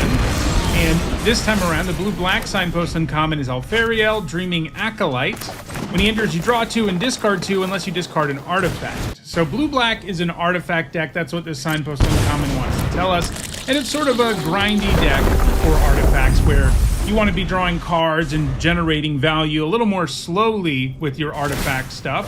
We'll see that there's another color pair into artifacts that is more about aggro, but this one is the slower one that can grind out value with cards like Alfariel, which gets a lot better when you have artifacts to discard. So what are the artifact payoffs at common and uncommon in blue-black? Well, there's Alfariel, of course. There's also Cerebral Download, which surveils X, where X is the number of artifacts you control, and then you draw 3 cards. So if you have a lot of artifacts, that can really go off because you get to see so many cards and maybe even load your graveyard. You're always going to draw 3, but seeing all of those cards and getting that card selection makes the card a lot stronger. There's also Cloud Sculpt Technician, which gets +1/+0 as long as you control an artifact. There's Gravblade Heavy, which gets +1/+0 and Death Touch as long as you control an artifact. There's Mechan Assembler, which has a really powerful effect. Anytime another artifact you control enters, you create a 2/2 colorless robot artifact creature token, but it triggers only once a turn. That's the kind of card that I think will really be at home in this deck, which wants to grind out value with artifacts, because generating extra bodies is a huge deal. Mechan Shieldmate is a creature with Defender most of the time, but if an artifact enters, it loses Defender. Monoist Circuit Feeder is going to be one of the premium cards for this deck because it turns into a simultaneous removal spell and board pump effect when it enters, and also just has a 6 mana 4/4 flying body, which is a threat in its own right. It's going to be one of the most important payoffs for this deck. Scour for Scrap is a 4 mana instant that lets you search your library for an artifact card and return an artifact from your graveyard to your hand. I have some concerns about this card in terms of not adding to the board and needing some setup like an artifact in your graveyard, but if there's a deck for it, obviously it's this one. It becomes a 4 mana draw 2, and the 2 cards you draw are pretty good. There is Self-Craft Mechan, which when it enters lets you sack an artifact, and when you do, you put a +1/+1 counter on target creature and draw a card. One thing you'll note is a lot of these are artifacts, and that all means they're enablers and payoffs, which is always nice. Steel Swarm Operator can tap for mana for artifacts. It can produce 1 blue to cast artifact spells, and it can produce 2 blue to spend this mana only to activate on abilities of artifacts. So let's look at the rares that work well here. Well, there's Emissary Escort, a 2 mana 0/4 that gets +X/+0, where X is the greatest mana value among other artifacts you control. There's Memanon, the right hand, which turns into a value engine when you have enough artifacts, because it lets you play artifacts from the top of your library, and it also lets your artifacts tap for mana, but only to cast cards from anywhere other than your hand. So this means the top of your library, but it also means cards with warp, which is a big deal in the format. There's Secluded Starforge, which can make artifact creature tokens, and its other activated ability lets you buff creatures by tapping artifacts. There's Synthesizer Lab Ship. Its 2+ charge counter ability makes it so at the beginning of combat you can animate artifacts into 2/2 flyers. You can use this on things that aren't already artifacts, or you can use it to upgrade an artifact creature that you might have. There's also Tezzeret, Cruel Captain. He gains loyalty counters when artifacts enter. He can untap artifacts and creatures. He can tutor up artifacts with mana value 1 or less. And his ultimate puts 3 +1/+1 counters on an artifact you control, and if it's not a creature, it becomes a 0/0 robot artifact creature. So that's blue-black. It's a grindier artifact deck. There's also blue-red, which is more aggressive. Here the signpost uncommon is Memanon, Uthros Exile. And whenever an artifact you control enters, you put a +1/+1 counter on target creature. One thing to note about most of the artifact payoffs in this set is that they don't care whether things are tokens. And that's good news, because this format has a bunch of artifact tokens in the form of robots and landers and stuff. So these are going to be even better than they usually are when these cards say non-token. And blue-red is mostly about using artifacts to make your creatures stronger. You know, that's sort of what an aggro deck would be doing, and that's what Memanon is doing here. So what are the payoffs at common and uncommon? Well, there's Memanon, and then there's the others that we've already seen. Things like Steel Swarm Operator, which can tap for mana. Things like Self-Craft Mechan, which can let you sack artifacts to make it bigger and draw a card. Mechan Shieldmate might be a little better in this deck because it's a 2 mana 3/2, and if you can play an artifact on turn 3 and you're like the beatdown, being able to attack with this on turn 2 is pretty strong. Same thing with the Technician. It might be a little bit better here because it becomes a better attacker when you control artifacts. And Mechan Assembler, I think, is probably a little more well-suited to the blue-black deck, but one sweet thing about it is if Memenon's in play, anytime you play an artifact, you're going to get another token and another counter because of that ability. Then there's stuff like Oreplate Pangolin, which you can pay 1 generic anytime you have an artifact in order to put a counter on it. There is Weft Stalker Ardent, which does 1 damage to your opponent anytime a creature or artifact enters. And there's Slag Drill Scrapper, which lets you sacrifice artifacts or lands to draw cards. When it comes to rares, we've already seen most of them, but there is also Pinnacle Emissary, which is a blue-red card, which is really strong. It generates a 1/1 flyer anytime you cast an artifact spell, and it has Warp for blue-red hybrid mana, which means there might be turns where you can play this earlier and then drop an artifact and get a token worth of value out of it. Rust Harvester is also quite strong. You do have to get artifacts in your graveyard, but once they're there, it can exile them, turn them into counters, and into burn spells. So it can turn into a crazy value engine if you've got stuff in your graveyard. And Tanic Steadfast Second gives your artifact cards and red creatures warp for 2 generic and a red. Warmaker Gunship does damage equal to the number of artifacts you control when it enters, making it one of these really good spacecraft because it's a removal spell to begin with, and then it turns into a threat later. So that's blue-red. It's a more aggressive artifact deck. Let's move to black-red now, where the focus is most on the Void mechanic. It's not the only color pair with Void, but it is the color pair with the most Void, and that is the most concentrated on it. Our signpost uncommon here is Interceptor Mechan. It's a 4-mana 2/2 flyer. When it enters, you can return an artifact or creature card from your graveyard to your hand. That's pretty good value to begin with, but it also has a Void trigger. And Void checks to see if a non-land permanent left the battlefield this turn or a spell was warped this turn, and if it did, something good happens. In this case, the Mechan gains a +1/+1 counter. So not only can this give you a 2-for-1 up front by bringing back an artifact or creature, it can also grow into a very real threat.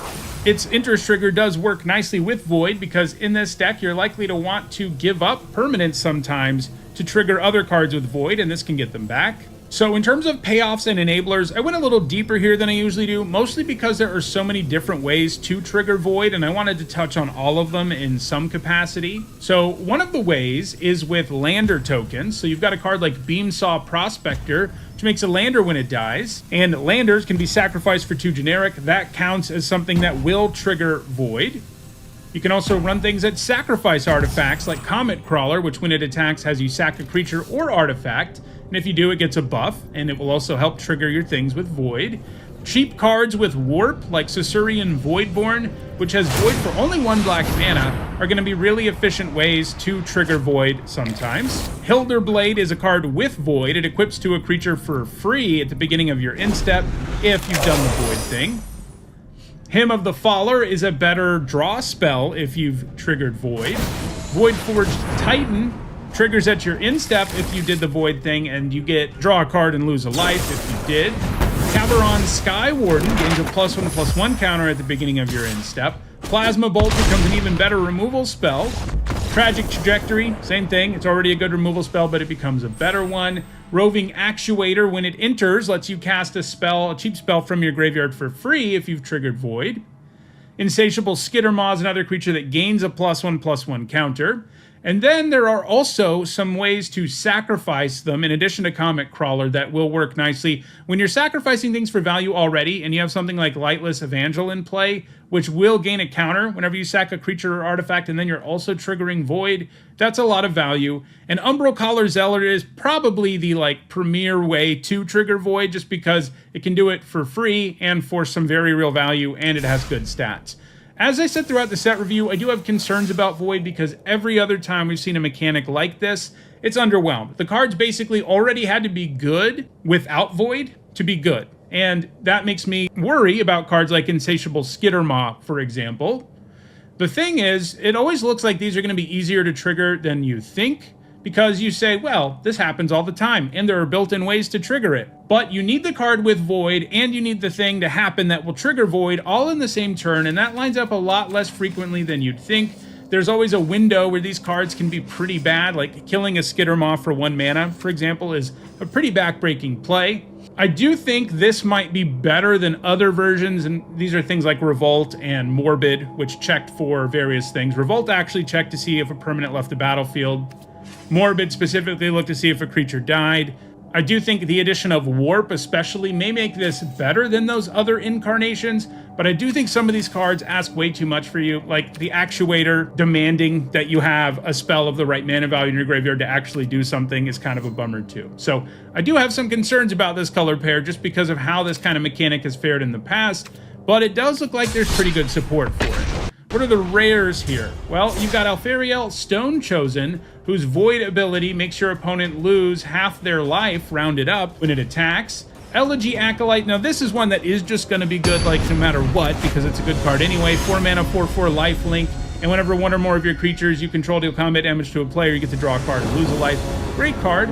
And then it has Void on top of that, and it interacts pretty well with how the Acolyte works, because if you triggered Void at the beginning of your instep, you make a 2/2 robot token, and that means every time you attack your opponent with something, they have to decide whether to try to block it and trade with it and let you draw a card, or block and then let you make a robot. So things can get kind of out of hand with that card. It's very strong. Corral of the Void, I have less confidence in just because it's an enchantment and there's this window where your opponent can blow you out. It's expensive, it needs some setup. But it does let you reanimate stuff from your opponent's graveyard, and if you trigger Void, it does stick around. If you don't, it gets sacrificed. I have Tanic here because he's a way to give your creatures Warp and artifacts Warp, and Warp works nicely here. Memorial Vault lets you give up artifacts to look at the top X cards of your library, where X is 1 plus the mana value of the sacrificed artifact. So it can trigger Void and potentially draw you more cards. And this is pretty much, if there is a deck in the format for weapons manufacturing, it's this one. It likes it when you have non-token artifacts enter, so you need to be doing that. But also it makes these tokens that don't do anything unless they leave the battlefield. So if you have some sacrifice outlets, you can make it work, turn those tokens into shocks. So that's black-red. It's a Void deck. You want your stuff to be leaving the battlefield in a variety of ways. It does also count blinking and stuff, by the way. That's just not going to actually come up that much in black-red because black-red doesn't usually get that. Mostly you're going to be using effects like sacrifice, killing your opponent's creatures, trading. Things like that are going to be what triggers Void for you most of the time. All right, let's move now to red-white. It is the deck that's the most into spacecraft in the format. That's a big theme in this set in general. They happen to be artifacts, so they work with most of the decks we've talked about so far. But red-white specifically has a bunch of payoffs for having spacecraft or for having tapped things. And you have to tap creatures to station spacecraft, so it works out nicely. For example, our signpost uncommon here is Sammy Ship's Engineer, a 4 mana 2/4, and if you control 2 or more tapped creatures at your instep, you make a 2/2 robot artifact creature token. So things can kind of snowball with these because you're already stationing, and then you get another body that can help you station. It is worth noting they can be tapped in any way, it doesn't matter. Stationing is the way to do it without putting your creatures at risk, but sometimes you can just attack and trigger this too, which is going to feel just as good. So what are the other payoffs for doing spacecrafty station things? Well, in addition to Sammy, there's a card like Dawnstrike Vanguard, which if you control 2 or more tapped creatures at your instep, puts a +1/+1 counter on all your stuff except itself. There is Flight Deck Coordinator, which at the beginning of your instep, if you control 2 or more tapped creatures, you gain 2 life. There is Frontline War Rager, same kind of trigger, but in this case, you put a +1/+1 counter on it. There's Starfighter Pilot, which when it becomes tapped, surveils 1. There's Vault Guard Trooper, which at the beginning of your instep, if you have 2 of those tapped creatures, you can discard your hand and draw 2. So it's a nice way to reload your hand and keep getting gas. Drill Too Deep is an artifact removal spell that also has a mode where you can put charge counters on your spacecraft, which can potentially turn them into creatures out of nowhere. Focus Fire is a removal spell that does damage to attacking or blocking creatures, and it gets better the number of creatures and or spacecraft you control. And Invasive Maneuvers is a good removal spell that gets better if you control a spacecraft. Pulsar Squadron Ace is a 2 mana 1/2 where you reveal the top 5, and if you see a spacecraft, you put it into your hand, and if you don't, it gets a counter. Systems Override is an effect that you can use to steal your opponent's stuff, which might mean it's actually better in the black-red deck, which has ways to sacrifice things, more of them. But it's interesting here because you can actually use it on your own spacecraft, and part of the effect puts 10 charge counters on it. So this is likely to turn any one of your spacecrafts into a creature for a turn, which could have some value in this deck. In addition to a card like Systems Override just being kind of good in aggro decks in general, because you can get a blocker out of the way and attack them with it. There's Thaumaton Torpedo, an artifact that can destroy non-land permanents, but it gets cheaper if you attack with a spacecraft this turn. So, rares that work nicely with this theme. There's Sunstar Chaplain, another card that likes it if at your instep you have 2 or more tapped creatures. In this case, it puts a +1/+1 counter on something. You can actually use its ability to remove its own counters and pay 2 to tap other artifact or creatures, which does kind of give you another way to trigger these effects. It does seem like it'll kind of be a wash most of the time because you give up a counter to do it, but if you have other triggers around, he can be used to tap your own stuff in addition to your opponent's. There is the Seriema, which is itself a spacecraft. I don't think it's super playable unless you have a couple of legendaries in your deck, but that is doable, and it's going to be extra good in this deck because you've also got spacecraft payoffs. Warmaker Gunship we already saw as an artifact payoff, but it's a spacecraft. It'll work nicely here too. Lumen class Frigate is a spacecraft that is an anthem well before it ever becomes a creature, and then can become a pretty good creature. I also have a Stelly Reclaimer here, so its enters trigger returns a non-creature, non-land with mana value extra less from your graveyard to the battlefield. It's not going to be that easy to have non-creature, non-lands in your graveyard. It just isn't usually in terms of permanence. Like, it has to be a permanent. And in Limited, you're not going to have that many of them, except all of these spacecraft work. So if your opponent killed one of your spacecraft, it does give you something to reanimate. So it works nicely here. So that's red-white. It likes going wide and stationing things and tapping your stuff down for value. Black-white is a somewhat similar deck. It is also a go-wide deck. The signpost in common here is Sir Vondam, the Lucent. He's a 5-mana 4/4 with Death Touch and Lifelink, and when he enters or attacks, other creatures you control get +1/+0 and gain Death Touch until end of turn. So yeah, he's screaming at you, go as wide as you can, attack with me, and we'll do tons of damage. So what are the payoffs and enablers for going wide in addition to Sir Vondam? Well, we already saw Dawnstrike Vanguard. It works nicely in the red-white deck because it likes it when your stuff's tapped. This deck is going to be less into spacecraft, but it's still going to have tap stuff, and it's going to be wide, so the counters are going to be good. You've got a card like Dual Sun Adepts, which is a 3-mana 2/2 double strike that can also buff your whole board. You've got Faller's Faithful, a card that I was wrong about in my set review. I overlooked the fact that you can actually target your own stuff with it, so it's another way, by the way, to enable Void, but you can also use it to get rid of a token that you've made in this deck and destroy your own thing and draw 2, in addition to having a mode where it can kill the opponent's stuff, which is nice. But here it's suitable because you're going to have tokens and stuff to kill for drawing 2 cards, which is pretty good. Focus Fire works here just like it does in the red-white deck. Honored Knight Captain makes a 1/1 token when it enters, so it gives you 2 bodies. You can also give it up to tutor up equipment. Knight Luminary can make up to 3 bodies because you can warp it to get 1/1/1. Then you can cast it, get the 3/2, and then get another 1/1. So it's going to be a key common in this deck for going wide. Lux Knight Breacher gets a +1/+1 counter on it for each other creature and or artifact you control. Susurian Voidborn, which you saw earlier just because it's a really good enabler for Void in terms of warp. It works nicely here because you're going to have a bunch of bodies, you're going to be sending them at your opponent, and when those things die, they drain your opponent life. That kind of effect always makes combat kind of a nightmare for your opponent. There's also Zealous Display, which gives +2/+0 to your whole board until end of turn. And there's Vote Out, a removal spell that has Convoke, which this deck will be especially good at using. So, what are the rares here? Well, there's Adagia, Windswept Bastion. It can create copies of artifacts or enchantments you control, token copies. So, the ideal thing in this deck is to do creatures. There's also Cosmic Grand Zenith, which has 2 triggers that are very attractive for this deck. If you cast your second spell in a turn, you can either make 2 1/1 human soldier creature tokens, so it can help you go wide, or if you're already wide, put a +1/+1 counter on everything. Exalted Sunborn makes all your token making effects better in addition to just being a good creature. Halia, Guided by Light, likes it when you have creatures or artifacts enter because she gains you life. If enough of them enter, she can actually draw you a card. Lumen class Frigate, probably best in this deck because of that Anthem effect, which is going to be better in a deck that's this good at going wide. There's also another Sir Vondam Sunstar Exemplar. He's a 2-mana 2/2 with Vigilance and Menace, and if you have creatures die, he gets counters and gains life, and so in a deck where you're going really wide, that's going to happen more.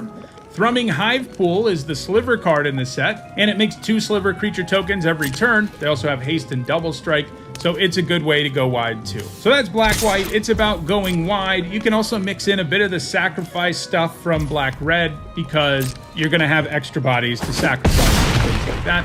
Let's move now to blue-white, which is another aggressive deck, but this one's specifically interested in double spelling. So this color pair has a bunch of cheap cards that make it easy for you to double spell. And then it has payoffs for doing it, like Station Monitor, a 2-mana 2/2 that spits out a 1/1 drone artifact creature token with flying that can only block other flyers. That's a strong payoff. Adding a real body to the board, a flyer, is just really good, and there's lots of value to be had with artifacts in general. So what are the other payoffs we have here? Well, there's Ilvoy Operative, who puts a +1/+1 counter on itself when you cast your second spell. There's Sunstar Lightsmith, which puts a counter on itself and draws you a card when you cast your second spell. There's Uthros Psionicist, which makes your second spell cast each turn cost 2 generic less to cast, so it makes it easier to trigger all of these things.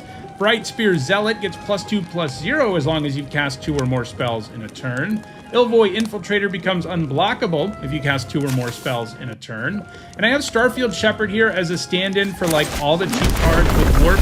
So not only is it good to be playing like 1 and 2 mana cards because it'll let you trigger these things more, you can actually probably trigger it more than you'd think based on what your curve looks like, because you have Warp cards like the Shepherd, which has a 2-mana Warp mode, which means on turn 4, you can cast a 2-drop and then do this with Warp and trigger your Station Monitor if it's in play. So there are a lot of ways to trigger it that are plentiful because the Warp mechanic is pretty pronounced in blue-white. So it looks to me like there's like just enough support and enough payoffs for this color pair to generate some serious value with those double spells.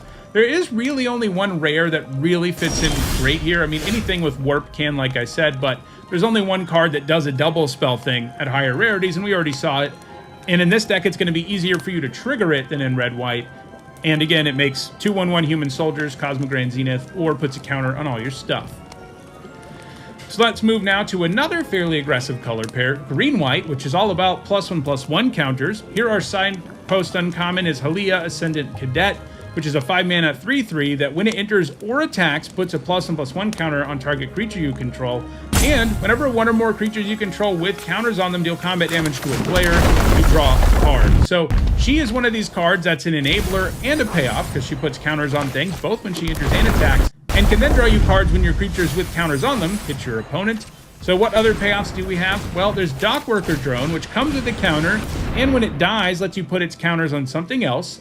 There's Drix Fatemaker, which gives all your creatures with counters on them trample, and it can put a counter on something when it enters, and it has Warp, so it can potentially do it twice. Melt Strider Eulogist likes it when your creatures with counters on them die, because it draws you a card.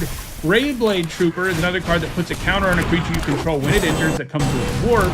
And whenever you have a non-token creature with a counter on it die, you create a 1/1 white human soldier creature token. Starport Security has a tap activated ability that gets cheaper if you control a creature with a counter on it.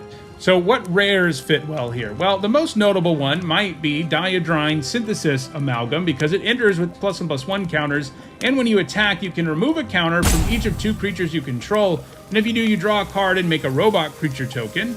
There are also cards that are like all in on counters, like Loading Zone, which makes it so that if you would put counters on a creature, spacecraft, or planet you control, you get twice that many of those kinds of counters. So it works well with stationing too. But these kinds of cards always worry me when they're all in on it, because they, you know, all these other cards we've looked at are creatures who do things with counters, right? But a card that needs you to also have counters, in addition to being a card that doesn't add to the board on its own, those are often liabilities and limited. But if there is a deck for Loading Zone, this is it. We've also got Cosmogrand Zenith again because of the counter ability. There's also Ouroboros, which puts a bunch of counters on your stuff every turn. There's Sunstar Chaplain again. This deck can more effectively put counters on him. There's also Terra Symbiosis, which, like Loading Zone, doesn't do anything on its own, but it is a big payoff for putting counters on things because you get to draw cards once a turn when you do. All right, let's move to black-green now. It's a graveyard deck, and interestingly, it's the only, like, pure graveyard deck in this format. Usually there's a couple. There's a little bit of graveyard stuff going on in both black-white and black-red, but this is the only one that's, like, all in on it, as Seed Ship Broodtender can show you. It's a 2-mana 2/3. When it enters, mills 3, and then it can reanimate creatures or spacecraft from your graveyard by paying 5 and sacking itself. So it's another one of these signpost uncommons that's an enabler and a payoff. What are the other payoffs? Well, they're unfortunately kind of sparse. You've got the Broodtender. There's also Fell Graveship, which mills 3 when it enters, and then you can return a creature or spacecraft from your graveyard to your hand. Pull Through Weft lets you return 2 non-land permanents from your graveyard and get 2 lands out of your graveyard, so it's a potential 4-for-1 in this deck. Scrounge for Eternity is a cheaper than usual reanimation spell with a mana value 5 or less restriction. Also gives you a lander token. Timeline color is pretty sweet because it's a creature who can be warped out of your graveyard and just basically keep coming back as long as you have mana and life. But that's pretty much it, and they're all uncommon, so it sort of looks to me like black-green is more of a good stuff deck with a little bit of graveyard value stuff going on. There are some rares that support this strategy. Ice Till Explorer has Landfall Mill a card and lets you play lands from the graveyard, in addition to letting you play lands every turn. And Zoo Ifit lets you reanimate creatures from your graveyard for no mana at all, but they do come back with no abilities. Alright, let's move now to the last two color pairs, which both are very into lands. There's red-green, which is into landers and landfall. The signpost uncommon here is Tannic Memorial Ensign, and when a land enters in this case, you do 1 to your opponent, and if it's a second time this ability is resolved this turn, you draw a card. So just playing 1 land a turn allows him to pressure your opponent a little bit, but you really want to be playing more than 1 to get a ton of value out of him, and the best way to do that pretty much is with lander tokens. That's the easy way to enable it in this format. So you've got cards like Tannic Memorial Ensign as payoffs. There's also Glacier Godmaw, a big 7-mana 6/6 trampler, makes a lander when it enters, and it has a landfall ability that gives +1/+1 vigilance and haste to your whole board. There's Harmonious Grove Strider, which doesn't have landfall, but it likes lands because its power and toughness are each equal to it. Ice Cave Crasher gets +1/+0 when a land enters.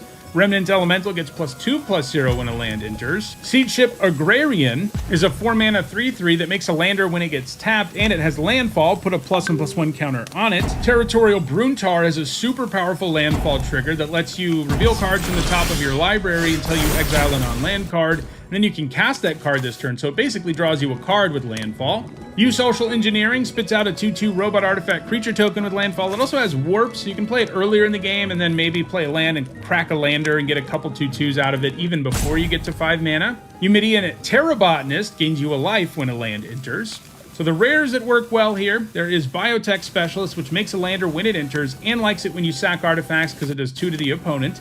There's Famished World Sire, which is not a card I love. It doesn't just automatically win you the game the way an 8-mana card that devours all your lands should, but it does work nicely in this deck if it's going to work anywhere, because it will trigger all of your landfall stuff a ton, because it gobbles up all your lands and then basically rips all your rest of your lands out of your deck and puts them on the battlefield all at once. So it can be a powerful effect. Might Form Harmonizer has a landfall trigger that doubles the power of target creature you control until end of turn. Also has warp, so you can set it up earlier. We already saw Ice Kill Explorer. In this deck, it's less about like helping you do a bunch of graveyard stuff and really just about those lands that can help you play from the graveyard. There's Bioengineered Future, which gives you a lander and can help your creatures enter with more counters for each land you had enter the battlefield this turn.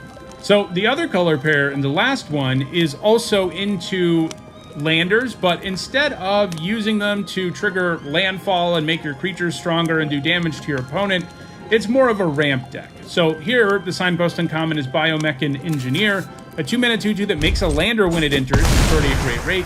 And you can pay 8 generic to draw 2 and make a 2/2 robot artifact creature token. So, again, this is one that's an enabler, gives you a lander, helps you ramp your mana, and then it's a great place to sink that mana because its activated ability is a really strong one, especially when you're in like top deck mode and all you really need to do is find some action. It gives you action and even adds to the board once you get there. Payoffs. This might actually be the better home for Glacier Godmaw because it's so expensive. I also think this deck is the most suited to the few cards in this format that say something about the number of differently named lands you control. You know, the red-green deck can also splash because it has a lot of landers, but it seems like it's going to be more streamlined into being aggressive and winning with landfall triggers as opposed to grinding out value with landfall triggers and ramping your mana so you can do big, powerful things. So this deck is more likely to have access to a 3rd and 4th color and thus be able to decrease the cost of cards that say draw X, for example, like this one, where X is the number of differently named lands you control. Most of the time in most limited decks, you're going to have 2 differently named lands, but this deck might have an easier time running more basics to set cards like this up because it's so into slowly grinding out value with those lander tokens. It also doesn't hurt that the bonus sheet has a bunch of lands on it, so you can also make these cards better with that sort of thing. I have Pinnacle Killship here just because it's an expensive card that I think will be the most viable in this deck. Not every deck wants a 7-mana spacecraft, but it does kill something, and then you can station it into a 7/7 flyer. Fungal Colossus is another card that's very into differently named lands you control. It makes itself cheaper. Harmonious Grove Strider, we already saw power and toughness equal to the number of lands you control. Larval Scout Lander helps you ramp and fix your mana. It can single-handedly get you 2 lands with different names because you sack 1 land and then grab 2 from your deck. There's also Survey Mechan, which has a strong activated ability that normally costs 10 mana, but it costs X less to activate, where X is the number of lands you control. Does 3 to any target. Target player draws 3 and gains 3. So that's some serious business that I think will be best suited to this deck, as will a big 7-drop like Mouth of the Storm, which also kind of buys you a turn beyond when it comes down because it gives all of your opponent's stuff -3, -0. Rares that work well here, well, obviously there's Genemorph Imago, which is a 2-mana 1/3 flyer with a landfall trigger, and it gets stronger the more lands you have. Normally it changes a creature's base power and toughness to 3, but if you have 6 or more lands, which this deck's going to be into, it gives that creature base power and toughness 6/6 until end of turn instead. There's also Consult the Star Charts, another card that gets better the more lands you have because it looks at the top X of your library, where X is a number of lands. Extinguisher Battleship is a super expensive spacecraft with a powerful effect that not all decks are going to have access to, but I think this one will be able to cast it. We've already seen Ice Till Explorer and Bioengineered Future, as well as Famished World Sire and Might Form Harmonizer. So those are the 10 color pairs in Edge of Eternities. Some of these are archetypes we've seen before, green-white +1/+1 counters. Others are new and interesting, like the Spacecraft deck, which has interesting payouts for tapping things. I think Landers look really strong in general, so I'm excited about those 2 color pairs. And I'm really excited to play this new format, which I'll be doing very soon, because the early access event is on Wednesday, and I'll be streaming my drafts and posting them here on the channel. If you want to make sure you catch those videos, don't forget to subscribe and turn on notifications. If you want to catch up on the rest of my videos about this format, including an entire set review, you should see a playlist on your screen shortly. Thanks for watching.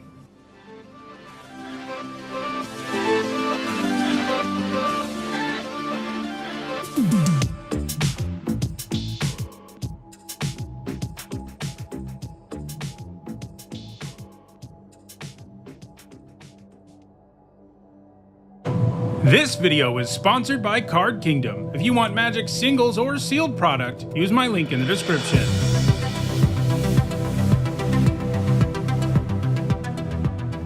Hello everyone, doing an Edge of Eternities draft. So we got a couple interesting cards here. Halia, I think, is really good and is probably just what we first pick. I mean, she's not insane, but a 3-mana 3/3 that incidentally gains you life and then has some warp upside is perfectly good. The lab ship is interesting. I do think it's pretty good. Like, you know, in the set review, I compared it to like the fairy that came into play tapped, but was like a 1-mana 3/3 flyer, and eventually it got going. Kind of takes a while for it to get going, but you know, once it does, you end up spending very little mana to get something pretty formidable. I do think Close Encounter is quite good as a removal spell. You know, those are the cards I would consider first picking here. Bombard, Drix Fate Maker, like, you know, they're kind of on the radar too, but they, I think, are less good. So, Halia it is. All right, well, we get a second pick's All Fate Stalker, which I think is one of the best uncommons in the set. It's the usual, like, Banisher Priest creature, but then it has this upside of doing other stuff when you warp it, you know, because you can use it to rebuy an Enters trigger, or get a blocker out of the way from your opponent for a turn, so it's quite good. I do think Mono as Circuit Feeder is in the conversation too. It's more build-aroundy, though, than All Fate Stalker in terms of uncommon power level, although I think most black decks will be able to get a lot out of it. But we took one good white card, and I think these 2 cards are pretty comparable. I think we take the Stalker.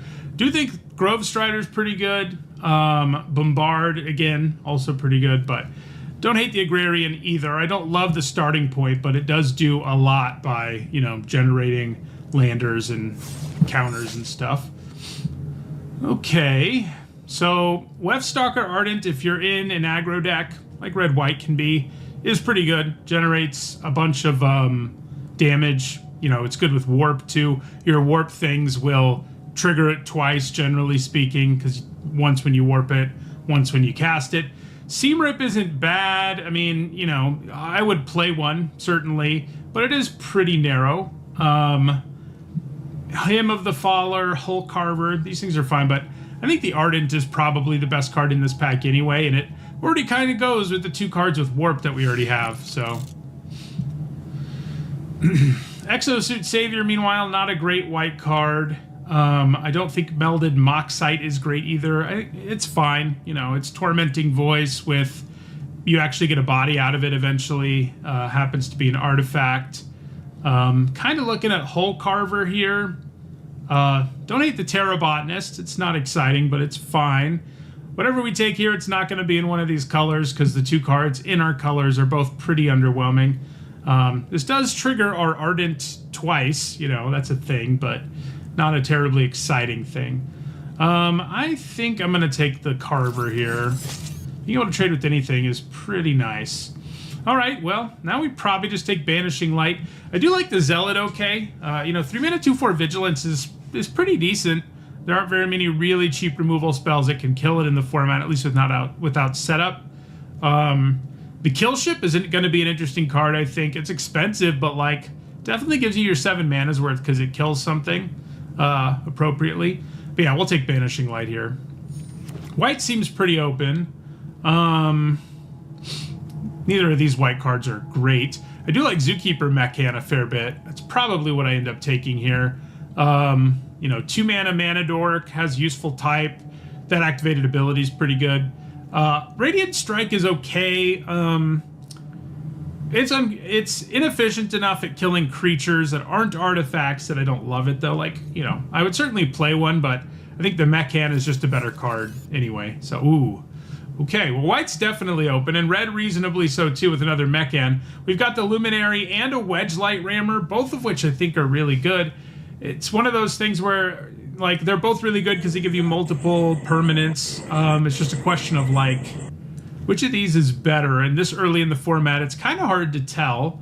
I kind of think the Luminary is better, despite being a common. This does have kind of more synergy for our deck, in that the red-white deck is about tapping things, but I think the Luminary is better, enough better. Okay, so we've got a Zealot again and a Scrapper. Scrapper's not terrible. We don't have a lot when it comes to low drops right now, and it is one. It's also an artifact, which matters. I do think the Zealot's a better card, but I think we could use a card like the Scrapper. All right, so the Sweeper's not terrible, especially if we get synergy for it. I don't love Zealous Display. It's too one-dimensional. These cards are rarely... Like, they can work out in really specific decks, but in most decks, it's not going to work. We'll take the Sweeper here. All right, we'll take a Drone. It's better if you're in a counter deck, but it is a solid 2-drop. So is this.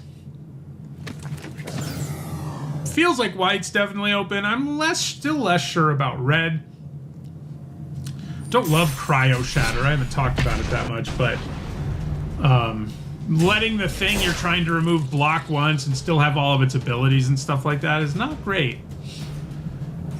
All right, so lots of good stuff here. I do think this card's quite good, you know, if we were in blue. Don't think we are, especially because there's a really good white card here in the Rammer. And the Team Leader's also quite good. And these two commons, the Mechan and the Focus Fire, are both quite good too.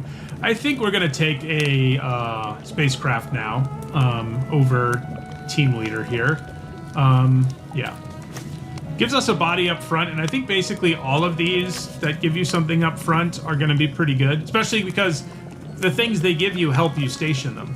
I think we take Terra Pact Intimidator here. It's either a 2-mana 4/3 or a 2-mana 2/1 that makes you 2 landers. Usually your opponent's going to choose the 4/3, but we're fine with that.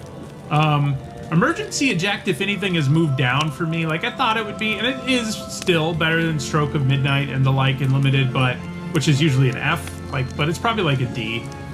You 2-for-1 yourself, and that's just hardly ever a good thing in Limited.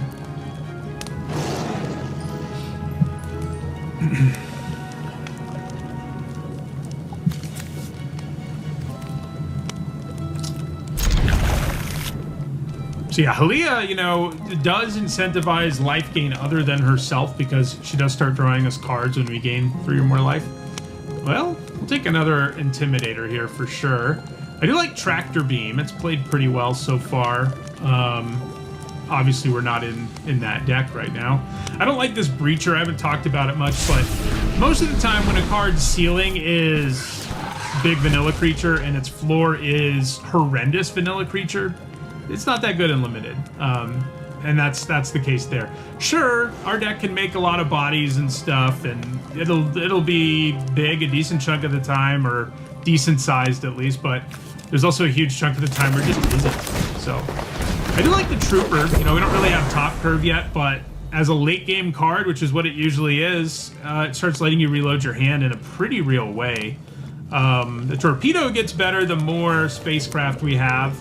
It's not that good if you don't have them. Like, you know, we see this artifact all the time, lets you destroy a thing, but it's expensive and slow, and there's a window where your opponent can get rid of it, things like that, but we'll take the Trooper here.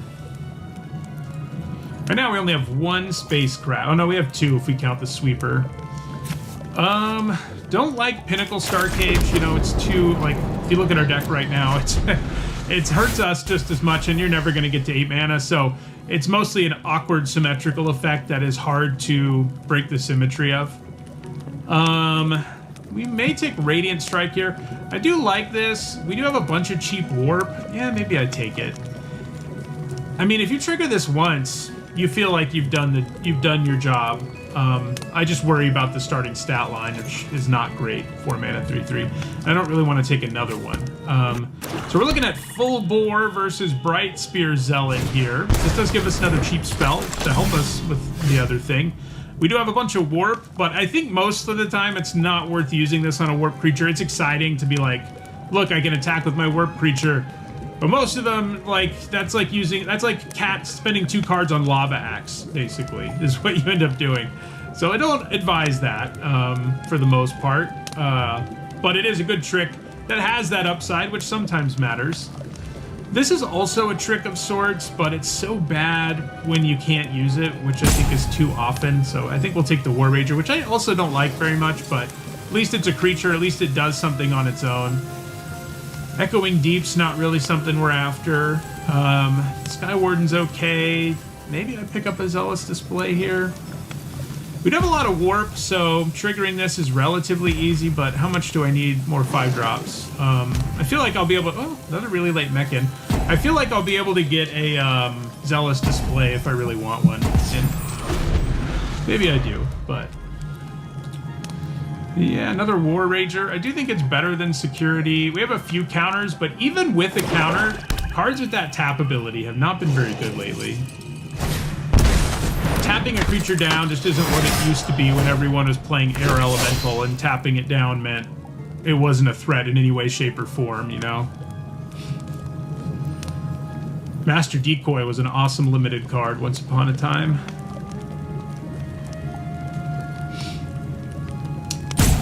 Yeah, that's a late Tractor Beam. It's not insane, but like, you get to steal a creature, and if it has abilities, that's awesome. And if it doesn't, it's still removal.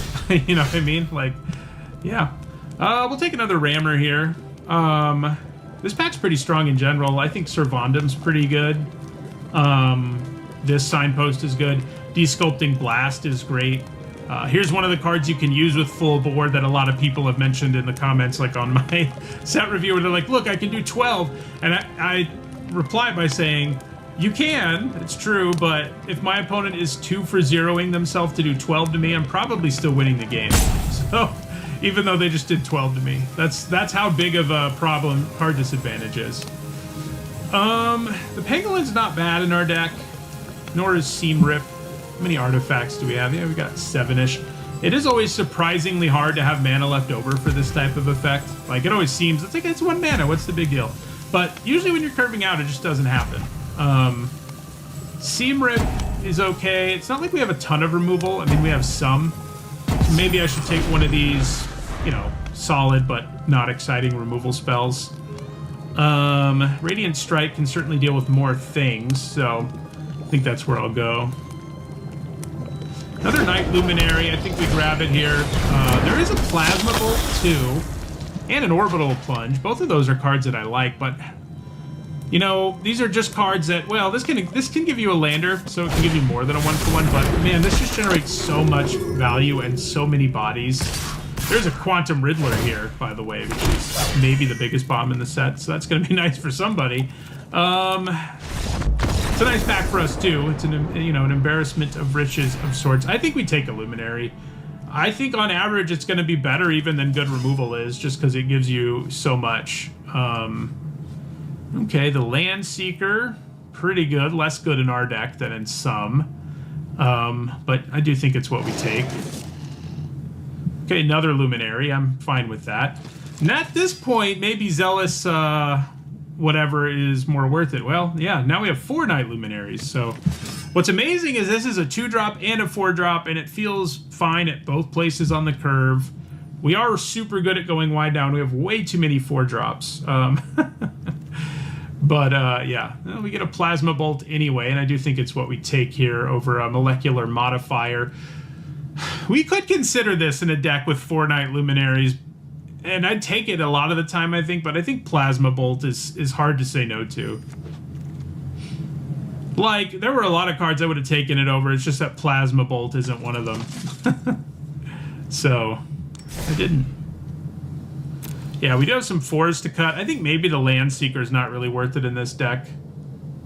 Do I want a Command Bridge? I mean, it's not going to hurt, and I'm not playing another Sky Warden or a Bygone Colossus.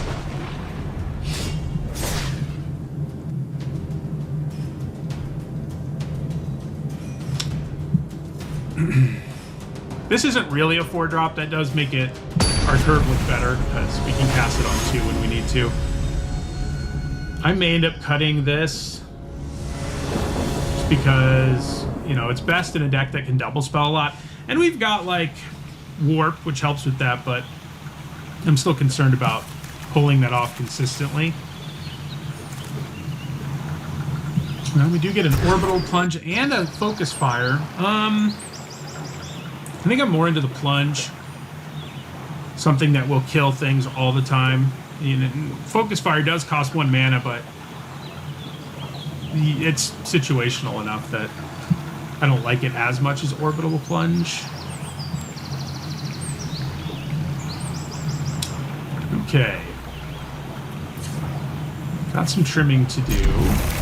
We're not particularly... So we'll put this here again. I mean, I probably do need to cut some 4s. This is also only kind of a 4. And as good as the Land Seeker is, I think in this particular deck we probably do cut it. I don't think we play Command Bridge. The downside of needing to tap something else and everything when we're only a 2-color deck just isn't worth it. So we'll just run basic lands. I mean, yeah, I like this card a lot. But it and the Lightsmith are both better in, like, different decks.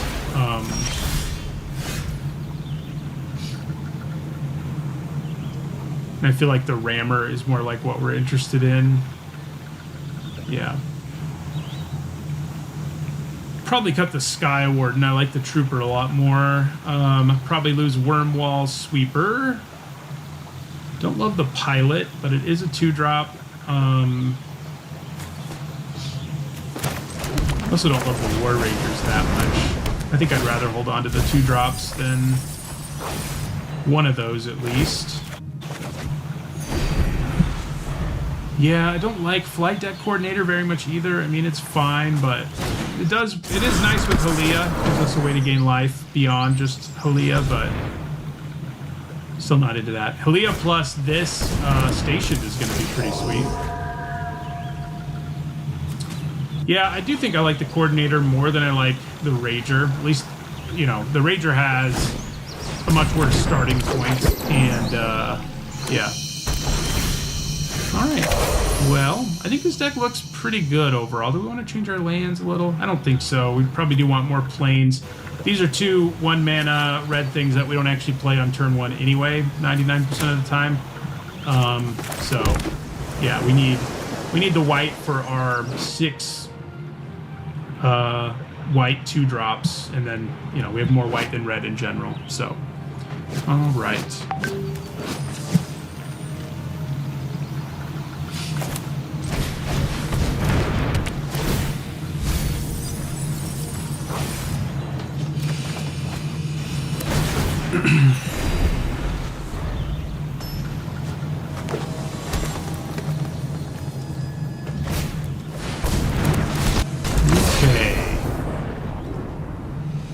Well,